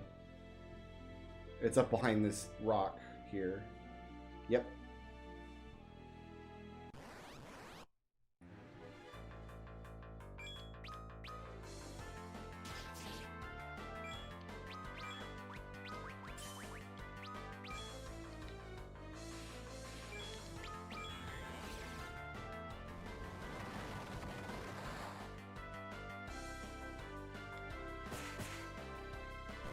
Confuse the Dark Sages? That's white magic, isn't it?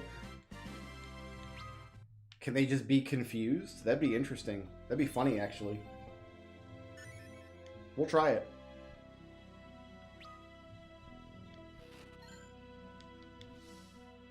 Gnenji Shield?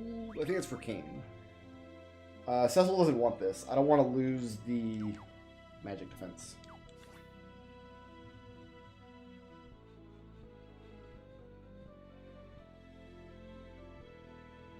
Alright, where's the passage? Oh my goodness.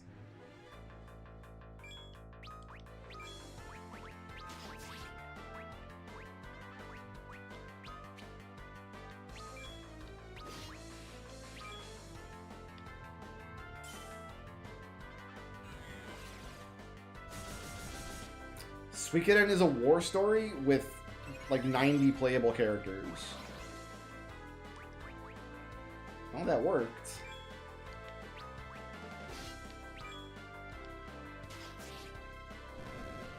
I could just break them, though, if they're susceptible to break. I can't break all of them at once, though, or I can't confuse all of them at once.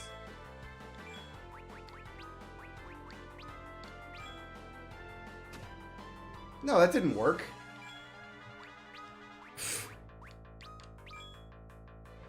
He just whacked himself with his chopsticks.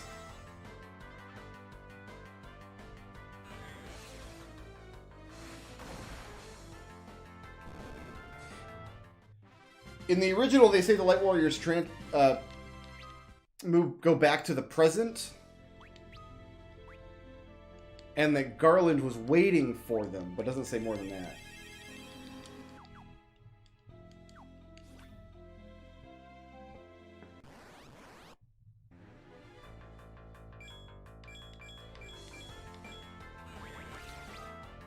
Yeah, see, by the time I cycle to Rosa's turn, I'm already eating Blizzard spells and BS.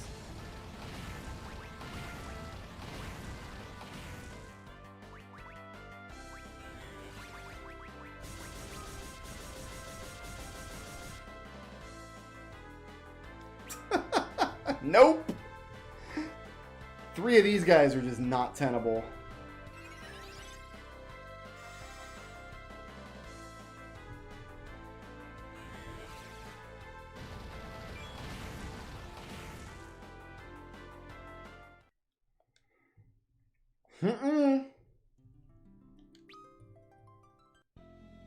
But it just puts me right back here. Like, getting a game over doesn't matter, so.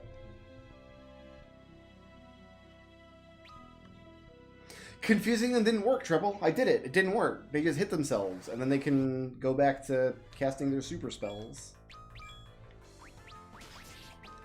I'm better off just fighting. Oh, break would work on the single one, I guess. Like here, let's try it again.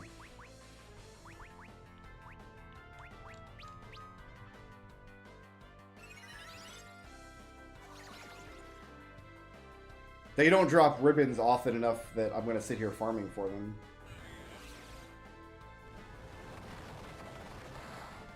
We get ribbons in the Lunar Subterrane anyway.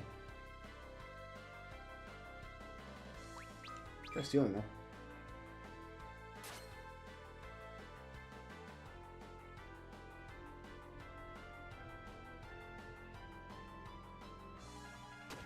Yeah, just hits himself.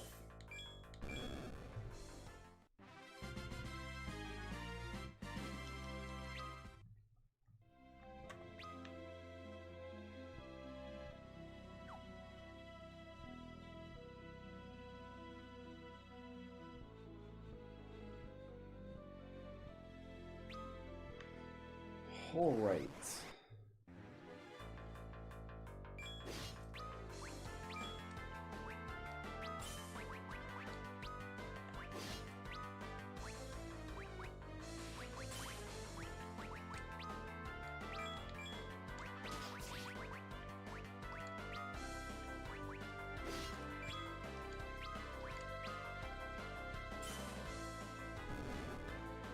Their counterattacks are kind of nasty because they can hit edge.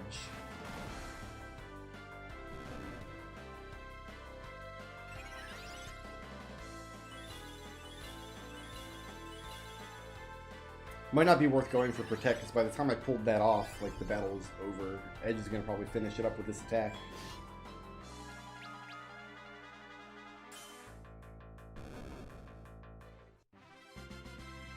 You get Omnicast after Fusaya, yes.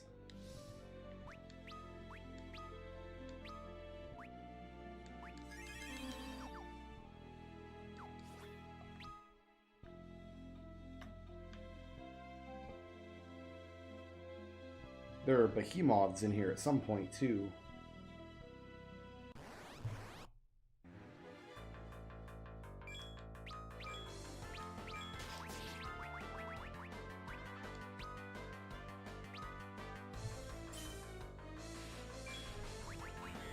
We're just gonna die here again. Oh, he's taking half damage from Thunder because he's got diamond gear. That's nice. Oh, we might not die here then. If they're gonna go with Thunder Magic, that's good news for us.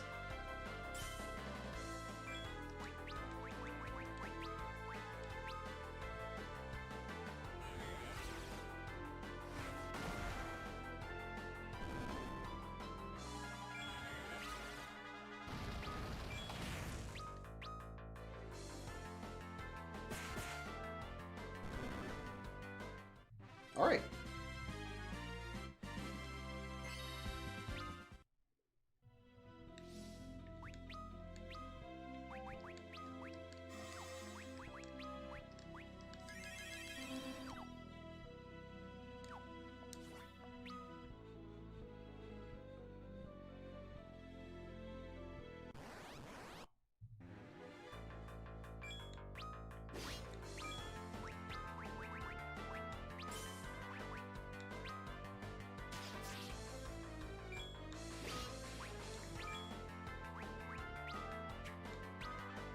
Nice miss, Cecil. Good on you, buddy.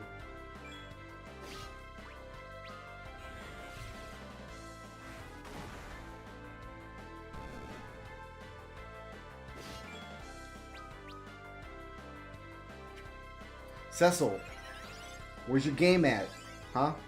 What's going on?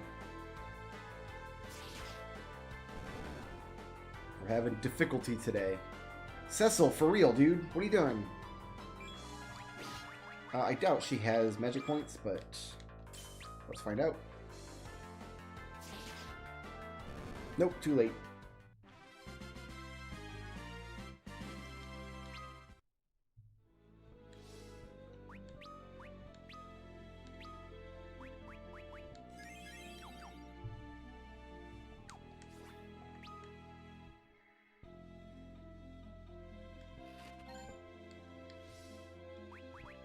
Genjai armor. Do you want this? Evasion way down and strength down. I don't think this is worth it.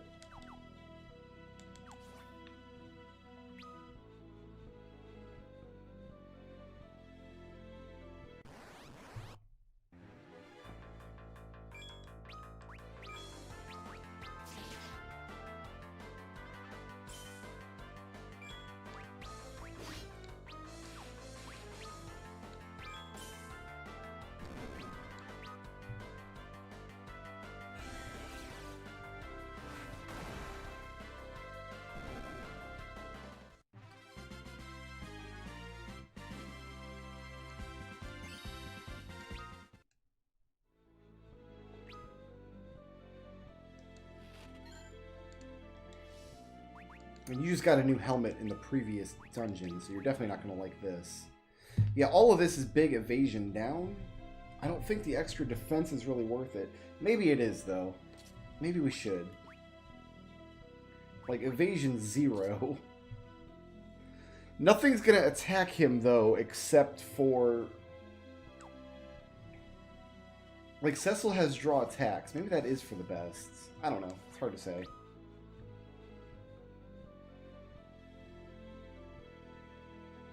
Is it Behemoth time? Sure is.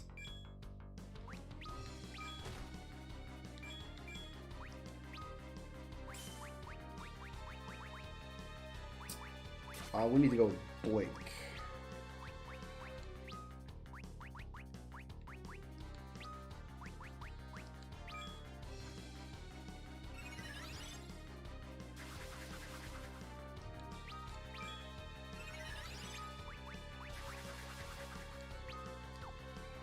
Go with Hero's Rhyme. Yeah, Hero's Rhyme.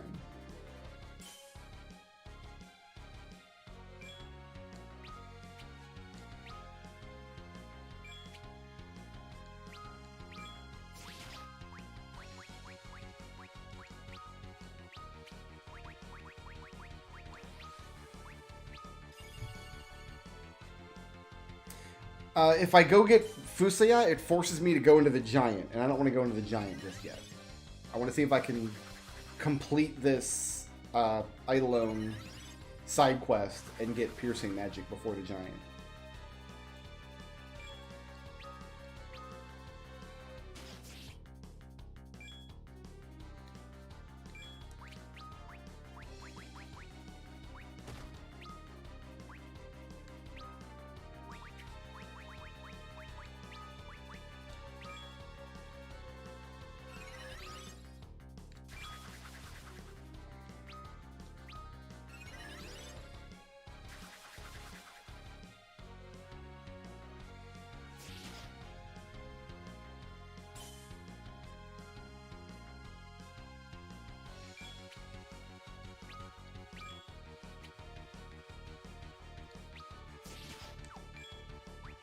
Oh, I think Cecil's dead here.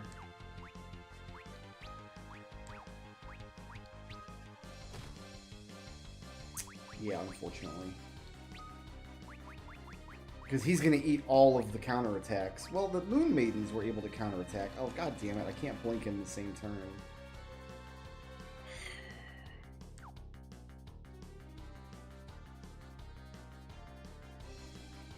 Alright, since we can't blink, do this.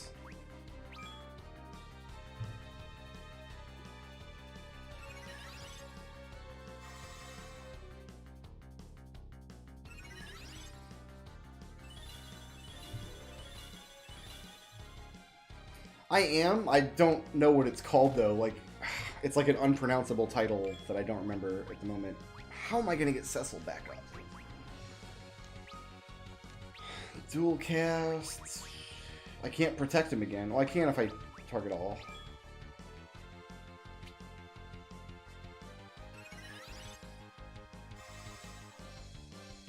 We're going to get an augment that pierces Reflect. For playing with the Jawas.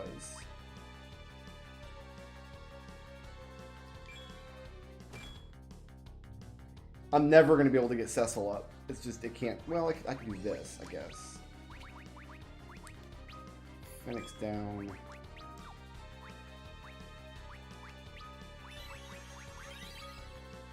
Curaga and then blink.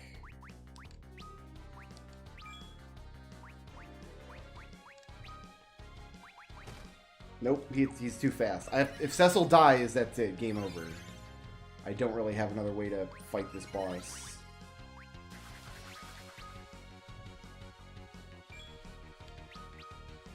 So we should just throw the fight from here. It'll put us back just before the fight.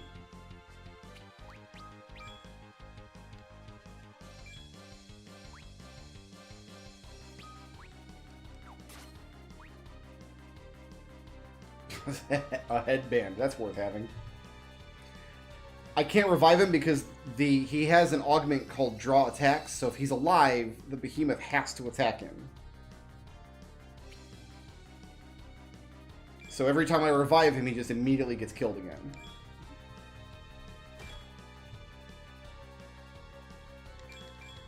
So I need to prioritize both Protect and Blink. Blinking people other than Cecil, I don't think is helpful.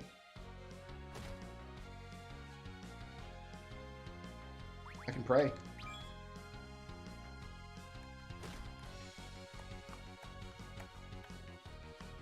Because if I use a Phoenix Down on him, the Behemoth will just attack him and kill him again.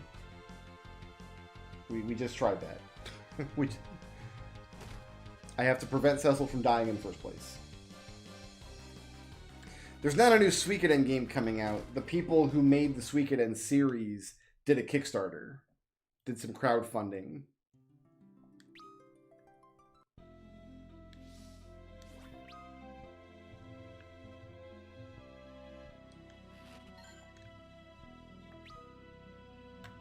Alright, so let's give Edge his gear back.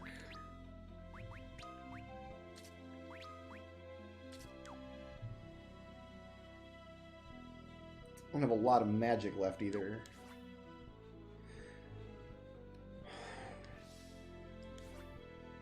If I defend with Cecil, that might be better.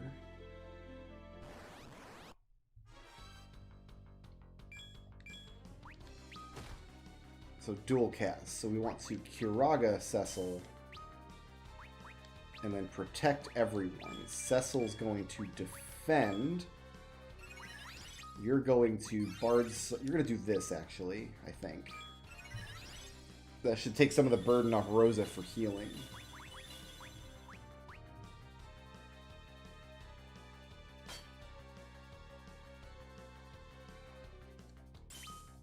And you'll counter attack should also go to Cecil, I think.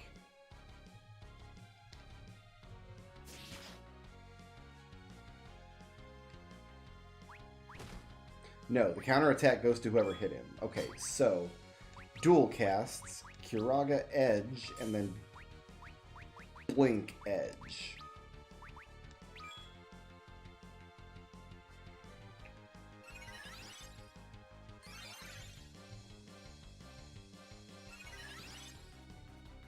And then Edge can take 2 hits before he needs to be blinked again. Okay.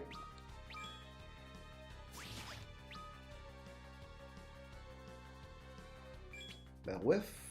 This will also whiff.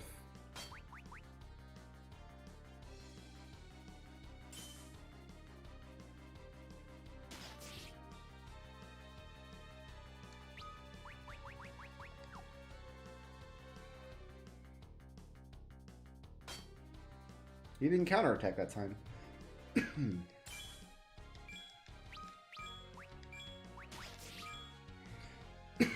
Excuse me.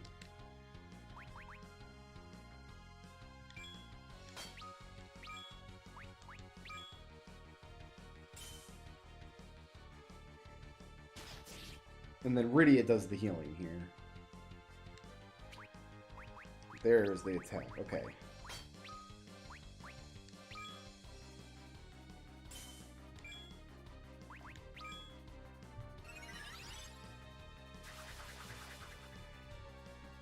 I don't actually want to target the behemoth with magic at all because I'm pretty sure it always counters magic with Maelstrom, which would be worse. Nice crit.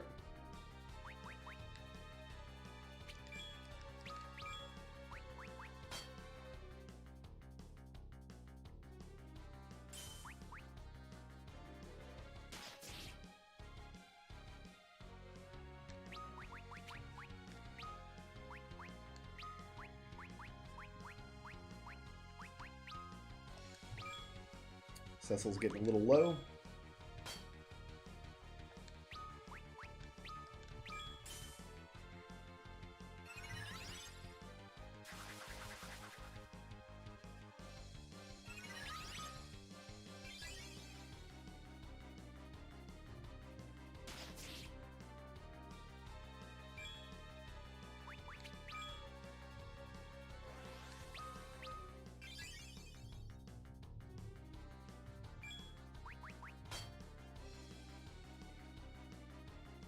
I guess I don't need to input a command for Cecil. He'll stay defending indefinitely, I'm pretty sure. You gonna counter that? No? Okay.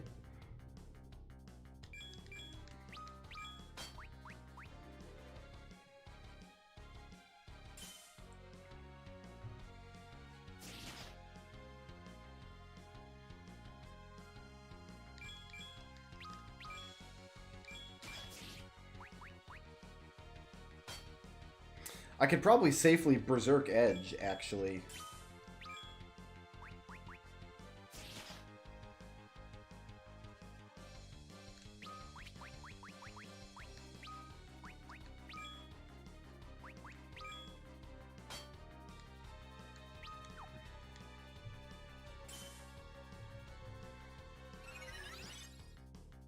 Nobody has Brace. I haven't assigned Brace. But yeah, Brace is a more powerful defend.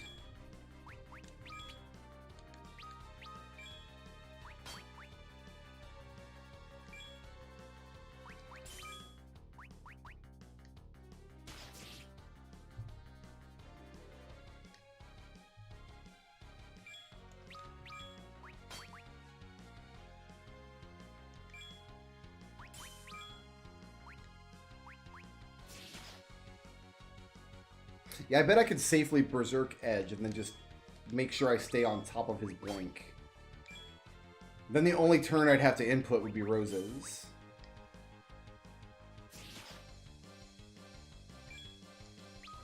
I can probably then do Heroes.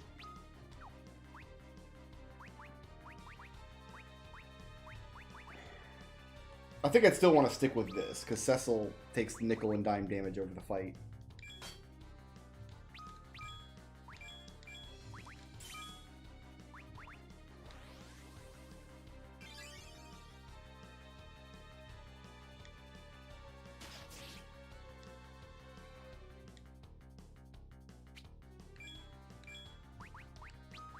The real problem with Blink is that typically just Rosa doesn't have spare turns to cast it.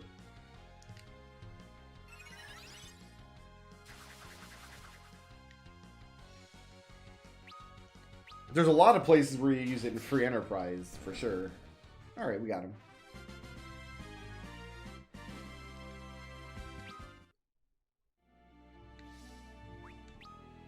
I'm gonna go refill. Actually, guys, I'm going to step away for 2 minutes. I will be right back.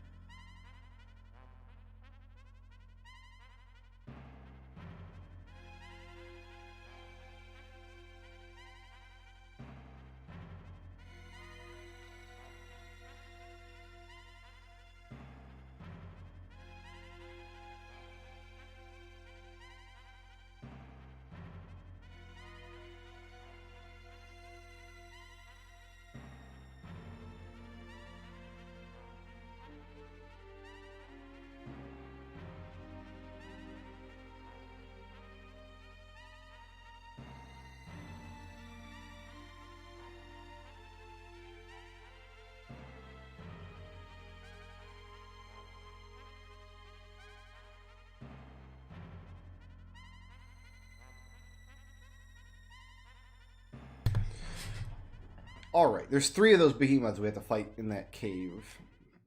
And I think the next time we can safely Berserk Edge, so he's putting out more damage. We just have to keep an eye on his, oops, wrong way. We just have to keep an eye on his blink status.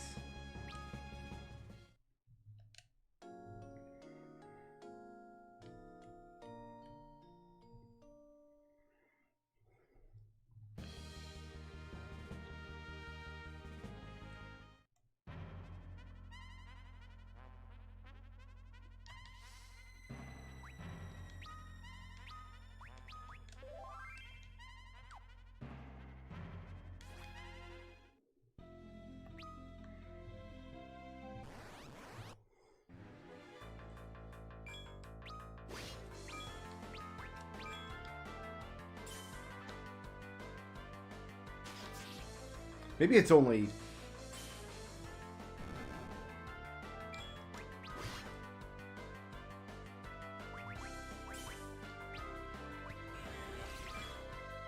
I lost my train of thought there. I had an idea, but I don't know where it went off to. In any event. No, maybe it's only 2 behemoths in this cave. I was trying to think what the third one was, but I can't remember where all 3 are located now. So maybe it is only 2 of them.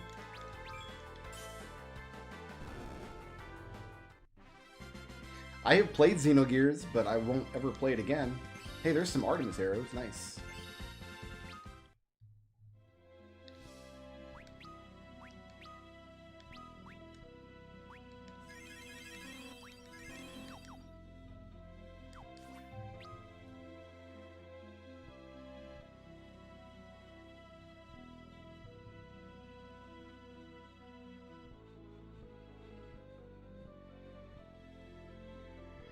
Xenogears is like the story is terrible, and the game is like 80% story.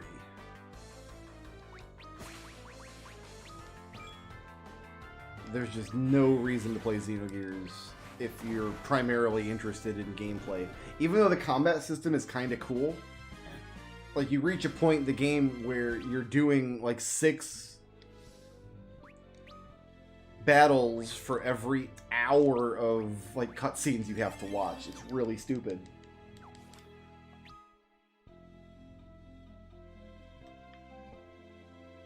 And the story isn't good. The story is like just this over convoluted anime metaphysical hornswoggle. It has some cool characters and there's some neat locations and stuff, but yeah, not my thing. I liked it when I was 15. This guy's big. Let me see if I can break him.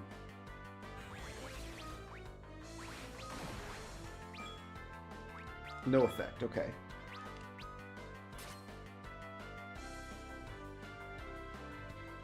He had a free cottage though. Miss, huh?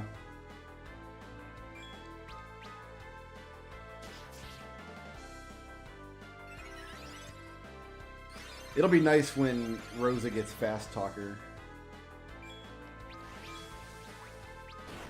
I bet you like Thundaga.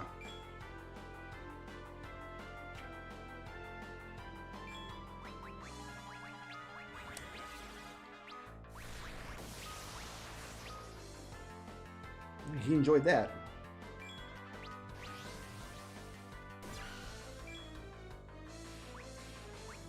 I didn't enjoy that though. See, I played it when I was like 15 or 16. And that's like right at the age when you should play like really convoluted games like that and you think they're brilliant. But I remember even at that time, I pretty much thought the game was really dumb. I guess we're just gonna raise and raise.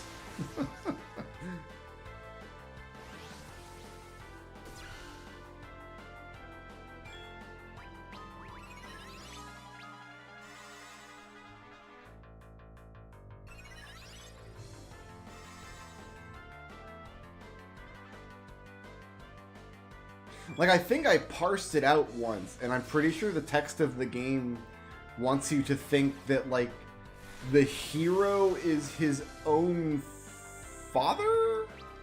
Question mark? Like, do I have that right? I don't even know.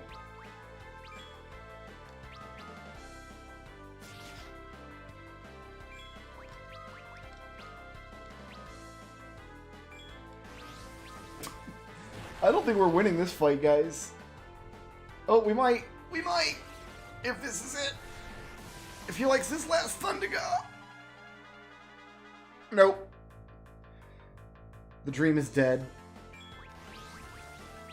Oh, now he's self-destructing. And he had 5,000 hit points left.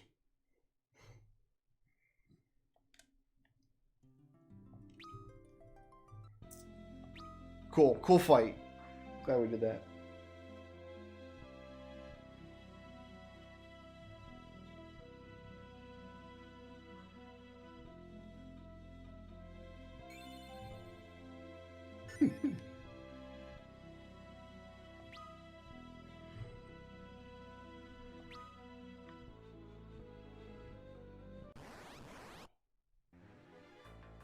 And these guys, I'm pretty sure these guys are going to be beyond us at the moment too. Unless I can break them.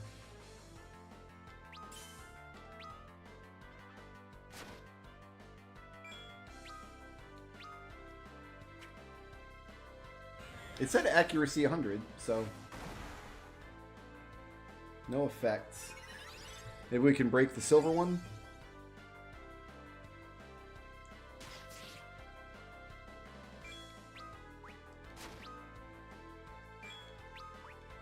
But I'm betting not.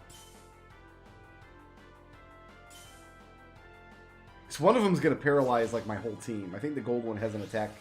Yeah, this here.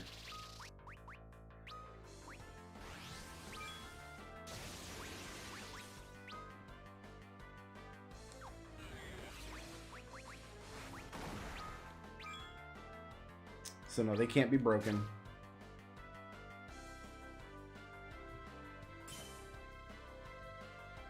Holding my own though, as long as I can keep on top of the healing here.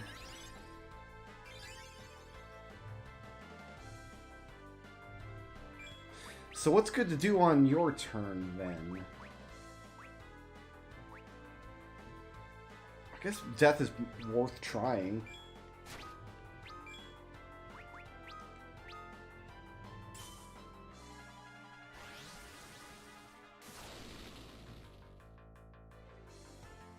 Ouch.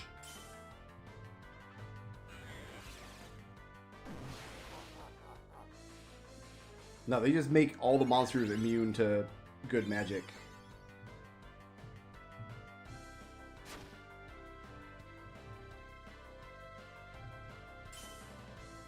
And that paralysis lasted for a minute. Let's...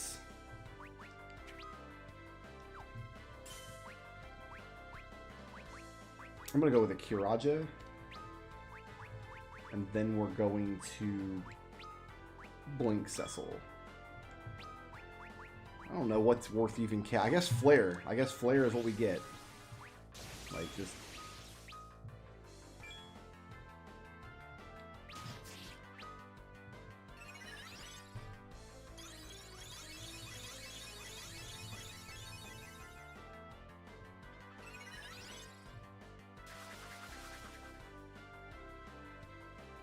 I'm kind of looking for a better way to fight these guys, though, because, like, this is an encounter we're going to see a lot of as we go through the final dungeon. We'll be a little stronger, though, as when we have to fight a lot of these guys.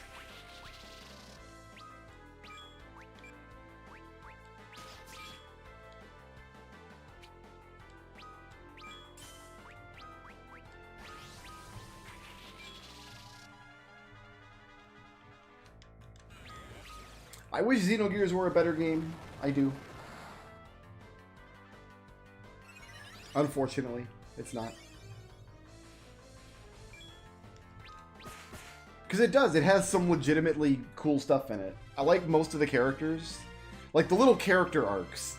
Each character has a pretty decent arc where they do a couple of adventures, and you tend to spend a lot of time with a new character when they first join the party and go on a detailed adventure with them, and I like that kind of stuff. But you reach a point in the game where all that stuff takes a side, like the back seat to just the nonsense. And I'm less enthused then.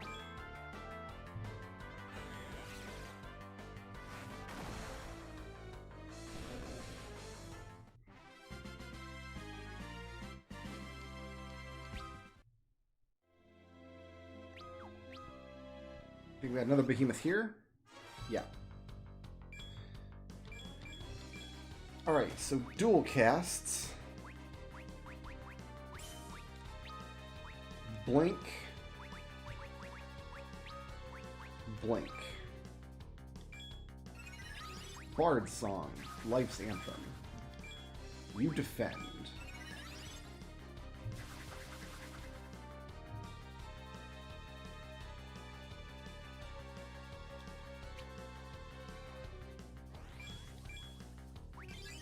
And then we're going to Berserk Edge.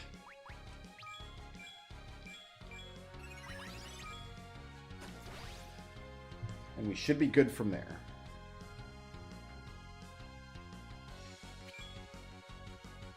In fact, I don't even need to blink Cecil. I need to make sure we blink Edge once his blink drops. When Edge gets attacked twice, his blink drops. But the combination of Cecil defending and Rydia's regen spell ought to keep Cecil pretty safe.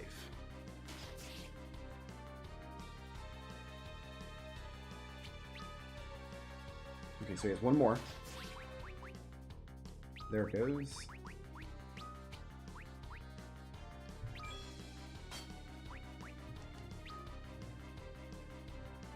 The question is Blink going to come out before he attacks again? Yes, it will. Okay, cool. Do I love or hate Saha? I don't even know what that is.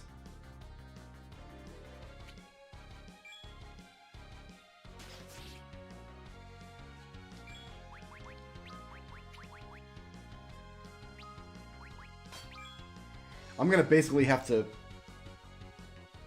cast Blink as soon as it comes up, because he's getting 2 attacks to every one of Rose's turns, it looks like.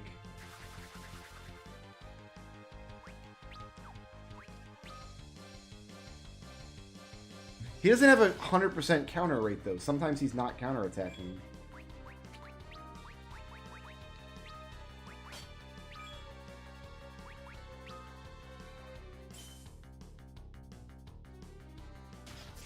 I have not played Saga Frontier 2.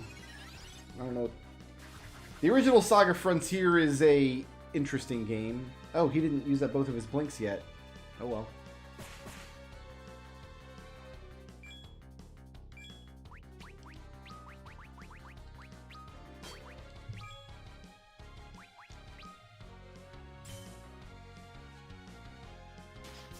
I could also have Cecil cover Edge in this situation.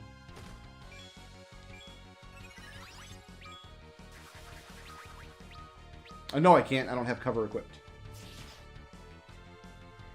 I won't be playing Chrono Cross. No. No, thank you.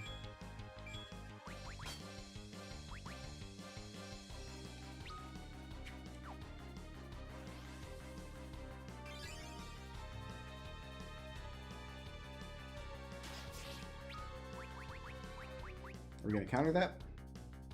No? We're going to counter that? No?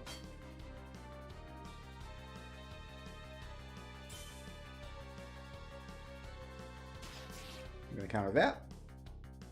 No, not feeling it? How about that one? You want to counter that one? Not today, huh? Alright, no, I mean... If you're not feeling it, you're not feeling it. That's all there is to it.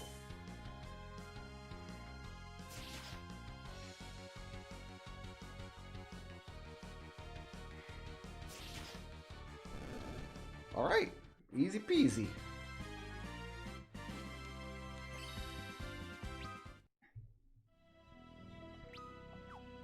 What does my MP look like? Pretty good. It's holding. Holding steady. So I don't think we want to cast Reflect right away, but we also don't want to wait too long in the Bahamut fight. If the Bahamut fight goes the same way as... Oh, this is bad. This is bad, bad, bad, bad, bad.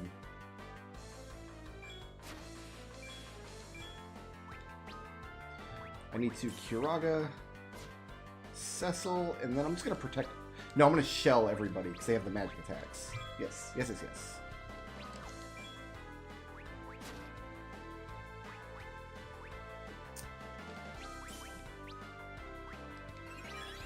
And I guess we're going to go with Flare.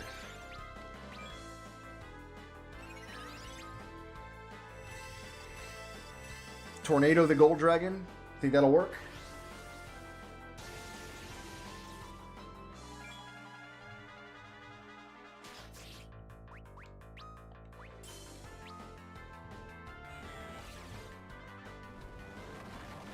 Never played Legend of Dragoon either. That game always just looked bad to me. That game looked like, oh crap, Final Fantasy VII came out. Let's poop something out real quick. That's people who play Final Fantasy VII might buy.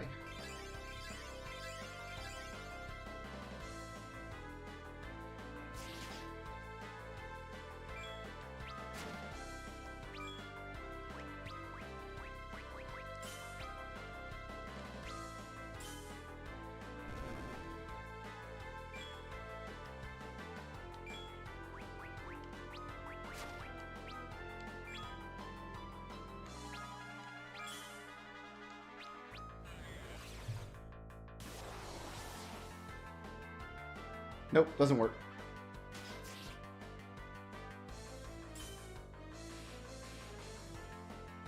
Cecil's gonna die here. He doesn't have enough time to get healed. Dead.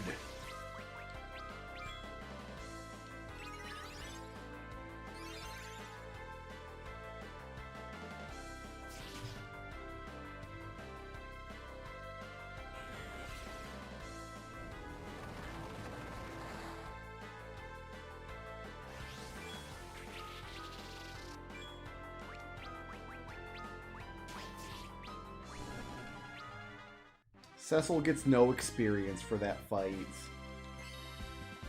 Poor Cecil. Beyond the Beyond is not very good. I have played that one. That is not a good game. It's very, very, very boring.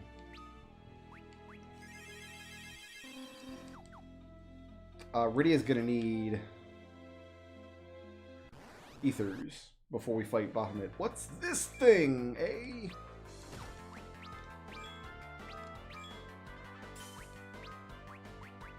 I kind of want to just mess this dude up with Holy. Kiraja might do more damage, though.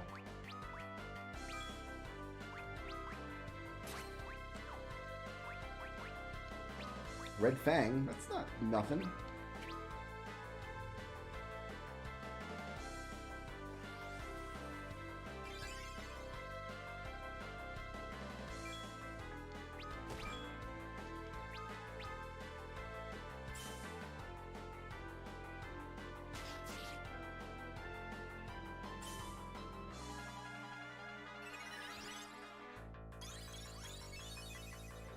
Yeah, there we go. That's the good stuff.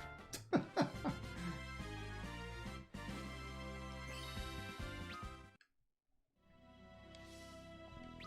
gonna have to use up some ethers here.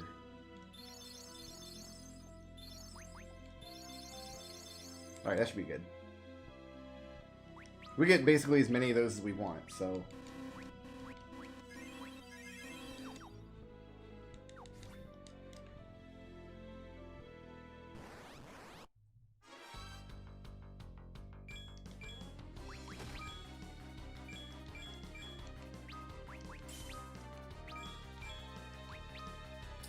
Dual cast.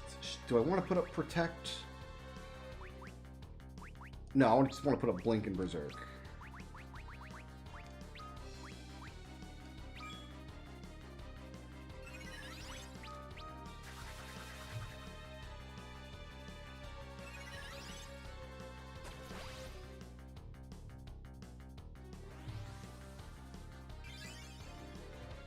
I like the first two Golden Sun games a lot, so Camelot did pick up its game at some point.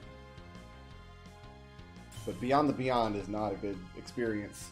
And I played Shadow Hearts 2, but not the first one. It was alright. It was a very anime game. Alright, so that's where we're going with the blink.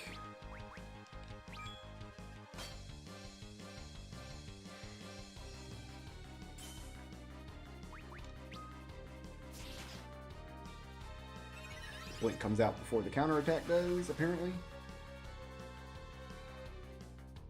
Oh, he's not going to counterattack today. Fair enough.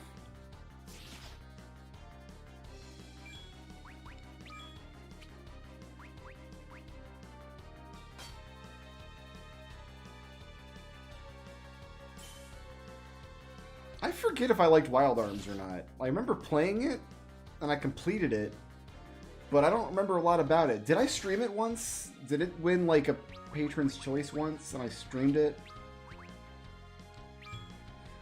Because I have, like, memories of playing it that feel fairly fresh, like at some point in the past, maybe 10 years or so, but I don't remember if I liked it very much.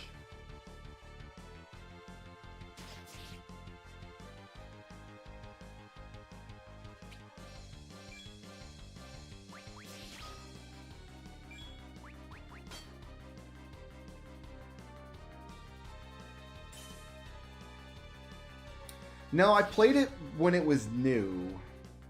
A friend of mine bought a copy of it. I never owned a copy, but I borrowed it from a friend of mine and played it to completion, but I don't remember a lot about it. Wild Arms 2 I've never played.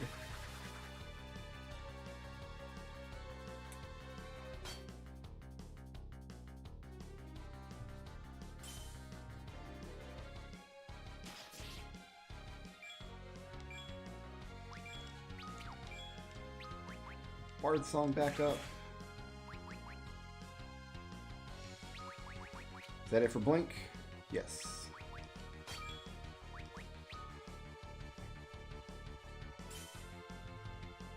There were 5 Wild Arm games? I don't I don't remember it. You know what Beyond the Beyond feels like? Beyond the Beyond feels like somebody's like first RPG Maker game. You know what I mean? Like somebody's like first serious try at making an RPG Maker game.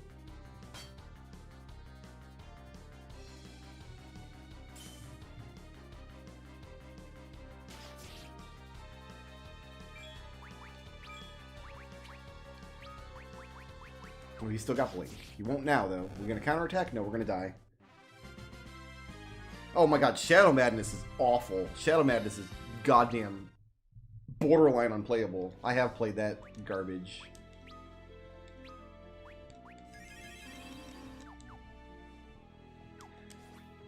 Alright, so is our little Eidolon friend here?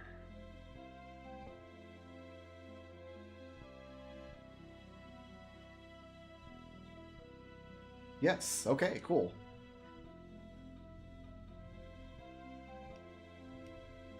I mean, that is why we're here. We're going to do that while we're here, too. Good luck traveling home from the moon. Oh, I'm missing a pixel somewhere on this map.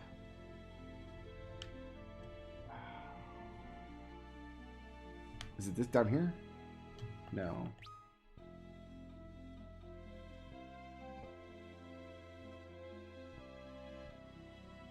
Let's fight Bahamut, and then we'll see about our magic pixel. Oh, it was just up here somewhere. Okay, cool.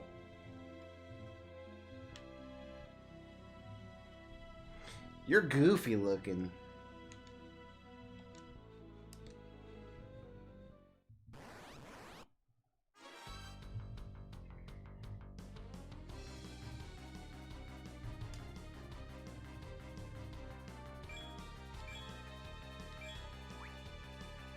So when should I put Reflect out? We'll try it when he goes at 4, right now.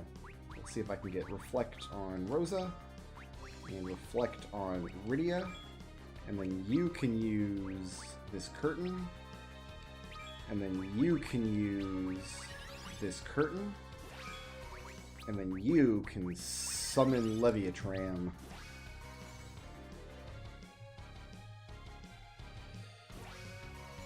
Alright.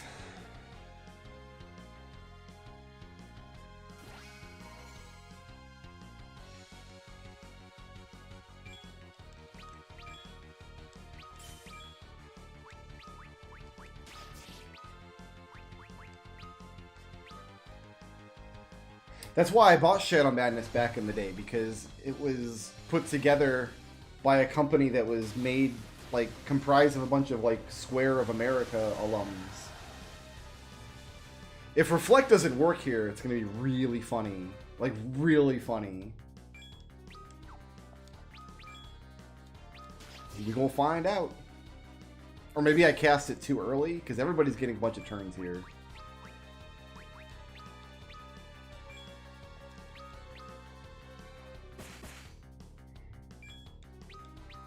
I guess but here goes. Does Reflect work here?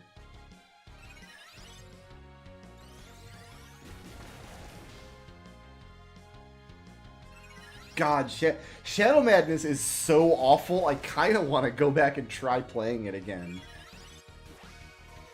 Oh, he put up Reflect, so it's like that, is it?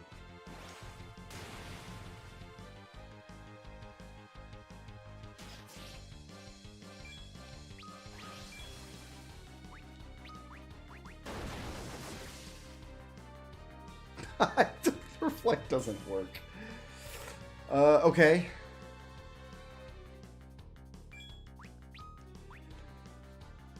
Reflect doesn't work, so...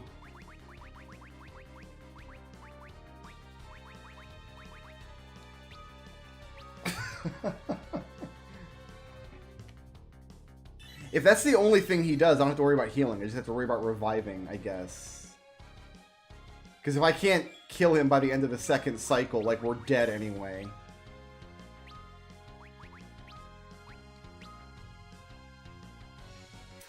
I do have access to slow, yeah, but he will counter reflect once I slow him.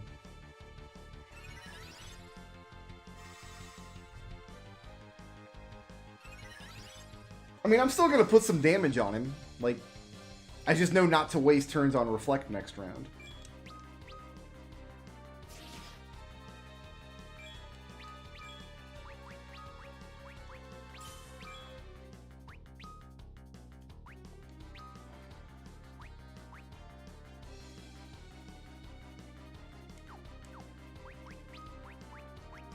If we do Kiraja on Cecil, he'll survive the next Mega Nuke.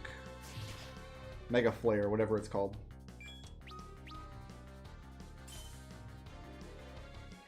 If I go in with the Avenger, I can't use a Phoenix down after he Mega Flares.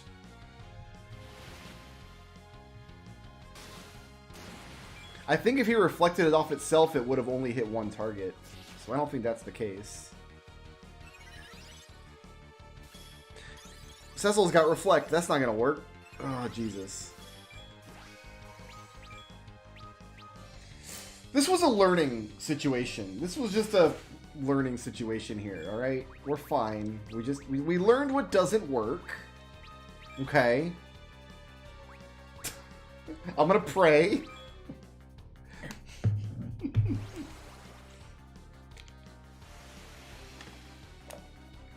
One thing I could do is dual cast Reflect Holy and then just bounce Flare and Holy off that person.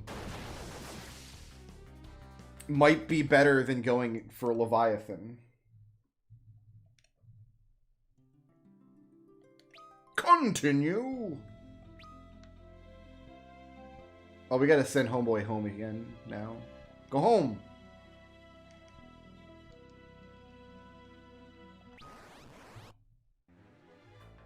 Oh, I know what to do with this guy.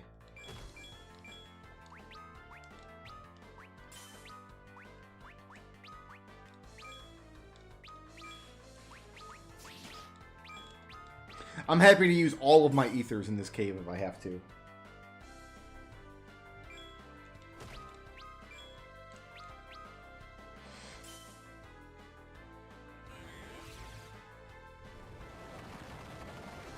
So I think dual cast Reflect Holy. I'll have Rosa reflect herself. And then continuously bounce Holy and Flare back at the Homeboy.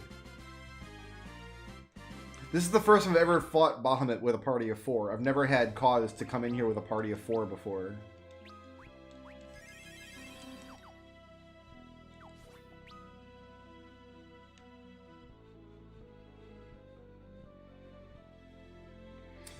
So if I'm going to be going heavy on Holy and Flare, though, I had better really use up a lot of ethers.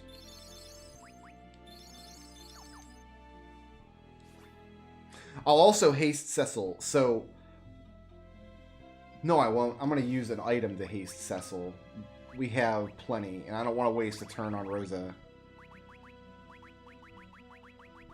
We will use... Is it worth Spider Silking? It might be. Cecil will Hermes Sandals. We'll have Rydia and Edge Spider Silk on their first turn. And that should slow him down some.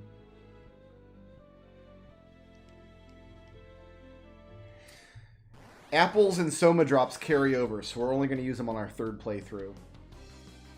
Alright, here goes. We're going to try this again. Edges first, we're going to Spider Silk. Rosa, dual casts. Reflect. And then Holy. Hermes Sandals. Spider Silk.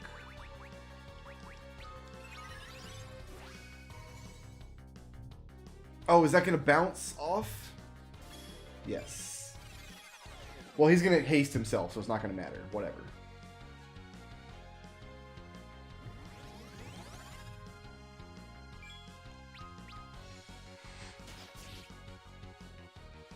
Because it's going to be Cecil's job after Mega Flare to get people back up and running.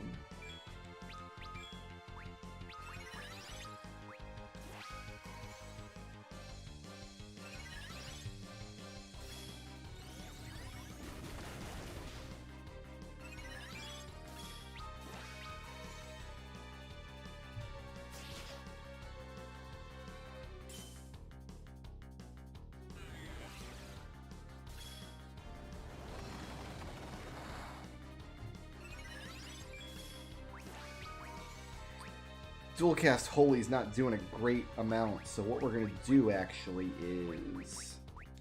Because Edge is not reflected, give him a Berserk to push some damage. We don't want to Berserk Cecil, though, because he's got to bring people back to life later.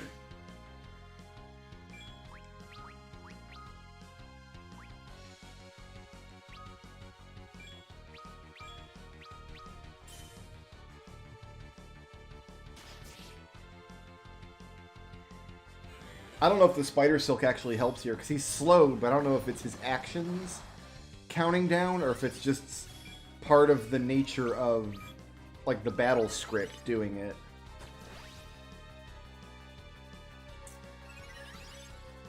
Oh, Shell would be really good. Well, if we lose this fight, we'll know to try Shell.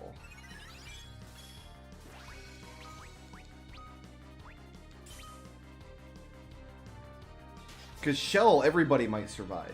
But we can't really heal because some of our party will be reflected. I'd have to try to heal with Ashura.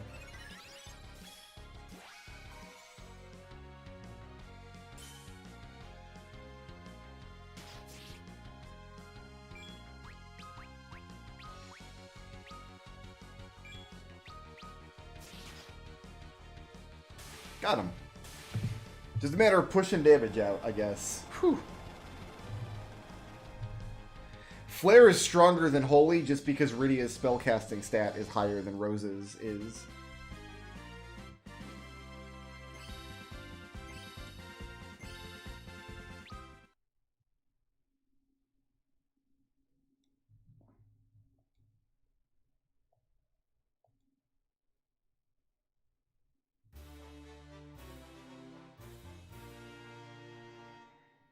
We could take a gander at just how much higher, actually. Better not make Rydia mad. You better not, son. Intellect is 82 versus Rose's 77. So yeah, that's a pretty big jump.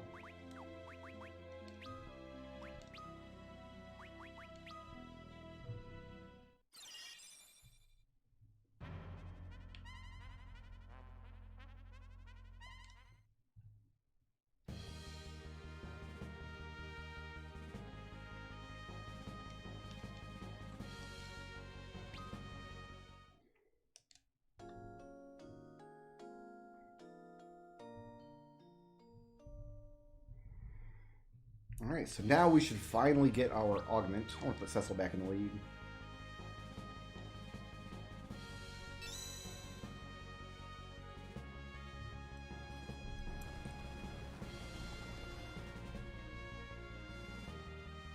Welcome to Earth! That's so unbelievably cheesy. I legitimately cannot believe they did that. I legitimately cannot believe they did that. Just use a picture of Earth. Earth.jpg.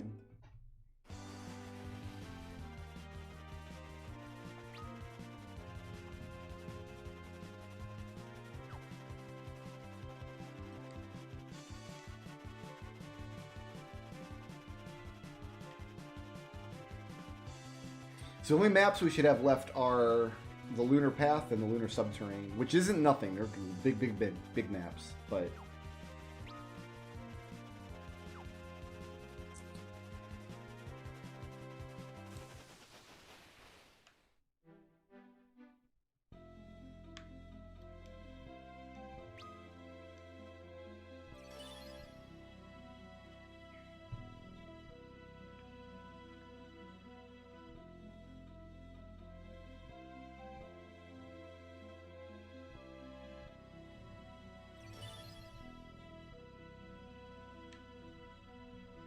And this should be our piercing magic augment at long last.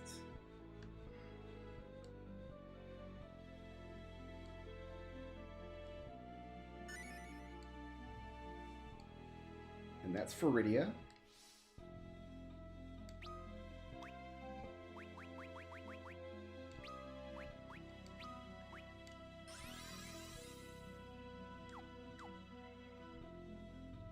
And I kind of just want to give that to her right away. Like, that's better for her to have than the summon command.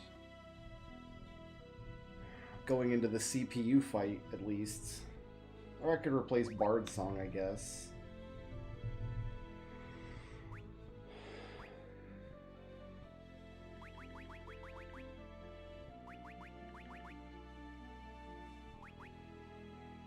I don't know when I'm going to want Bard's Song next.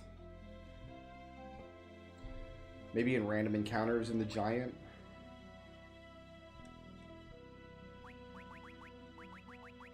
We'll think about it just before the CPU fight. I don't have to worry about it right now.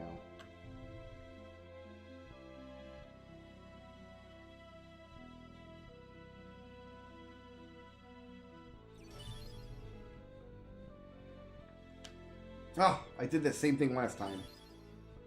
I started moving the wrong way and I went to correct and I just stepped back in the teleporter.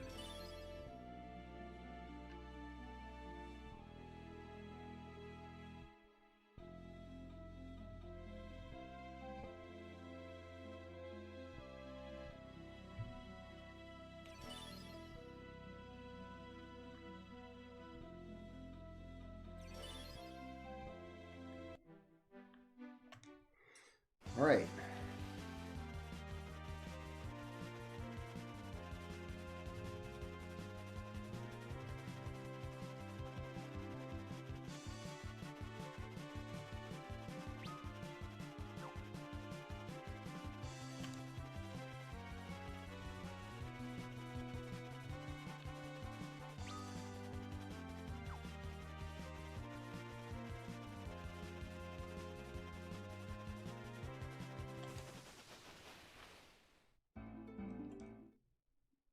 Back to the moon once again.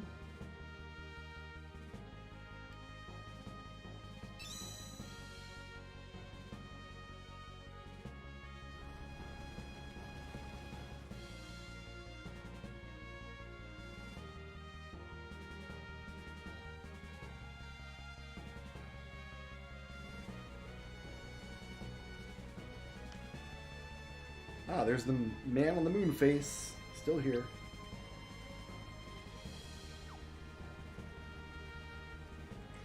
We need to park.